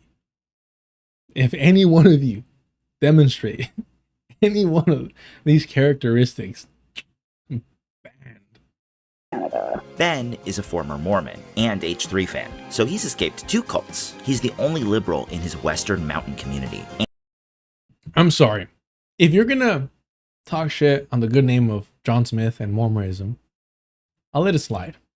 But if you're gonna talk shit on H3, Ethan Klein, Gila Klein, Gila was an IOF veteran, and you're gonna call them a cult.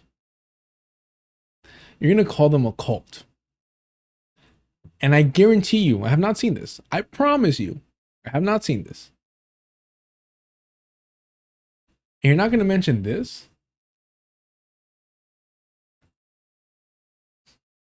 This moment here?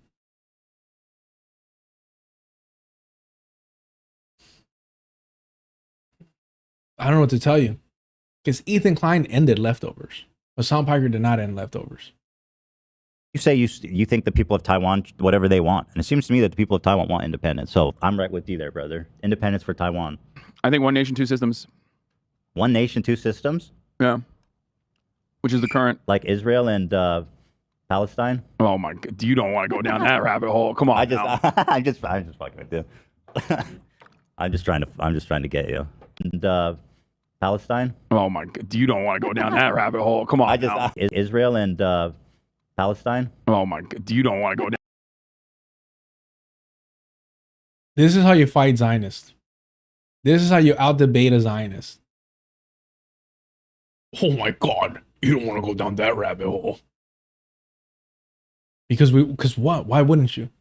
The White House is behind you. It's a political show. Leftovers. Why wouldn't you want to go down that rabbit hole? Oh, because Hasan Piker knew that Ethan Klein was a Zionist. Of course.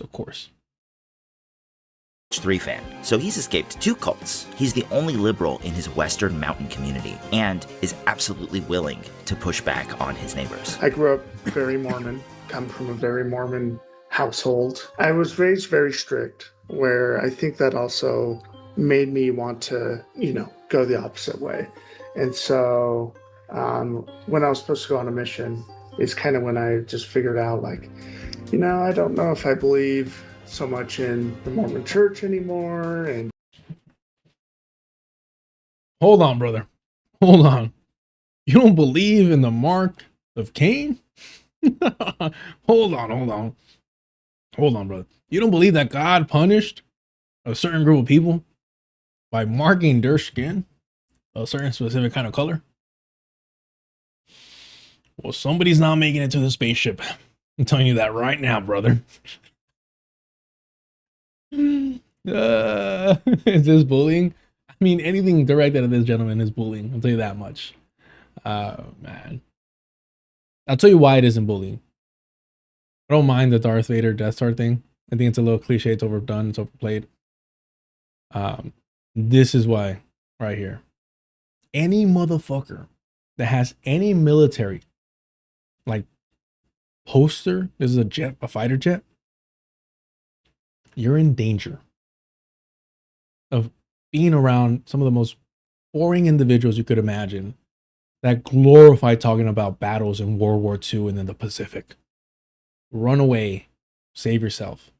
Don't want to go on a mission. And, I became kind of a black sheep, if you will. Yuval grew up in Israel. and served in the IDF, where he listened in on Hezbollah communications. But after spending some time traveling the world and becoming more radically left, he denounced his former country. I don't think people are bad or good. I think everyone's a little selfish and people can do bad things or good things. I can't wait until we break into the Zionist market. Guys, look. I know some people might say, hey, look, you're in black business all the time. You should stay in your lane. I get that, and I'm going to work on it, I promise. I'm going to work on it. I'm going to start speaking more Spanglish. We'll get there. But the goal really is, if I want to make the big bucks, the goal is to break into the Zionist market. And, you know, kind of reform and help rehabilitate some IOF members. That's really the goal. Mind you, Hasan Piker was rocking Teddy Fresh for free. No, I don't want to log in. Teddy Fresh is the clothing line of Hila Klein, an IOF veteran. Hasan Piker was not being paid for this. He was doing it for the Leftovers podcast. Congratulations. I think if you serve in the IDF, you're doing a bad thing. I think if you grow out of it and you look back, when I was a kid, I didn't have the political knowledge and understanding, right? To really view it that way. And I want to be grateful toward myself. Eric grew up with Rush Limbaugh in his ear and started going down the gamer right-wing rabbit hole, but managed to pull himself out before he was too far gone. What really hit it for me is I was watching Hasan and then clips of Asmongold at that point. And I started seeing things kind of go on a turn for the worse with the Amber Heard and Johnny Depp trial. It just turned into a giant content machine. While I was watching Hasan more. There's no way. There's no way he's doing this. This is too good. This is too good. Okay, the only way you fall for this if you actually do not keep track of Hasan Piker's bullshit. Oh, it gets good. Chat, give me a sec. Give me a chat. Ah, man. More and more, and especially caring about that kind of thing and the politics that underlied with Hasan's content. I was like, what is Asmon doing? He's it feels there's a huge disconnect there, and then it became more obvious that it was just, in my opinion, a grift. Anna is an immigration lawyer. No, before we get there, hold on. Sorry, Anna. A white man speaking, Anna. Hold on, sweetheart. Hold on, sweetie. Let's see. To mention this is wild. Why would you say this, man?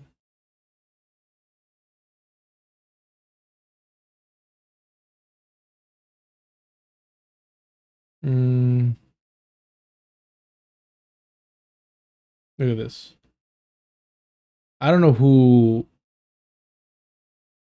subreddit is this, and I don't care. Let's see if it's this video I'm thinking about.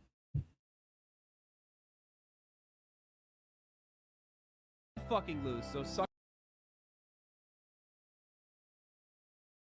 my dick. How about that? Okay? If you're a victim, no, dumbass. It fucked you, fucking femcel bitch. Okay.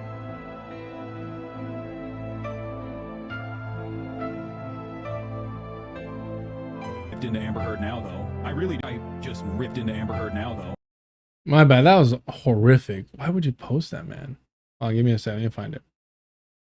It's the internet. I can't just be scrolling through.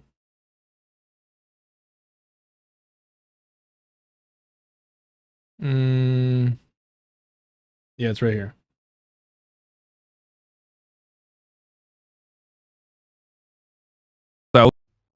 I think people have no concept of the world outside of the horse blinders that they've gone. Chad, I'm so sorry. I'm so sorry. I tried to stop that as soon as I could. I hope I did not fry your ears. I apologize. Is everyone good? I'm so serious, but I'm not even joking around. I know I'm always fucking around. Is everyone all right? Is everyone good? That was loud as fuck. That was not my intention. We're good? I know it takes a second or two for the Twitch chat.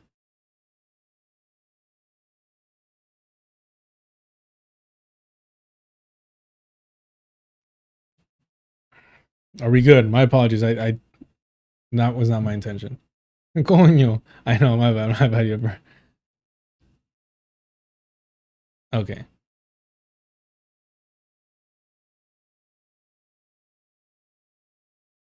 Damn, why the fuck?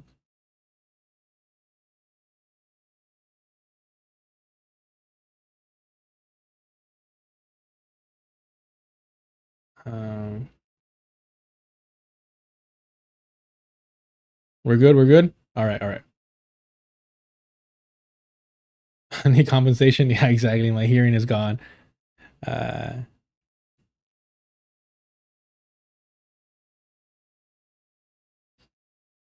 Let's see here. Oh no, wrong.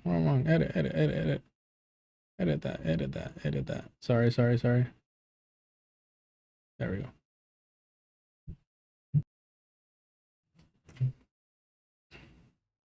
I think people have no concept of the world outside of the horse blinders that they put on.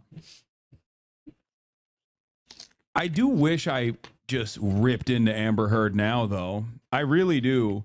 And it's not even because, like, it was outside, like, because I would have gotten so much clout. Like, I would have gotten endless amounts of clout off of that.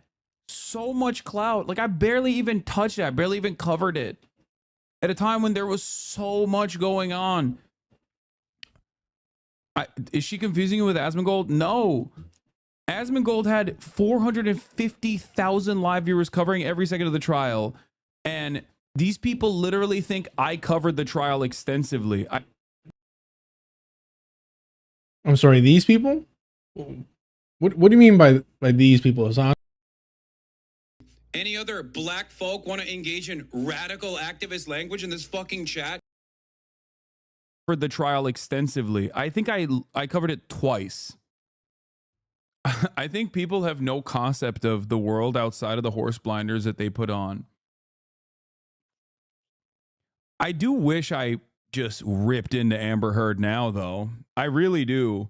And it's not even because, like, it was outside, like, because I would have gotten so much clout. Like, I would have gotten endless amounts of clout off of that. So much clout. Like, I barely even touched it. I barely even covered it. And that was enough for people to see your misogyny. Isn't that worse? That you barely talked about it and people realize what a fucking misogynist you are? At a time when there was so much going on. Is she confusing you with Asmongold? No. Asmongold had 450,000 live viewers covering every second of the trial.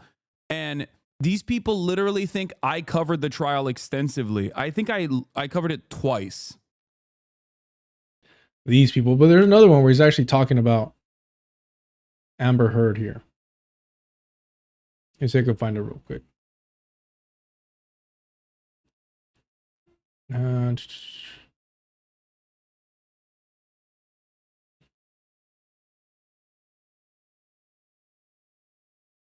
me see the videos here.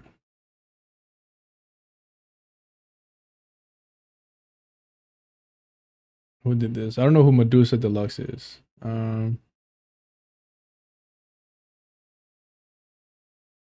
Hasan's Depp v. Heard coverage was some of the worst I've seen. Not worse in terms of, like, the isolated talking points. Okay, why is this still an issue? And then they're like, a good minute in. Okay.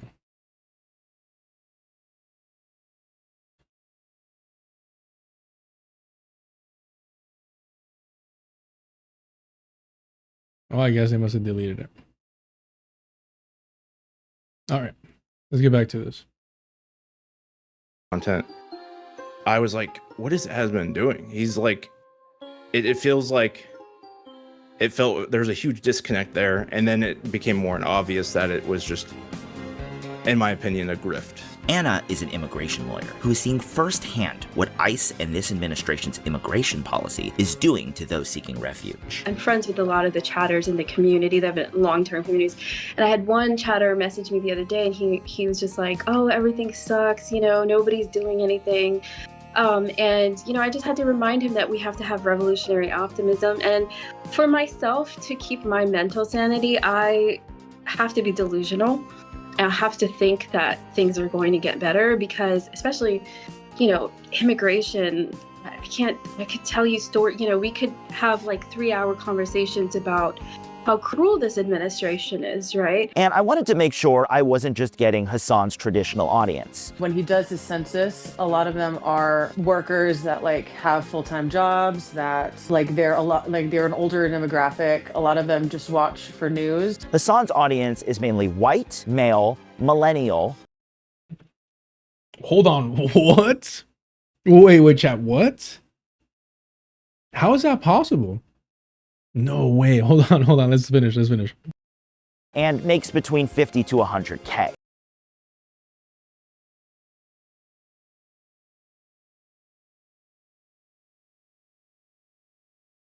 God damn it.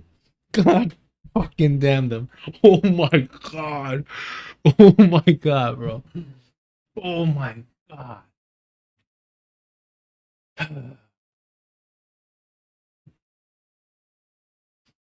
I work fucking doubles, bro. God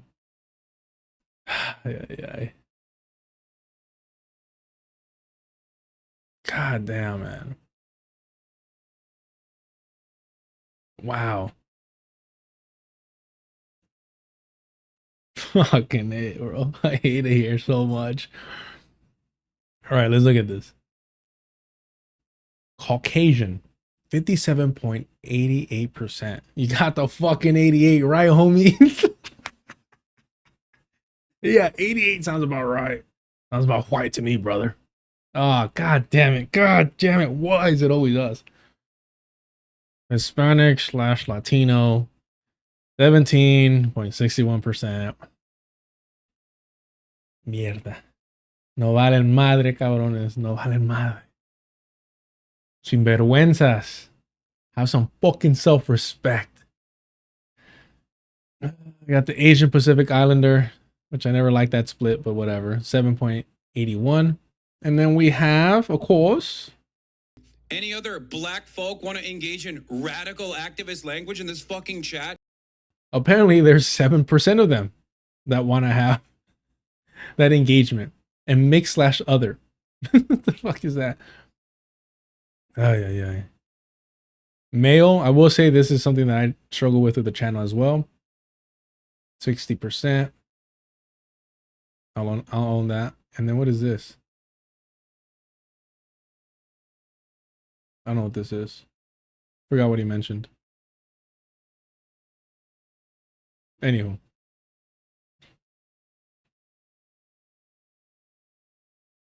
What I found is that the average Hasan viewer either watches him live on his stream. I try to watch Hasan live, but I work, I stream 8 hours, he does this 8 hours a day. I prefer watching his YouTube. Or spends their time watching his VODs on YouTube. Some are democratic socialists. Being a democratic socialist, that's what I like to call myself. There aren't a lot of communities where you feel like you really can belong and your opinion, that people share the same opinion as you. And a lot of them just used Hasan to replace the traditional media coverage they were already watching. I used to love mainstream media. Until I realized how fucked up, and how skewed everything was. Unlike a lot of influencers who tend to spread doomerism.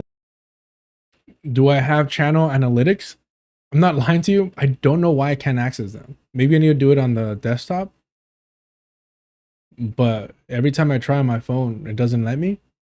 But based on the chat, I want to say 80% white, about 90% make 100K monthly, and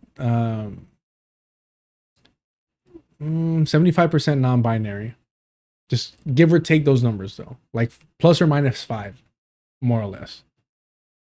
When it comes to their content, Hasan is more upbeat, he's more hopeful, and his viewers reflect that. It's not a thing of, hey, socialism is when no money and no phone or no anything really. Nobody says that. Nobody says that but reactionaries. All right? Saying, hey, you shouldn't be a multimillionaire. It's not no phone, no money. Hey, you don't need a Porsche It's not no phone, bro.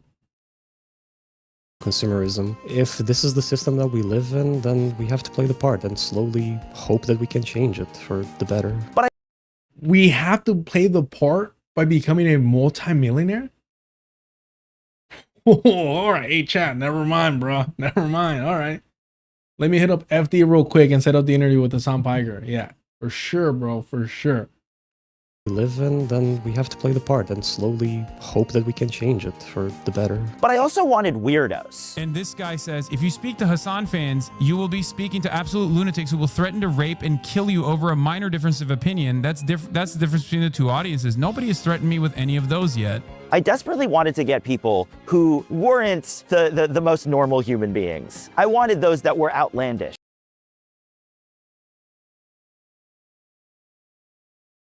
Homie, brother,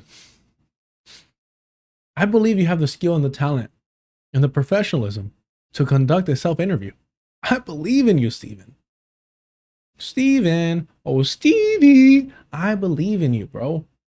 You could oh my, bro, I'm sorry. Where I paused it, I'm going to tell you right now. I'll own this. I know we joke around a lot here. I paused this, and I sincerely think I committed like an anti-Semitic act. I sincerely believe I committed an anti-Semitic act by pausing it right here. And I just want to apologize to the Jewish community at large.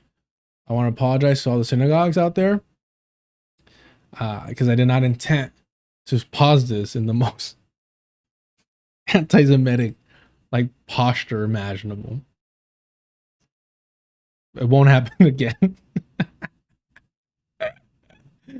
I love these. Probably like 50% of these comments are fine. 30% are borderline. You know, like somewhere in the middle. Potentially yes, potentially no, depending on the intent behind them. And then like 20% are just straight up openly anti-Semitic. If I were to do this pose right now, I would probably get a warning. Because that would be wild, bro.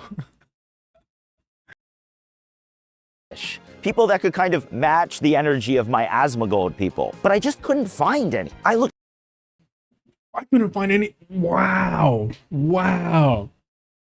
I just couldn't do it. Can you believe it? I tried to find some unhinged Hasan Piker fans, and I just couldn't do it. They were all so normal and upstanding and good people. I just couldn't do it. Bro, he wants to get invited to the mansion. He wants an invite to the mansion. I respect it. I respect the hustle, dog. I do think it's sad. Maybe he's on another channel or something like that. Why do you only have 5,000 subscribers? I'm not trying to big bro you or anything like that. I'm saying if you're like out here, because I don't have any video that, oh no. I have one video that hit 50,000 views, but this is 8 days. This is great. It's just not tracking. This is what I mean by Hasan Piker. Like, it's a strange place to be an orbiter of his.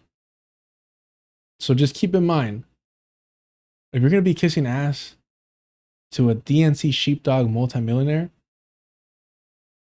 ask for something better than this. Ask for more than this. Come on now.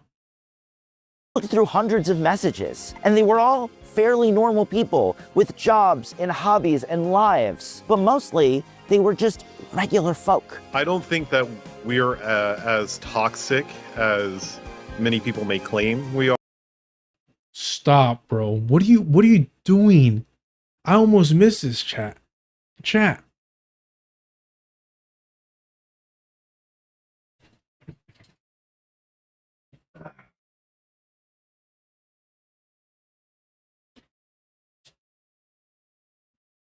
Should we just stop here? Should we just call it a night? PR specialist.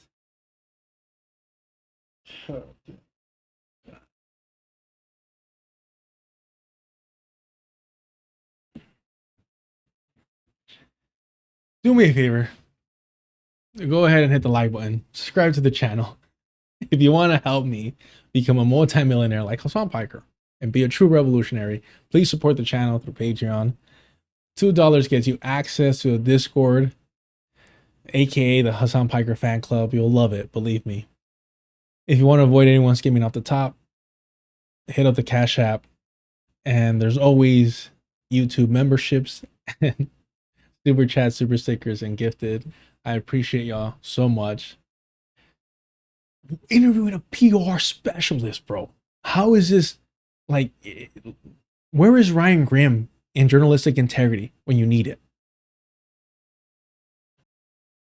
Really, we just want to give people health care. We also would like health care and ensuring that material needs can be met without breaking people's wallets and making sure that everyone has a roof over their heads. And I've actually come up with a list of reasons why people like Hasan. First off, he's hot. Hot. He's hot. He's very hot.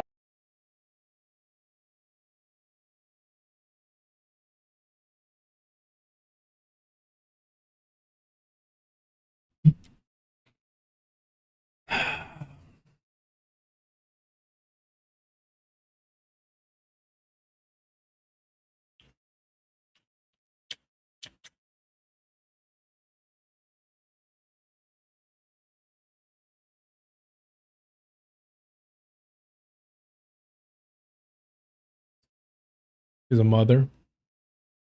She's allowed to influence a child.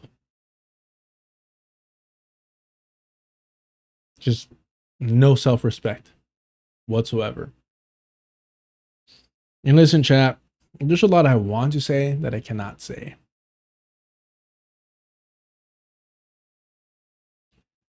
And what I will say is,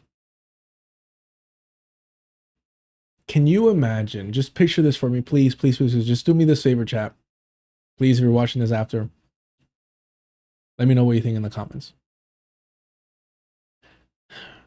Please imagine, in a friendly, platonic way, going out to drinks with Audrey the Clipper.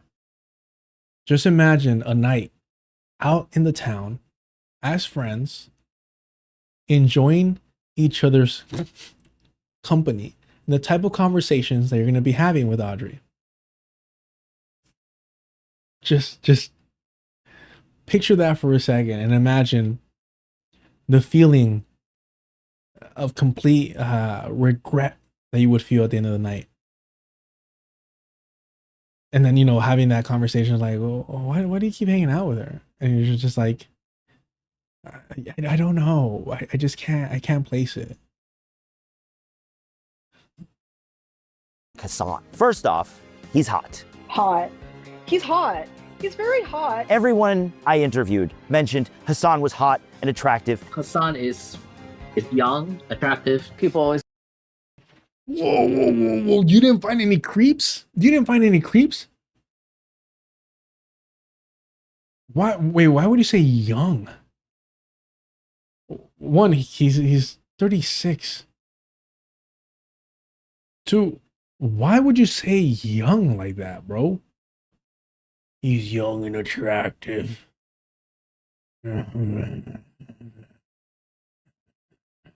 Hasan was hot and attractive. Hasan is young, attractive. People always make jokes saying like people be drawn in by his looks and then they'll stay for his takes. He's smart, he's intelligent, he's well spoken. He's smart, he's intelligent, and he's well spoken.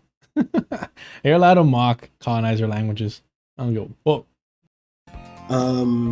He's attractive. So my wife likes him because he's attractive.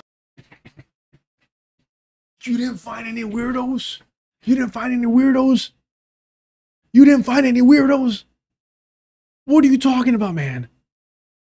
Just literally look at the soulless eyes.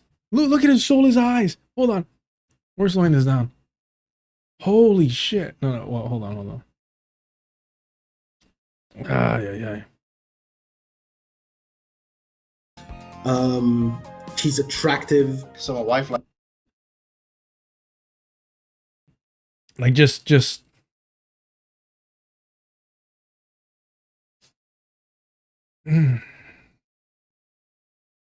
it's a cuck, and I hate using that. Because you know reactionaries are big on that. Yo, this man said my wife. Yeah. And that's don't even start. He's just comfortable in his relationship. This is cute. This is endearing. You know, all couples have celebrity crushes. Homie, were you asked if your wife was attracted to him? Homie, if your wife celebrity crush is a fucking streamer, dog. Carnal, you got some real fucking issues. And you're a new dad? That's your occupation, new dad? Dope.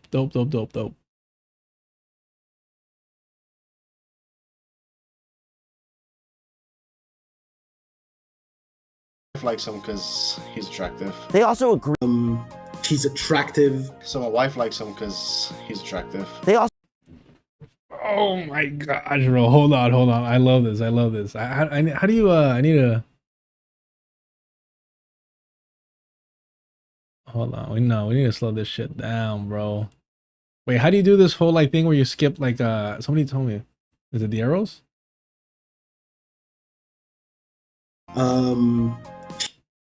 Chat, remind me, how do you move it like per clip forward? Not the 5. Not the 5. Not somebody remind me. Who told me this? Who was the nerd that told me how to plus or minus maybe? No. Shit, man. It's right arrow? Okay. No, it's not right arrow, bro. That's too far. Comma and period. Thank you. Comma and period. Just Chico, please look at the eyes. Look when he said, "My wife thinks it's hot." Like, just watch. So my wife likes him because. Hold on. We're slowing it down. Oh, not sleep timer. We ain't going to bed.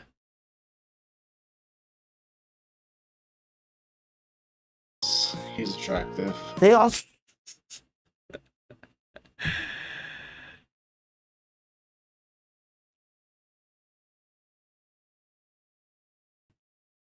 Hello, darkness, my old friend. I come to see you once again. Wow, man. No, I love this because he said we didn't find any weirdos. So that means that this Steven Asarsh guy is a fucking weirdo himself. To have this conversation and see this man look off into the distance and say, "My wife thinks he's hot." And not for a second say, "Oh, there's something wrong with this guy. Oh, something ain't right." Look at this. Look at his eyes, bro. This is not good. This is not healthy. This is a man in need. He needs help. They also agreed with a. Jesus, bro.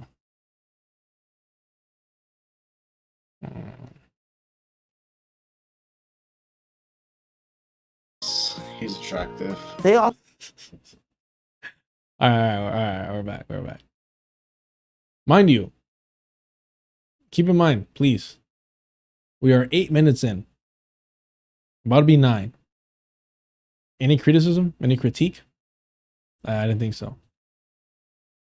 Also agreed with a lot of the things he says. He aligns with me on a lot of different things, but he does have a lot of influence and his word does carry a lot of weight with me. And, when it comes to politics, we agree with 99% of everything, He's also accessible. People can just write chat messages and get directly to him. You can't do that with Rachel Maddow. I think that's number one is accessibility. You can pop up on a stream. I have a stream up right now, You can type in chat and maybe get a response. He's also consistently live every single day. It doesn't matter where you are, you can tune in and watch him. And if you don't catch him live, there's still hundreds of hours of VODs that you can do to kind of get what he's saying. I've always been on Twitch, but never watching political streams. I started watching him and it just became like a daily try to watch him. And then it became I'm going to watch his VODs at twice the speed. I try to watch all of the VODs, especially while I'm working. So in order to know Hasan, we kind of have to start at the beginning. Hasan was born in 1991 in New Jersey, but went back to Turkey when he was very young to live a more affluent lifestyle with his parents. You've seen the horse picture that my last Asma Gold viewer.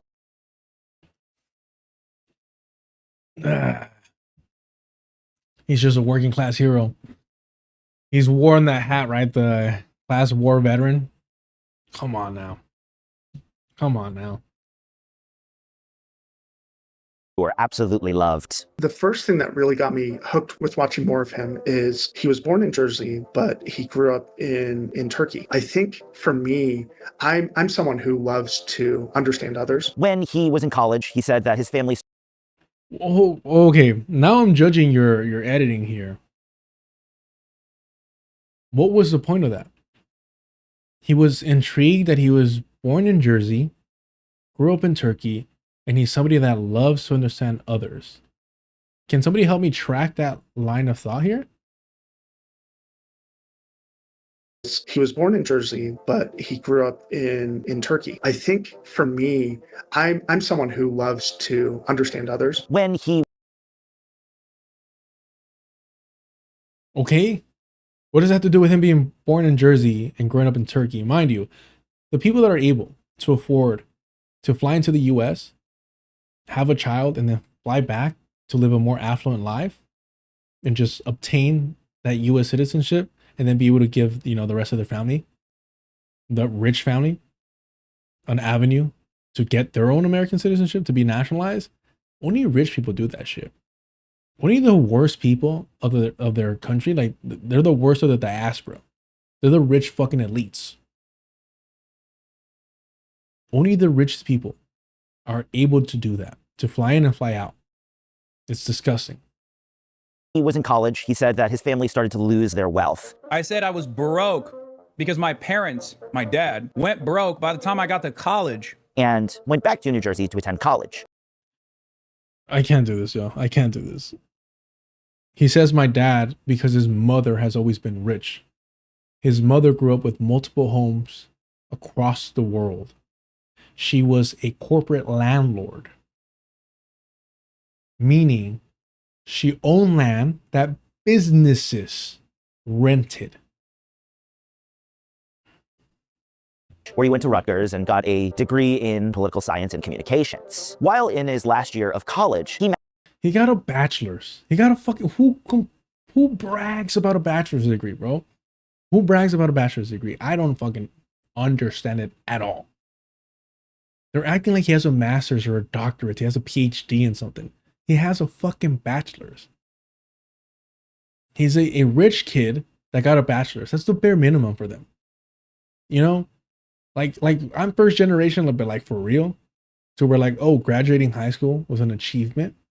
Just attending college was an achievement. Good job on not getting locked up or some shit. Not the same pose. Not yet, not yet. Ay.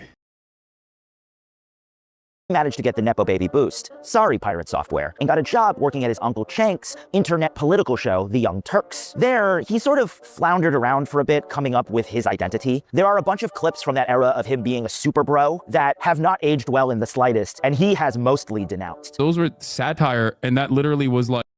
Bro. You can't claim somebody denounces something when they're lying to you. Those are mostly satire. No, they weren't, bro. You were a bro fucking frat guy. That's who you were. Like, you wrote that shit. And they didn't just write it for TYT skits. They wrote it for a fucking creepy ass, like, pickup artist website. Understand, during that time, that wave of pickup artists and, like, the book The Game, The Lie, like, all that shit was still, like, popular amongst that age demographic. I voted for Kamala Harris. You got a problem? Harutsu, you saw my post on Discord. Let me check it out. Let me see.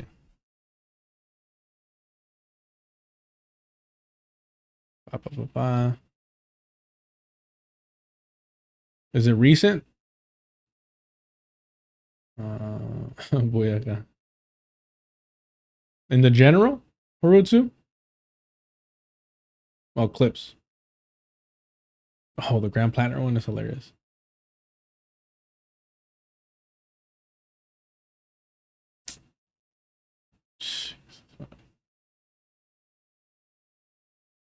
Nah, Harutsu. I don't know when you tagged me on it, but I'm not sure which one it was. Damn, that was far back.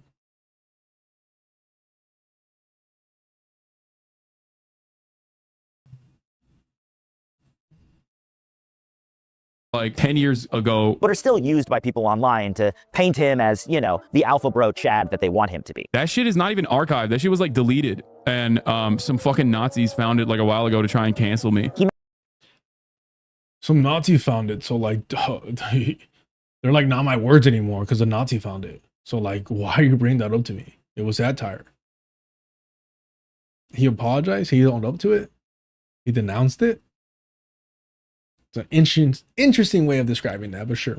He manages to nail down a format that works for him and starts posting on Facebook under the breakdown. I was a member of TYT because I didn't watch it live. I would go back and watch the pod. And Hasan, I mean, he showed up and like as a presenter sometimes. I didn't like him then. It kind of started clicking whenever the breakdown videos started to come out. That's when I was like, oh, I like what this guy's saying. It's very provocative. There, he creates the prototype for the content that we all kind of know today. He's brash, he's politically centered, and he's conventionally attractive. I'm just gonna do a year in review of my new favorite woke prince, Ben Shapiro's year in review. The people who started watching him the earliest that I spoke to were watching him during this Young Turks era. I first came across Hasan on Facebook, of all places. I just remember his videos popping up on my feed where he was doing the breakdown on TYT. And so he was touching on a lot of issues, obviously the police brutality. There was a lot of stuff around Israel-Palestine that at that point in time, no one was really talking about. So the views just start pouring in. But on Facebook... Just to be clear, he was talking about Israel, Palestine, that long ago, and still went into business with Zionists. And nobody just mentions that. Nobody brings that up. God damn, bro. Must be nice. No accountability for the rich white man.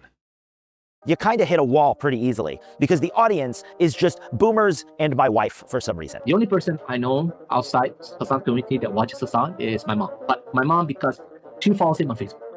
So she thinks that Hasan is a Facebook influencer and she only watches Hasan clips on Facebook. So in 2018, he decides to make the move over from Facebook to Twitch to find a younger audience, according to an interview he did with Kotaku. But I was working at Twitch on the Not the first time he's tried to find something younger.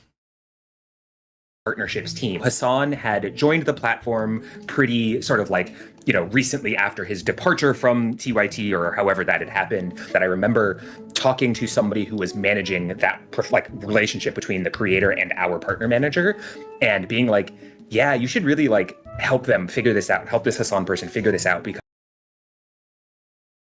bro, a Nepo gets a job with the TY. Hold on. He's a Nepo, gets a job thanks to his uncle at TYT. Is rich. His family's rich. So he's able to just start gaming like this and streaming without any financial concerns. Even then, Zachary over here has to go help him out.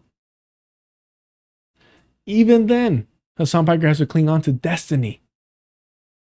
And people want to act like this, which was did it on his own. And there wasn't people just every step of the way lifting him up. because I think this could be really big. Like clearly there's like a path forward for somebody not just doing games coverage. Before Hasan showed up, Twitch was an entirely different platform. IRL had just been introduced a couple years earlier, but it was still mainly about the gaming. Viewers claimed that they bled purple. They would talk in Twitch emotes like Kappa and Poggers, and they would one day dream of reaching partner and getting that exclusive Twitch purple hoodie that I'm not sure they even make anymore. He really like pioneered this idea of covering the news. There's no way. There is no way that they're completely trying to erase Destiny. Was a creep, was a fucking weirdo, was a lib, but was one half of creating Hasan Piker. The first one was Cenk Uygur. The other was Destiny.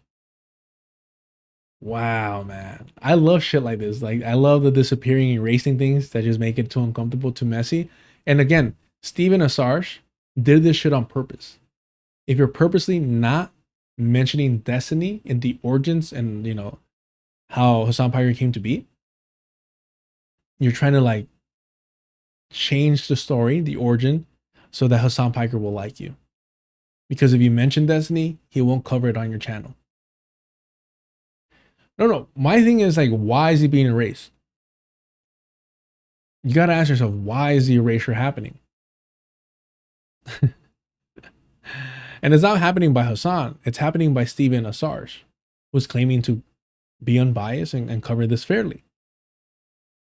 He really like pioneered this idea of covering the news. He started with like trying to cover politics through gaming, Fortnite and all of those things. And it was like trying to make, that's what everyone was doing at the time, which was like, how do we get to Twitch and how do we activate gamers and do this? Obviously, I don't believe it was that cynical from his perspective. And his content is pretty much what he does now, except he used to play video games. He talks about politics, culture, internet gossip, whatever he can kind of do to fill the 8-hour gap he needs to speak during the day. He's done a lot of things that I think are challenging the assumptions of like what a Twitch archetype is, pushing those boundaries, and this is more recently, but like bringing in other lines of culture, other spaces. Obviously, in the beginning, it was just like, you can talk to the Twitch audience as if though they aren't just a bunch of gamers. It is very productive to be of the culture, to be a gamer, to be somebody who, you know, is these things, rather than just what I would say like, you know, your Hillary Clinton Pokemon, go to the polls. It's like, you're not just pandering. In 2020, Hasan broke the internet when he streamed Among Us with AOC and Ilhan Omar. I was working at Newsweek at the time, and everyone around me in the newsroom saw this as truly groundbreaking political content, when all I saw was a group of strangers trying to kill each other in a virtual spaceship. But that moment cemented the future of political discourse that we're currently dealing with today. Before 2020, a politician appearing on a live stream or a podcast was rare. Mark Maron would get Obama,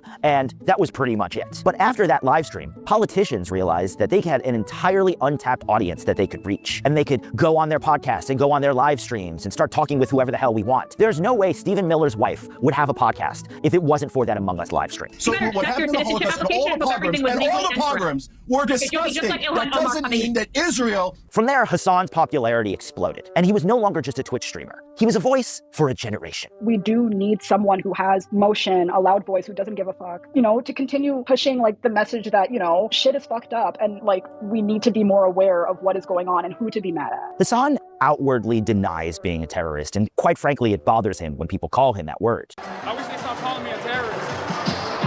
That's what I wish. I wish they stopped calling me a radical. None of these people are radical. They just... I mean, shit, homie. When we say that you're not a radical, when we say you're a fucking sheepdog, you start crying.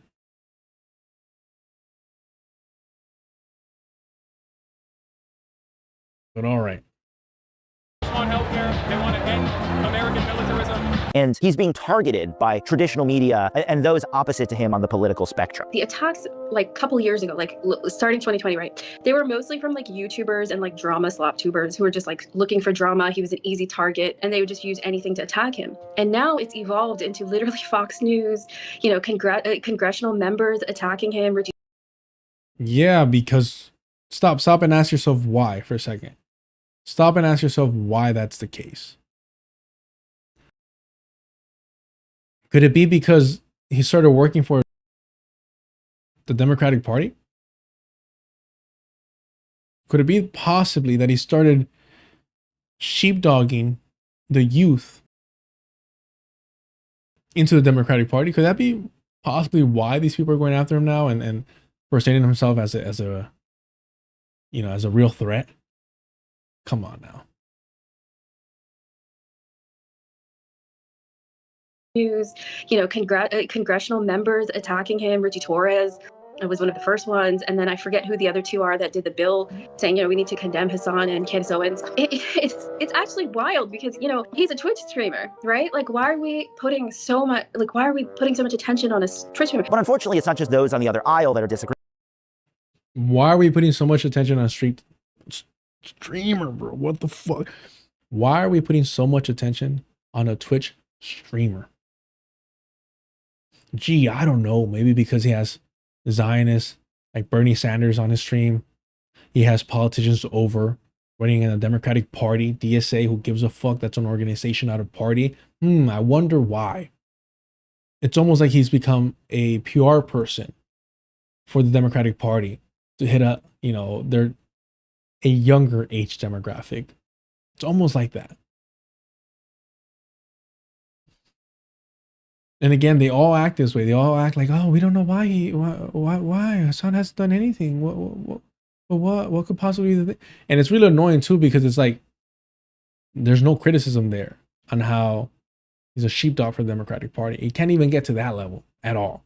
Agreeing with him, it's also Democrats who are labeling him as an extremist. Democrats are panicking, liberals are panicking, and even some conservatives are panicking. And the reason why is that, he doesn't follow the filter of the Democratic Party. He's not paid by Chorus or via the Israeli Ministry of Affairs or Foreign Affairs to do propaganda. That's the worst part.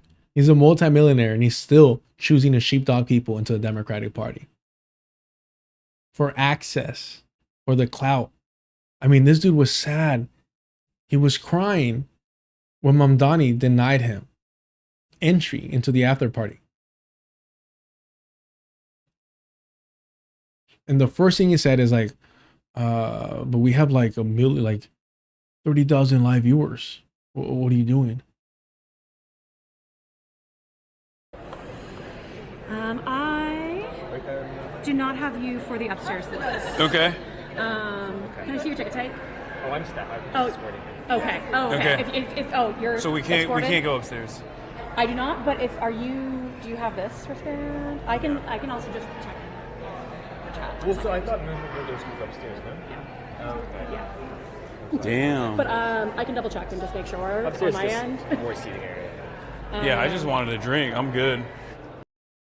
Yeah, bro. I didn't even want her number, man. I didn't even want her number. I just I just wanted a conversation. I don't know why she thought I was hitting on her. I have no idea, man. Like, she rejected me, but like I didn't ask her out. Like, I just wanted to talk, man. No, I didn't want to go to the VIP section with Mamdani. No. I just wanted a drink. I just wanted alcohol. Yeah. No. Sure, buddy. But there's 72,000 people watching. Oh, great. Well, just so you know, there's 72,000 people right now watching you embarrass me. So how about you make it happen for me now? I voted for Kamala Harris. You got a problem? Harutu, thank you for the super chat. His father started a political party in Turkey. Yeah, a reactionary party. The only reason we just don't have time, Harutu, to go over all the very, very insightful details. But if anyone wants to go check it out, check out the Discord. Harutu dropped all the links and all the details of Hasan Piker's very working class and poor family.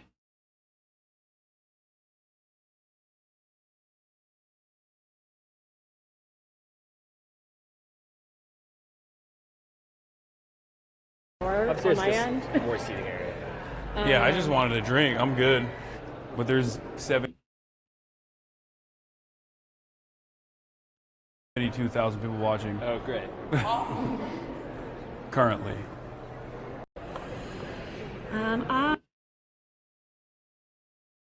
Didn't fucking matter, homie. He is also very attractive. People started to really care about the things he did and hyper-focused on all the little clips that started to go. Clips of him that look like he's shocking his dog. Kaya, please just fucking go, just stop. And saying that America deserved 9/11. America deserved 9/11. Get captured out of context and spread across social media through clippers. I don't know if I want to rant about America deserved 9/11 right now. I remember when the whole America deserved 9/11. Bro, he literally said, and then he walked it back like a coward. He said, and of course he's not going to pull it up, is he? Nope, of course he isn't. He literally said, English is my second language as an excuse. Let's see if it's here.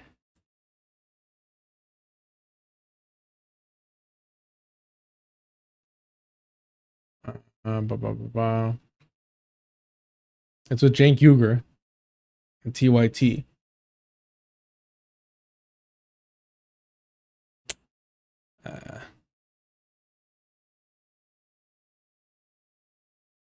Welcome. And listen, you're on because about they would understand that about the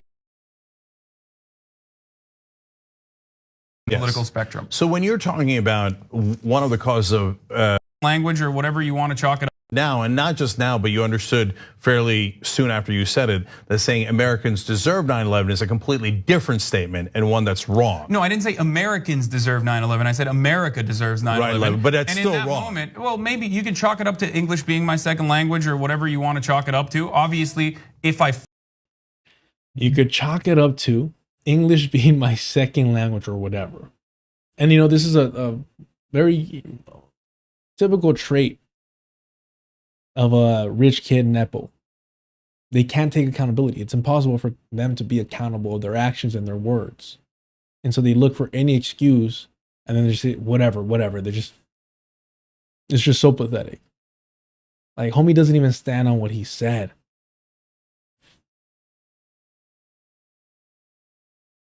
I'm ESL as well. What am I allowed to do? Shit, bro. 9/11 thing, a lot of people are like, whoa. I'm like, the way he rationalized it, it's like decades upon decades of the US government interfering in the Middle East. You think we were not going to get attacked? People did not deserve to die, obviously, but it's like America almost getting a taste of its own medicine and purposely even ignoring the warning signs that an attack by plane was going to happen. Because clipping is big. You see how they try to rationalize it after the fact because he just wanted to sound like a badass hardcore dude, only to have to walk it back. Like, stand on that shit. But he was scared of the blowback in terms of getting banned on Twitch and getting canceled at that time. Yeah, Harutu's right. It's more like earned. America earned 9/11. I mean, that's accurate. Business. If you can get a viral clip to go viral on different platforms, you can make real money off of it. And Hasan is a really easy way to do that. There is a clipping industrial complex when it comes to like people like Hasan, because he gets on. That's how he affords not to pay editors. And he's threatened his clip channels, the one that are pro Hasan, that if they ever post anything that's criticizing him, then he'll copyright strike them.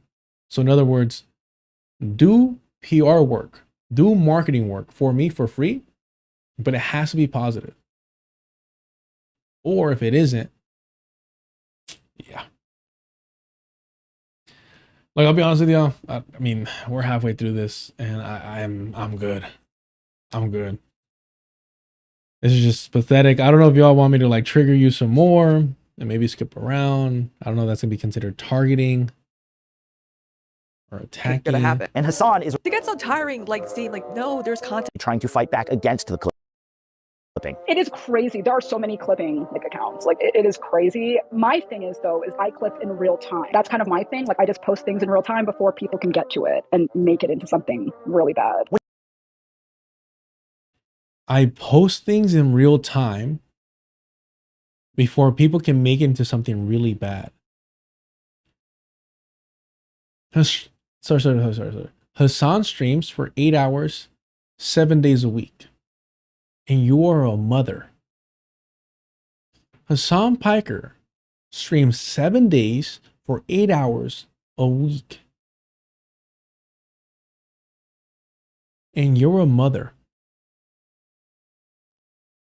And you're saying that you're posting things in real time. Make it make sense. No, he doesn't pay. He has one editor and he doesn't pay anyone else that does this stuff. That's what I'm saying. Like, it's a legit, like, I'm not even going that hard because this is concerning. This should be concerning. You should be worried. There's something not healthy here. Something very wrong for somebody to be this invested in a streamer. And I've said this before, if I see that type of shit here, I'm going to put a halt to it. Stop, Harutu. No, Harutu, you don't get that. You got to own it. I have to own 17% Latino/Hispanics watch Hasan Piker. I have to live with that. Y'all got to live with this. Oh, you woman, you. Her child probably laying on the floor crying and hungry while she's clipping in real time. Yeah, basically, yep. Kind of my thing. Like I just post things in real time before people can get to it and make it into something really bad. And make it into something really bad.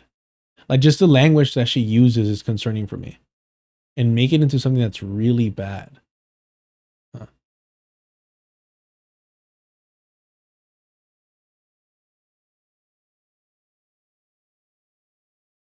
bill in Congress calling him an anti-Semite. And his trip to Cuba is currently under investigation. It is literally the Streisand effect. You guys propped him up. You guys keep talking about him, feeding it. Like, people have been subscribing to him again because I think his subscriber count really, really went down, I think 2023, 2024 for reasons. But like, mainstream media and all of his haters have been propping him up to be this big thing. It's like, first of all, for reasons. You should know what they are. Or why are you not giving us the details? I don't know why. But I want to be clear about this too.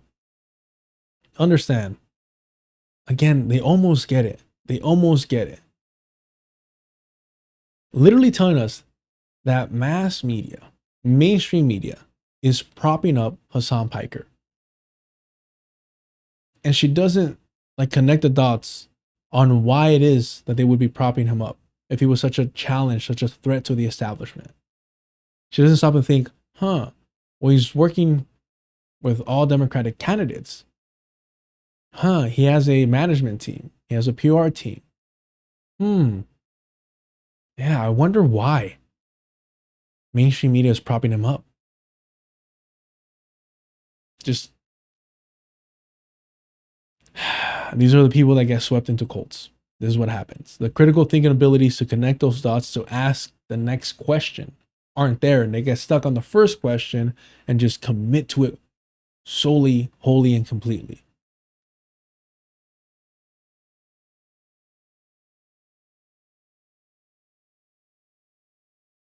Subscriber count really, really went down, I think 2023, 2024 for reasons. But like, mainstream media and all of his haters have been propping him up to be this big thing, and people have been checking him out and then subscribing. All of that attention just raised his profile, and he started giving his support to progressive candidates like Brad Lander, of course, was one of